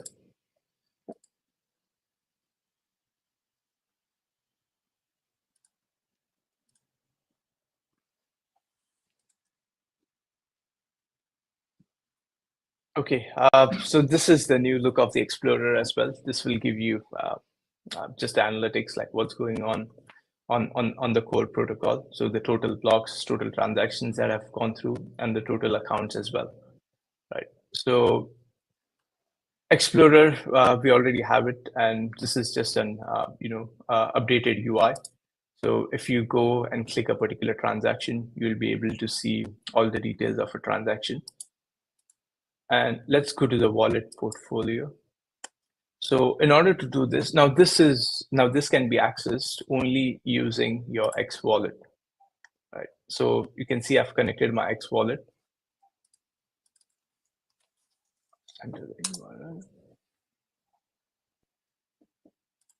Perfect. So this data that you can see over here is what my address holds and whatever I've done on the L1X protocol until today. So if you see, I've got like these many usernames associated with my address. This is the amount of swaps I've done. This is the staked balance. These are my balancer pools. If any one of you have been have entered the Interact competition, you'll be able to see all your rewards over here, your referral rewards, everything that's on your on your portfolio will be displayed over here. So you just have to connect your wallet and you will be able to see everything in here.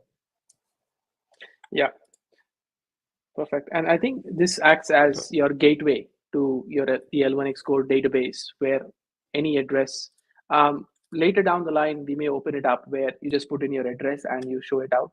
But there are people who have their own usernames, and the usernames, we don't want to show it out yet until the marketplace comes out, in the coming month. Yeah. So the ownership of the usernames are private, but it will be opened up for everyone to use in the coming week. All that you see over here right now, the dev portal, the dev toolkit, node operator panel, we will be opening it up end of next week. And these integrations are currently in test and in progress.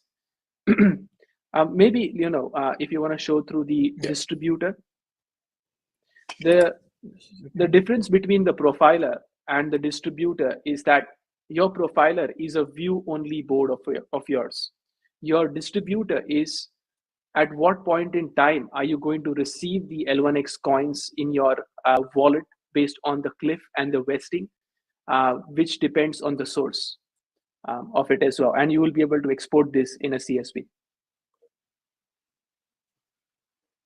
Yeah, so these are the details. So, if you have your X perks already vested, you'll be able to see like what's the cliff from the day you started. And usually there's a 3 months cliff, so you'll be able to see. And what this UI will tell you is like, for example, if you click on the UI in a particular month or a day, you'll be able to see what you'll be receiving on that day, how much you have received, and what's your total distribution you have received until date as well. So this is more to give the users an idea. And as Kevin mentioned as well, a lot of users have requested a feature to export this in an Excel sheet. So what you have to do is, we are still working on it. You have to choose one of these, like one of the source, and just click on download CSV, and you will be able to get it in a tabular structure where you will be able to see how much rewards you're receiving daily, or maybe on the monthly basis as well. Great. Yeah, I think, and I think end of next week, we will release this out. And as you can see, the L1X app, the ideation on the L1X app is that we want to delegate as much as functionality to different projects, and they can take that and lead it. So we have brought it up to a stage where we have demonstrated that things work, and the projects can pick up that feature and run with it. But at the same time, the interface allows us to keep a constant form of transparency in the community and show them that the amount of work that goes on in the backend, the available resources that we have, right? It's immense. A lot of work that goes on to take this up to where it is today. So, thanks to Nitish and the team, and Lionel and the team, to actually put this into life. Great. There are some questions. I think we've got some questions for the nodes. Let's take them one by one. All right. You can stop your screen share. Thanks. Yeah. Manual installation and operation needed. We had the demonstration done by Nitish, where the guide can be followed and the video can be followed to host the node. The hosting of nodes on VPS, it's a little sequential, but I think if you have any problems, we already have a space where you can help each other if you have already been successful, or reach out to us in helping it. Okay. One more thing I just wanted to add is, happy to have suggestions if you want like this steps to be more precise, just like you saw like step number 1, 2, 3, 4, and you just saw that last start Linux. So if you want us to have something like this, we can always prepare like a scripts to start with, so that let's say you just fire one script, it will get the environment ready for you. So it will do all the user creation, then installation and etc. just in one click, so that you don't have to go through all the commands manually. So that I think should make life a bit easier for someone who is starting up just with the VPS part. Yeah, we just have to replicate a few of you for that. Just kidding. Okay. Yeah. Okay. So is it possible to reserve some nodes as they are released? I don't really understand the depth of this question. If someone who is already listening to us has asked this, please, can you please explain a little bit more about it? Okay. The other one is, how will the 80 hosting spots be decided? Okay, that's a fair question. As we mentioned previously, if you have selected the platinum ones, right, and if you have selected the platinum, and if you have selected the FVNs in that particular slot, the first come first serve basis. So who went into platinum and first come first serve basis will be given. Yes, I think DB has a question, database has a question here. Sorry, if that's your real name, I'm not sure. But Kevin, will you keep your promise that previously reserved nodes will be given? Yes, absolutely. So I think there are two things to this. The first one is the people who had opted in for the nodes, they will also be getting it. And the second one is those first 100 people who have missed out. Lionel has been handling the tickets.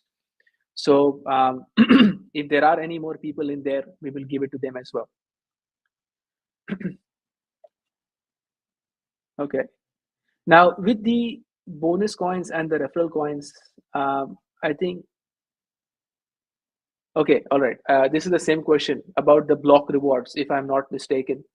The block rewards, as I mentioned, in the block reward calculator, if you have seen April, you are going to get X coins. That means you are going to get those coins. So it does not mean that, if your node hosting is going to start by the end of the month or in May first week, you miss out April. So the block rewards will be given to you as well the moment you host those nodes. In the event of a hardware failure or VPS downtime, how hard or easy, or is it even possible to migrate FVN to a new computer after it has already been set up and running, or does it need to be set up from scratch? I think, if I'm not mistaken on this one, well, if your nodes crash, we have a system for restarting the nodes, and the P2P syncing kicks in, where these blocks will be synced across to your nodes as well. Yeah, Nitish, do you want to add anything on that? So basically, okay, so the nodes are built in such a way that even if your node crashes, so it will start from where it has stopped the syncing. And in case of a complete failure, so it will just in that condition, what will happen is it will read the initial stages from the archive node. Like you have you always have option to reset it. But I believe in most of the cases when this would be done in a more sophisticated setups, there would be already we can also suggest certain database, certain backup mechanisms that you can have in place. So just in case the system takes this, because DigitalOcean and many other providers have an inbuilt node backup systems, which has a frequency even up to a day. So that even whatever you have done, you can still go back to it and have it restored for yourself. Yep. And it will be a different session. FVNs are going to be hosted first, and in the month of May, ELN will we will start the process that will allow you to host ELN nodes. Okay. If you had to pick one or the other, is a faster CPU better or more RAM better for a full validator node or ELN? Also single core or multi-core performance. I think as far as, as I understand, each and every configurations are interdependent on each other for certain things, right? And what I would recommend is that, as we already showed you on the VPS, the $48 a month droplet is more than enough to kickstart, right? And if you keep it on auto scaling as well, or if you have to manually decide, you can always get an email notification for it and you can extend it. So $48 a month to start with.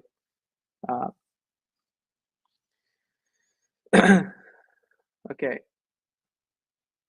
So will L1X guarantee a minimum income to cover cost in the light of the slow and steady approach that may penalize every early node users? Yeah, I think, if you think about it, the deterministic block rewards, which are actually given to you, is for multitude of reasons. The first off, you're that, but at the same time, the L1X EVM instance is also very powerful. So if you take an NFT contract and go and deploy it today, the cost of deploying that for FT or NFT contract can range from $30 on to less than 1 cent, right? And like Gnosis chain, for example, we want to be on that 1 cent spectrum so that people come in and host and the transactions are processed. And at least for the next 24 months, we want to give them this, this pricing that until and unless we increase the 1600 nodes, that they can do the transactions and you are also rewarded from that perspective. So there is no, if you think about it, deterministic is only the block rewards. The transaction fees, of course, will be shared by you. But again, to say that we are not a finance company, so there is no guarantee of income, right? But yeah, the block rewards are deterministic, and those are very high rewards, around 60% APR. Okay. Can the income from a node be directed to different wallets? Yeah, of course. If you are, as long as you have your address, ownership of your address, you can manually go and send it to another wallet if you wanted to. But let's not make things more complicated. You receive it in one address and then you can transfer it to multiple different addresses. When live, will the calculator populate the real data where relevant? Example, active nodes. Yes.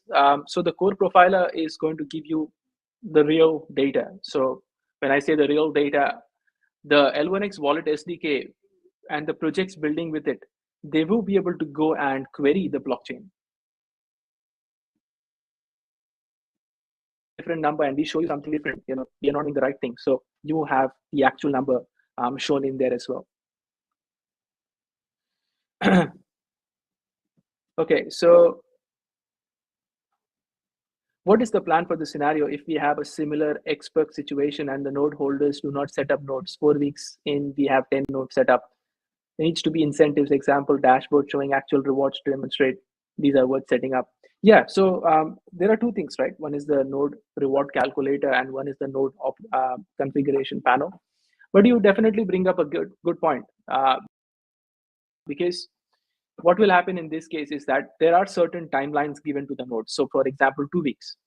If you're in that list and you do not host your node within 2 weeks, you lose your spot and somebody else gets it and you go behind in the queue. So this is to make sure that we do host those 80 nodes, in that particular time. Okay. Most cloud options do not processor speeds. Can a broader set of typically cloud processor recommendations be given? I think just go back to the video and look at the droplet configurations. I think that information should be more than enough here. Can we have a dedicated node setup channel where people can share what they are doing? Should be nice to have a table where we can log what we are doing, pair that up with the node performance. Yeah. So as Lionel showed it to you, we have the a space or the channel, and we'll create a node operator channel, and we'll create a strategy over there where you have to sign in to be into that channel so that non-node operators are not bombarding you with wrong information. There are only those people there that are actually hosting nodes. Okay, let's see any more questions here.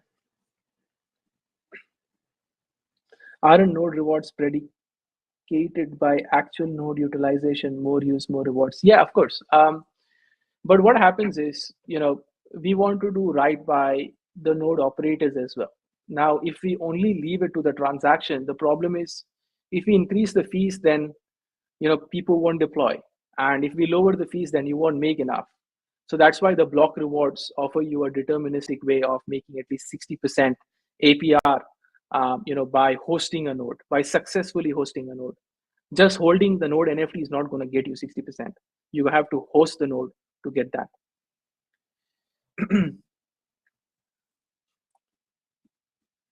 Okay, so for those of us who are already in Xbox vesting for Platinum, has vesting already started? If so, does that mean April is our first month of Cliff? And what about our public non-Cliff coins? Okay, I think as we mentioned in the last AMA, in the coming Tuesday, we are going to make a decision because around 60% people have vested already. There's still 40% people. That's a lot of number. Some of them have not even tried, so that is a little worrisome to me. So even if we add up the tickets and the people who have gone in, it is nowhere near 100%. So a lot of people have not even come through. Maybe they forgot they invested. I don't know, but please make sure that you get your coins. So the coming Tuesday, we'll make a decision, and hopefully it'll be before the end of the month so that your Cliff investing starts from this month onwards.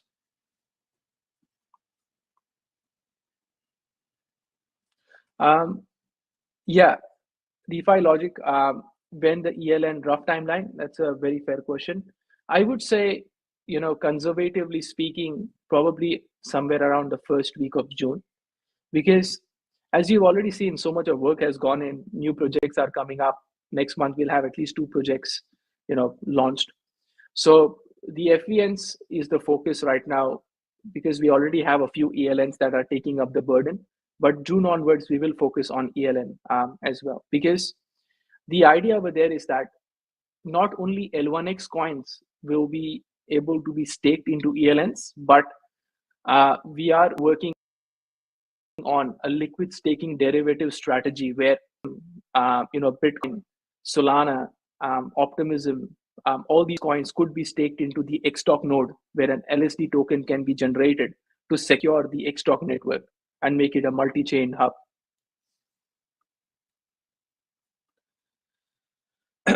So the amount of L1x in node calculator we see is fixed. The deterministic reward, Ronak, is definitely fixed. So the block reward is fixed. That's taken as a part of the ecosystem growth. So Chymist asked, Kevin, I was a part of the 80 with issues and part of the first 100, but I'm not feeling sure that I'll be recognized in that group. How can I be sure I'll have a fair opportunity to host my FVN? Okay, I see. Leonel is responsible to solve the tickets, and Leonel Chymist has a query over here immediately. Right. Yeah, fine. So I think it's more to do with like has not been given the FVN yet, which he had reserved, or like which he had missed the opportunity. That's it. Yeah. I see. Can we please make sure that these people who are eligible for that many coins get their FVN? Right. Yeah. Let's have a meeting tomorrow morning for that. If we end up starting in May, will April rewards be carried forward? For node operators, 100% rewards will not be gone somewhere. They're already accounted for, right? So that will be given to you. No discussions regarding ELNs. No, we will discuss. I mean, as I mentioned, one thing at a time, right? And as you community members have itself told us, let's take one thing at a time and do that correctly. So let's just focus on the FVN infrastructure, at least for the month of May. And then June onwards, we take on ELNs. Thanks for the response. No problem. So FVNs are being hosted now. Yes, FVN has started to be hosted, but not opened up yet, not open source. The exchanges are actually hosting nodes now. Nitish is dealing with them. We open it up to the community as well, as I mentioned in the coming week.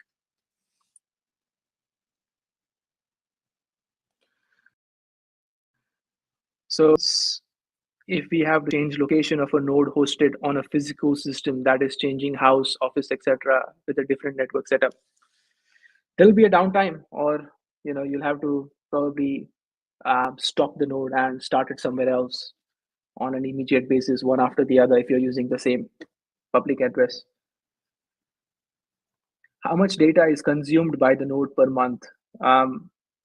We need to look into this. What is the database size right now, Nitish, of the L1x core? On any so it has been more than 2.5 GBs in size. So I don't think that's a lot if you compare it to the other chains. Yeah, because that's from August onwards. So yeah, so it's okay. How do I secure my private key? You can send it to me. No, anyways, sorry. In other words, can I use my proxy wallet private key to be inserted in node hosting?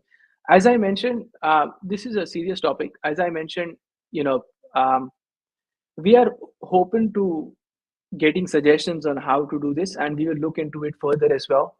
Because of the paucity of time, we have not looked into that, but we will definitely look into that for you, so that you don't have to show your private key or put your private key somewhere.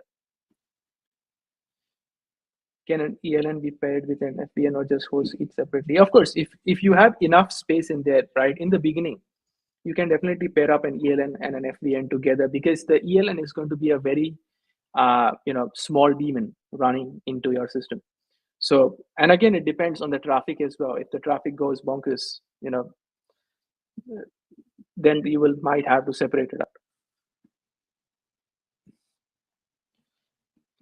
Do we have to consider the different SSD setups, SATA versus NVMe? Will it matter at this particular? No. Yeah, go ahead. Yeah. So basically, like I would like to answer this.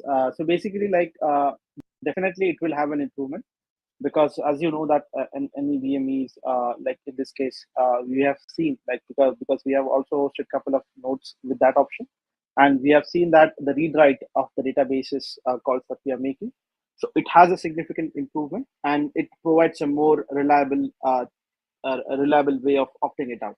But again, it also comes with an additional cost in that case, which you probably don't get with the basic ones in most of the hosting providers.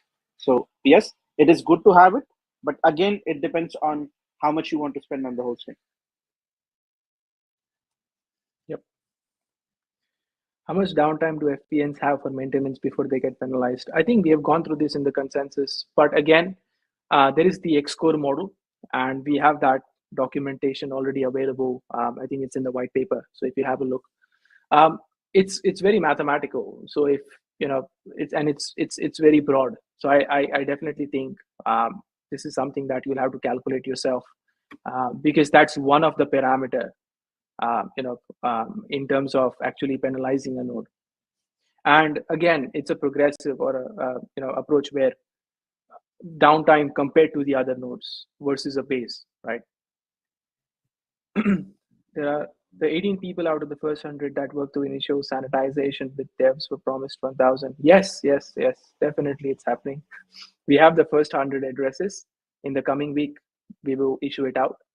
Leonor, can you please write this down so we can sort it out as well? Is there a place where we can monitor our own nodes? I would say Xcore would be a good way to know that your nodes are actually from the core perspective, but panel, your hosting panel. Yeah.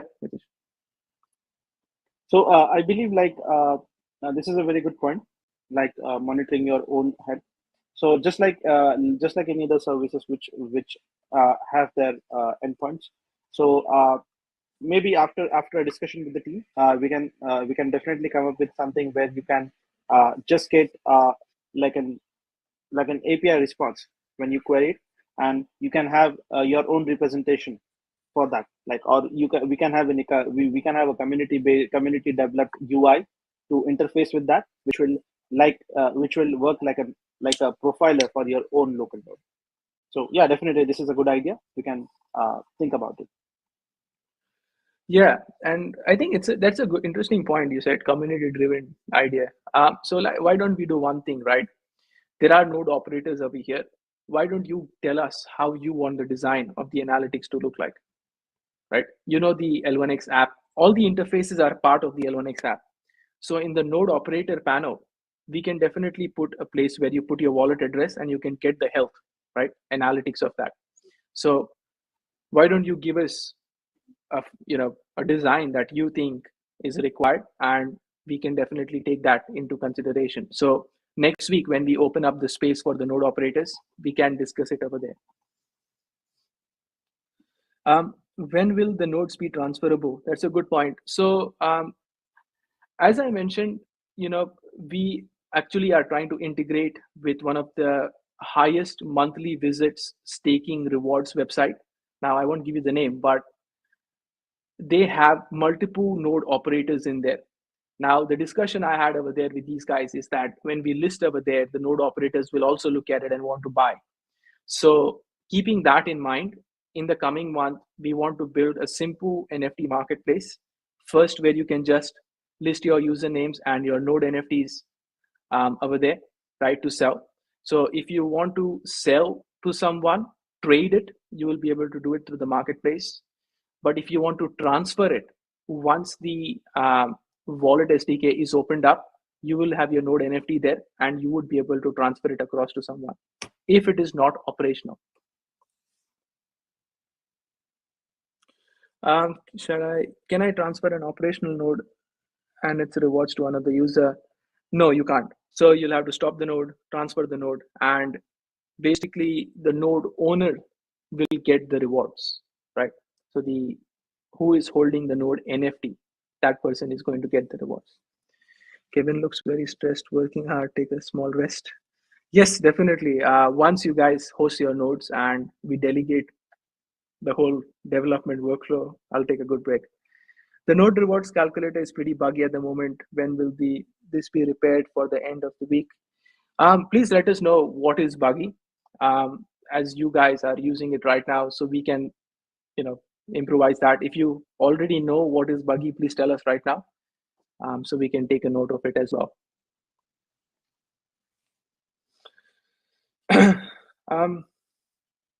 I think that's the end of the questions that I see. I don't see any more questions.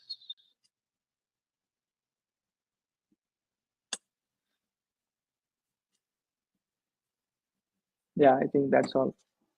Okay. I think let's end it over here. It's already been almost an hour and a half. So as I mentioned previously, the interfaces are going to be very important in the adoption of the protocol. And that's why we spent some time on this, so that all the stakeholders know exactly where they have to be positioned towards, helping us add any more functions to it and not jamming everything in one single place, right? So wait until the end of next week. And what we are also going to do is we are going to run a campaign with the developers where you will have to come and answer a few basic questions about L1X and deploy your first application to win a small reward. So we are going to host this specific workshop for all the developers wanting to come and try the toolkit and win some bonus L1X along that particular process. Okay, Nitish and Leono, do you have anything else to? No, actually, just wanted to share my experience. So it was a wonderful experience interacting with the community. And thanks a lot, Kevin, for providing this opportunity. And you guys have been a really wonderful audience. Yep.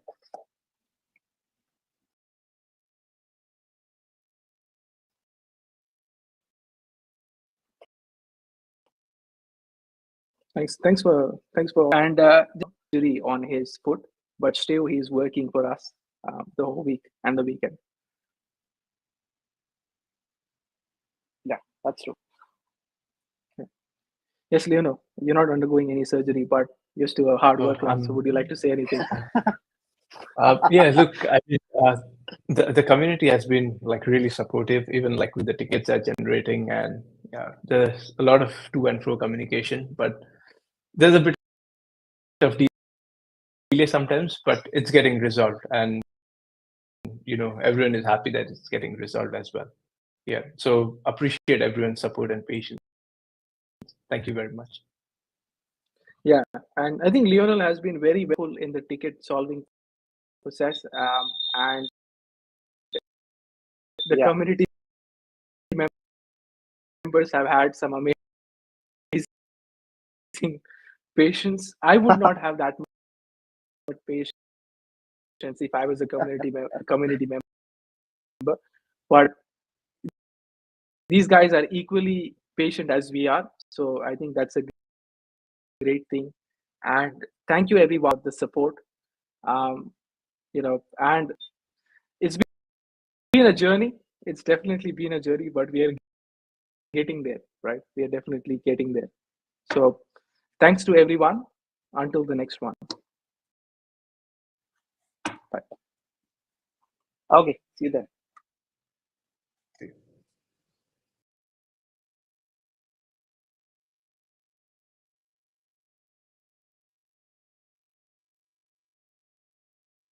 Everybody. Hey, everybody. Yeah, look, thank you for jumping on. Thank you, everybody, for joining. We will be starting really soon with this exciting spaces on the Hashlock audit report on the Layer 1X protocol. And we'll be joined today by Hashlock and, of course, our Layer 1X founder, Kevin Coutinho.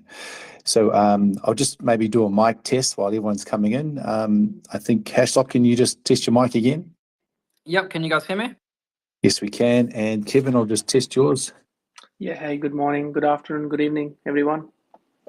Excellent. Thanks, guys. Looks like we're ready to go from the speaker's perspective, and we'll just maybe give it a few more, maybe one more minute just for everyone to jump in while I can see people jumping into this now.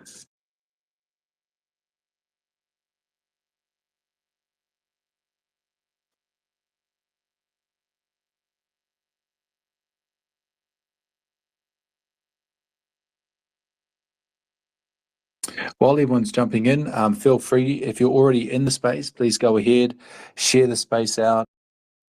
like spearheading the dApp development with us. Node operator.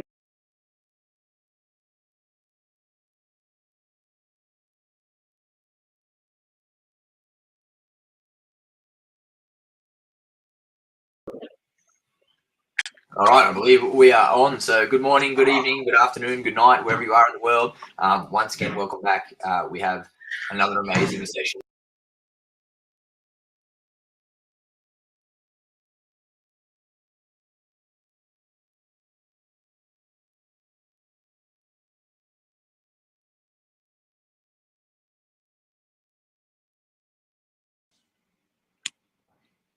All right, if I'm not mistaken, then we are live for the second time today, and for a very, very exciting piece that we've got planned. So, good morning, good evening, good afternoon, good night, good everything, wherever you are in the world. We are very excited to have you here, and I'm sure you're all very excited too, because this is going to be a masterclass in the Kevin board. We've got I'm sure he's got plenty of those planned for you. This is definitely obviously the strong point of presentation. This is the VM. This is the moment, the one, let's say. How else would you describe it, Kevin? Is that that's about where you're at? This is the moment? Yeah. I think, of course, the ability to host your nodes and, go through that process is important. But what happens is, if you look at various layer ones out there today, or even, the layer 2 solutions, you see a lot of forking going on in the virtual machine side, because that's a very ambitious step to take when you're building a layer 1 solution. And the virtual machine is such an important and critical part of the protocol, where if you don't have your virtual machine set up in a way that it can scale and it's secure, it doesn't really matter how much of a good consensus mechanism you build. The engine in itself of the car isn't strong enough to support the race. So I think my expertise being in virtual machine, and why we decided to have our own virtual machine instead of forking someone, we'll go through that today, and I'm very excited. Yeah, absolutely.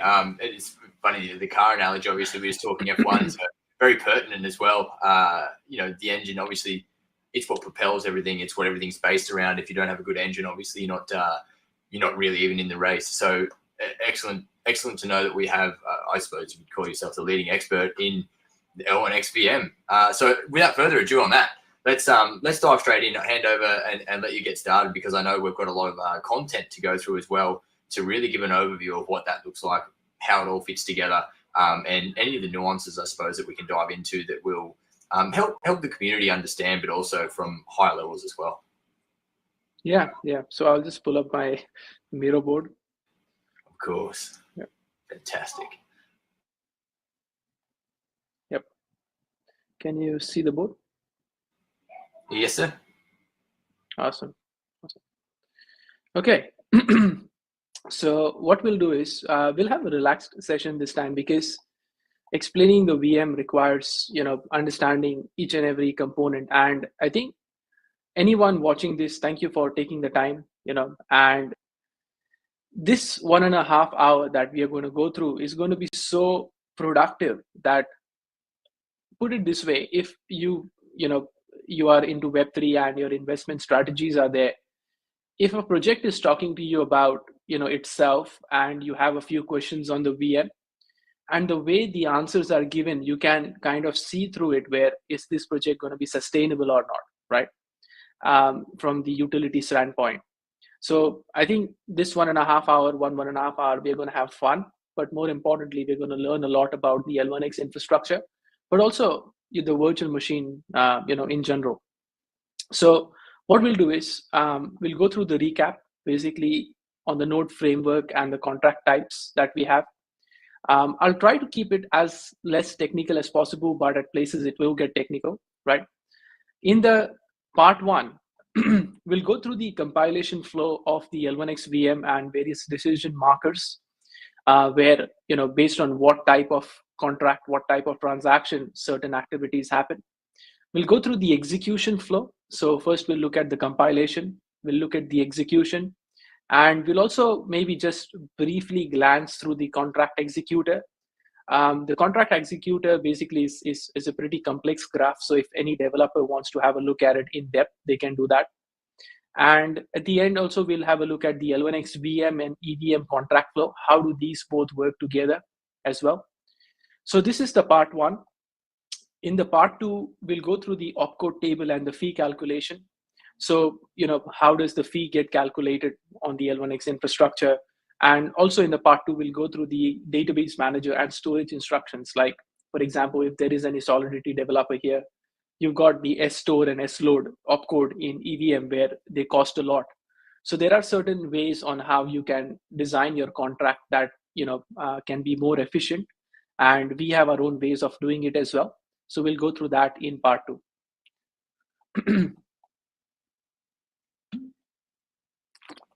Absolutely jam-packed, as everybody can see. So yeah, let's strap in. Let's get after it. All right. Now, your VM that you have on your node, the easiest way to understand that is without your VM. So how do you know how important something is? You just remove it, right? You'll know how important that is. So if you did not have a VM, you would not be able to execute contracts in a way that everyone gets the same answer, right? So if you have 10 nodes running and you did not have a virtual machine and you tried to do something without the VM, you could get different answers every time, right? And VM provides a deterministic factor in executing things on the blockchain. And if you can't execute things in a deterministic manner, then the state management in terms of how you update your databases, will not be validated. So your tenet of blockchain, falls. And this is why a virtual machine is very important. It's the core or the brain, I would say, of a blockchain network. Now, for those of you who missed it in the consensus mechanism AMA, we have 4 different types of clusters. And all these 4 clusters use the virtual machine that we have. For example, the L1X, except the EVM, all of them use the L1X VM. The L1X EVM cluster uses the L1X EVM instance to execute transactions. There are 3 different contract types. So we have L1X VM contract, we have the L1X EVM contract, and XTOC. What's the difference between L1X VM and XTOC contract? The difference is, if you are using the XTOC nodes to bring in information and register it with the L1X VM, that is classified as an XTOC contract, because that particular contract interacts with the event listener or the XTOC node and is designed specifically to understand the event listener node's infrastructure as well.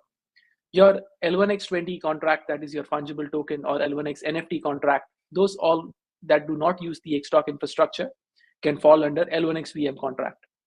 And the developers that want to build with Solidity, they can go and deploy their contracts on L1X EVM. Now, of course, you can have all these 3 contracts working together.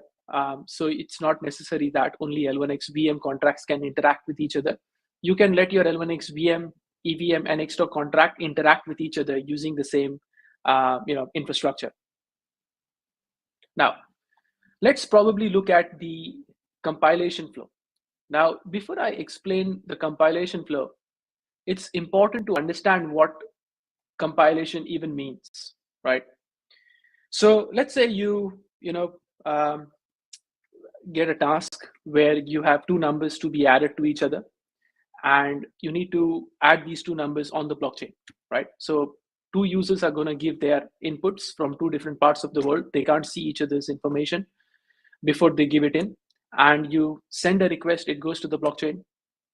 Now, what happens over here is, in your front end, when you are actually inserting that number, there is a specific contract that is deployed on the blockchain. Now, the blockchain doesn't understand the contract as a developer writes it. So the difference in understanding this specific function that I need to accept 2 numbers and add that in the computer language is where compilation is required. So when a developer writes and gives it to the computer, the compiler basically acts like a translator between the developer and the computer, saying that this is my code, translate it for me where the computer can understand that. And in very essence, even that is like interoperability. So when there are various protocols saying that we are interoperable, they can mean a lot of things, right? They could say we are interoperable within our infrastructure versus even outside the infrastructure. So that is what compilation is. And when you are compiling things from the source to the destination, there are various permutations and combinations. Like Solidity code is compiled differently, Rust code is compiled differently, and they are compiled to understand like what type of a computer it is. So in that way, I need to do my compilation. I can't take the same code that I give it to a browser and go and give it to an IoT device, right? It's not going to understand. So what is the destination architecture in the compilation or object code is where compilation strategy fits in. Now, how does the L1X compilation flow work?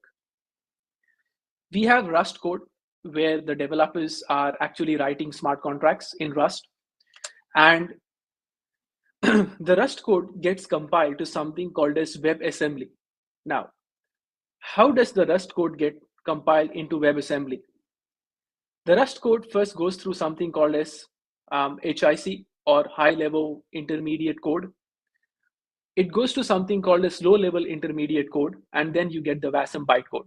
Now, what you need to understand from here is the low-level intermediate code. Now, this low-level intermediate code acts as a standardized translator, meaning if I have 5 different people speaking different languages and I have 5 different destinations, if I receive one and if I need to give it to somebody else, if you do it directly from A to B, you would have 25 different combinations you need to work with. So to reduce that combination to only 5, the low-level intermediate code understands that. So it can accept it in some language, understand what is the destination, and translate it based on that. So this reduces the overhead of how and when you need to go and compile something for your destination architecture. This part here is not proprietary to anyone. So there is something called as Rust C compiler. Your Rust code directly compiles into WebAssembly. So all the blockchains that use these kind of compilers, they have not done anything proprietary. They've gone and tweaked around a few things. They've forked it, basically. Now, what is the benefit of this code and what is this code, right? WASM code is portable, right? It is, it's basically built for the browser environment as well. So if you are actually executing things on the browser, you may use JavaScript. But certain programming languages like C and Rust cannot be executed directly on the browser. And this is where WASM comes in. The WebAssembly code can be executed on the browser. Now, what is the difference between executing JavaScript versus WebAssembly on the browser for everyday people? Your games, the Unity engine, is built using C. So they can't use JavaScript straight away to execute because it's very resource intensive. So whenever you think about resource intensiveness and security, that is where WASM is used as a leader to JavaScript. If you just want to build a simple website, you don't do it in C language. You can do it, using Node.js or JavaScript. So this is where we need it to be portable. So it's very portable. It can be ported across various web browsers, and you can use it as well. And Polkadot uses WebAssembly. I think Near Protocol also uses WebAssembly, where it has been taken out of the browser environment and it has been deployed into virtual machines because it's like a near time, machine language executable. So it's like pretty quick, right? The size is small. Now, why is the size small, right? What does this even mean? Now, when you have something where your computer tries to execute that bytecode, it has to understand that if I am going and trying to execute these things line by line, I need to know the location in the storage. So when I need to know the location in the storage, there are 2 ways to do it. One is ahead of time compilation, where you do it before you give it to the computer. And one is just in time, that you do it right on the computer straight away. If it is reduced in size, you don't have the location for that initially. But later on, when you are doing it just in time, you need to have that location. So WASM code does not have the location that makes the size smaller. If you want to understand an analogy behind this, say for example, you are planning a trip from point A to point B. It's 100 kilometers, and at every 10 kilometers, you need to write down a certain code, right? Now you have two ways to do it. One is you wait for all the 10 codes to come to you, and then you go ahead. So you're not waiting then, right? You're executing it, but then your wait time is bigger. Now the wait time here is how much you need to carry. So let's say one code is given to you on one brick. So you got to take 10 bricks and carry along with you. On the other hand, what I will tell you is every time you reach a spot, I will give you one brick and you take it forward with you. So in this way, you're not waiting, but you're faster, but you'll have to wait at that pit stop to get that brick. The difference over here is WASM code is lighter in size, but it takes more time to execute because it has to get that brick one after the other. eBPF bytecode is bigger in size, but it takes less time to execute because it's carrying all the bricks together with it. So it doesn't have to wait in that process. So of course, it's a reduced size. And browser-based execution, as I mentioned, it can be executed on the browser as well. Now, why have we not just used WebAssembly then? If Polkadot is using it, Near Protocol is using it, and this excites me because this is where I can throw in the visionary aspect of things. I believe that we are in this cycle of overloading or delegating execution responsibilities, where before a single computer was executing it, now 10 different decentralized nodes are executing that. But let's just take two examples, AI and IoT. A lot of the computation has to happen on the device, right? And second, with IoT, even device execution is very important, like edge computing. If these industries need to move towards a secure Web3 infrastructure, you can't overburden the decentralized nodes with this execution time. It has to come back to these IoT devices, let's say mobile devices, refrigerators, your web browser. Now the problem is these devices don't understand WebAssembly, right? And if you want WebAssembly to be used because it's the next big thing in terms of adoption, then we also have to consider the fact that WebAssembly cannot be used in edge computing devices. And this is where we need to take the WebAssembly bytecode and make it eBPF compatible. Now, if you see, we have the LLVM code here. So how is this different to this particular code? It's different because when you build a smart contract and deploy it, that same smart contract in its same security fundamentals have to be executed even on those devices. So if I go back and try to compile the same smart contract into another format, maybe there are security challenges that may happen. And this is why we decided to build a compiler that takes a WebAssembly bytecode and compiles it into eBPF bytecode.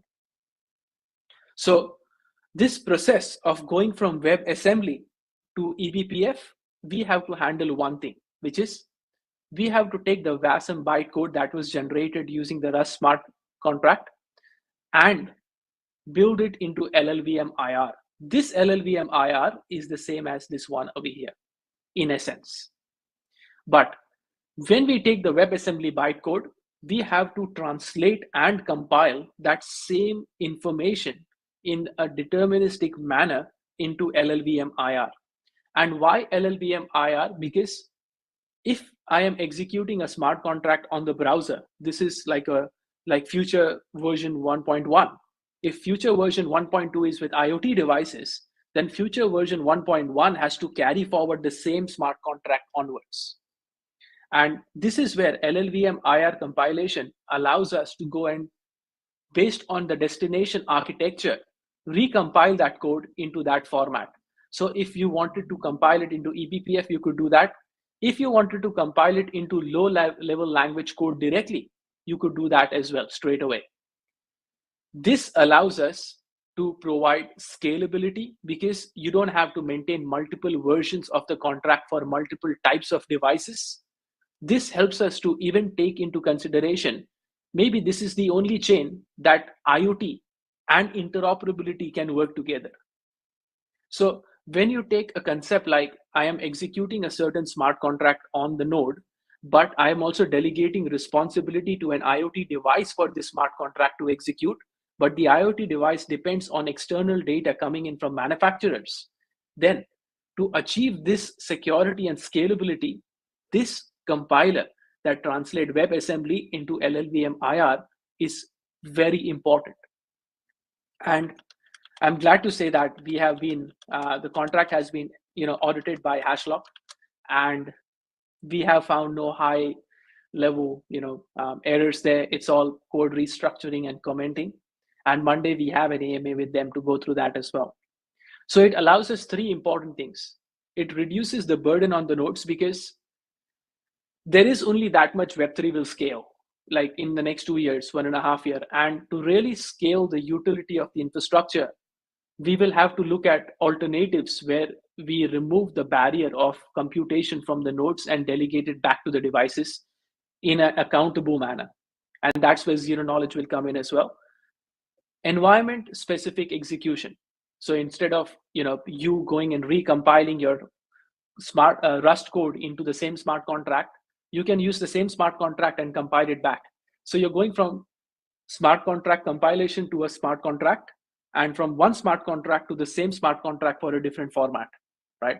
And you could have the same version deployed across multiple places and keep track of it. That's important because if certain types of smart contract need to execute on IoT devices versus your computer and the node, and they are 3 different ones, then you need interoperability for that as well. So in this case, you could use the similar state management of that smart contract in one infrastructure. Now, it's future agnostic, of course. When we decided to build the VM, we could have easily forked EVM. It would take me like 3 days, and we could put our consensus and off you go. But we had to make this decision because the problem is if we release it with a VM and then later on change the whole infrastructure, I don't know what challenges that can bring in the future for the applications that are building with us. And to provide this long-term pathway, this infrastructure was very important. And we spent like a year building this technology. Now, once you have your bytecode, you take that bytecode and you execute it on something called as a runtime. A runtime is basically an instruction set or an opcode set that executes one by one.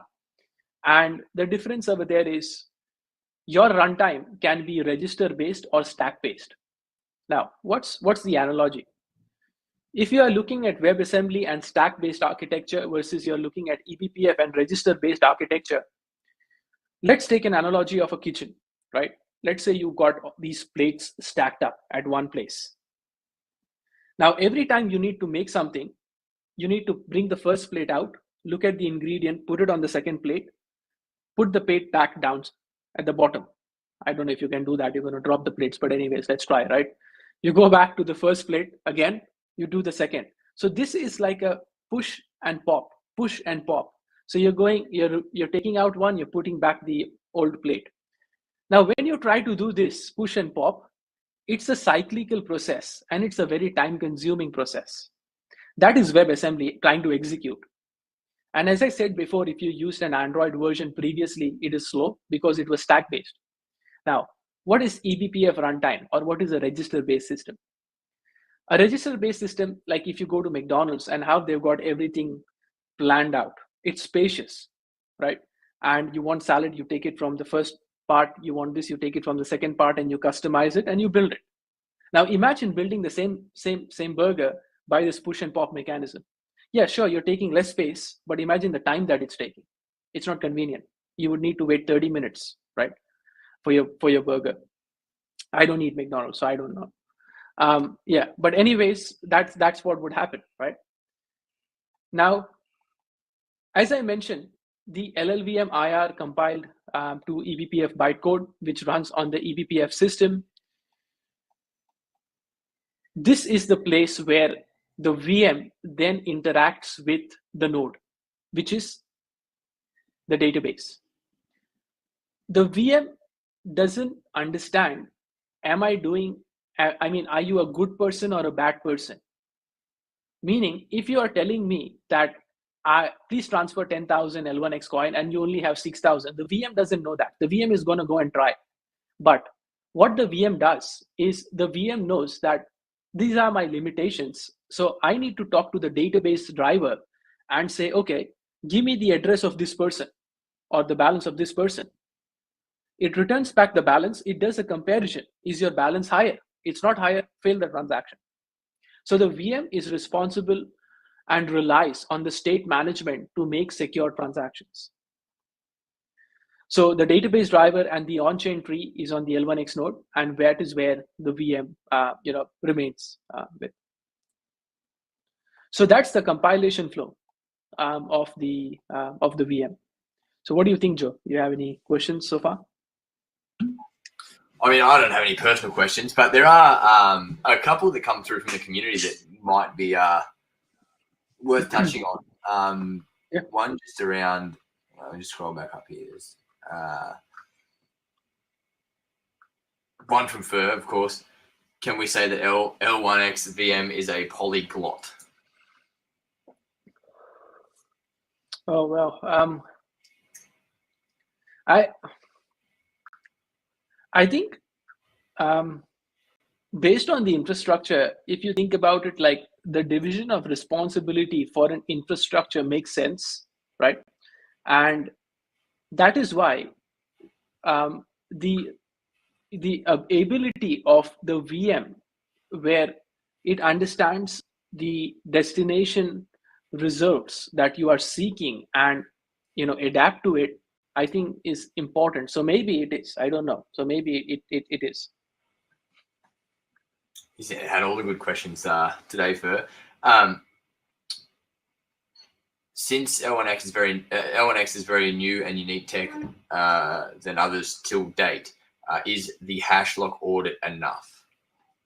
That's a great question. That's a great question. Okay, good. So if you think about it, the Rust compilation to WebAssembly and LLVM IR compilation to eBPF, this is tried and tested. This is already done in the space. What is not done is the WASM to LLVM IR. Now, this is deterministic, so it's easy to check if something goes wrong, right? In the audit, when you do a translation, you are doing a translation of each and every opcode or stack, if you may want to call it. And the way it's done is you first analyze the code you want to actually translate, you parse it, and then you build an asymmetric tree, right? And when you build this, at each and every step, you know that my WebAssembly executed versus my eBPF executed is giving me the same result or not. And we have done extensive testing over this translation, and it has not failed us even once while we are using it. Like until now, the most, I mean, I'm not saying it because I built it, but until now, the most successful part of the protocol is the WebAssembly to LLVM IR compilation. It has worked since day one. That's excellent news. And a question from DD always brings the heat on the more dev-heavy sections, I find. This sounds beyond Web 3. Could this be applied onto Web 2? Excellent question. Very good. The WebAssembly bytecode to LLVM IR and eBPF opens up opportunities for us partnering up with someone like Fitbit, someone like IoT devices like Google Nest. And it is a great way to bring them onto the Web3 infrastructure as well. So this is an unexplored territory that we have. We are focusing on Xtalk right now. But a simple example is you have a reward system, for example, on Fitbit. The more you run, the more rewards you can get. Now, that rewards can be used to buy a product. In this infrastructure, the execution that you are running and you're not duping the device, that can be into a contract executed on the device itself and sent back in a secure way to the nodes. So yes, it definitely opens up opportunities even beyond Web3. Is it because of the VM that we can scale Bitcoin transaction speeds? Yes, I mean, the VM definitely has, a huge responsibility, and the Bitcoin scalability, I would put the VM in position number 3, because the position number 1 is the ability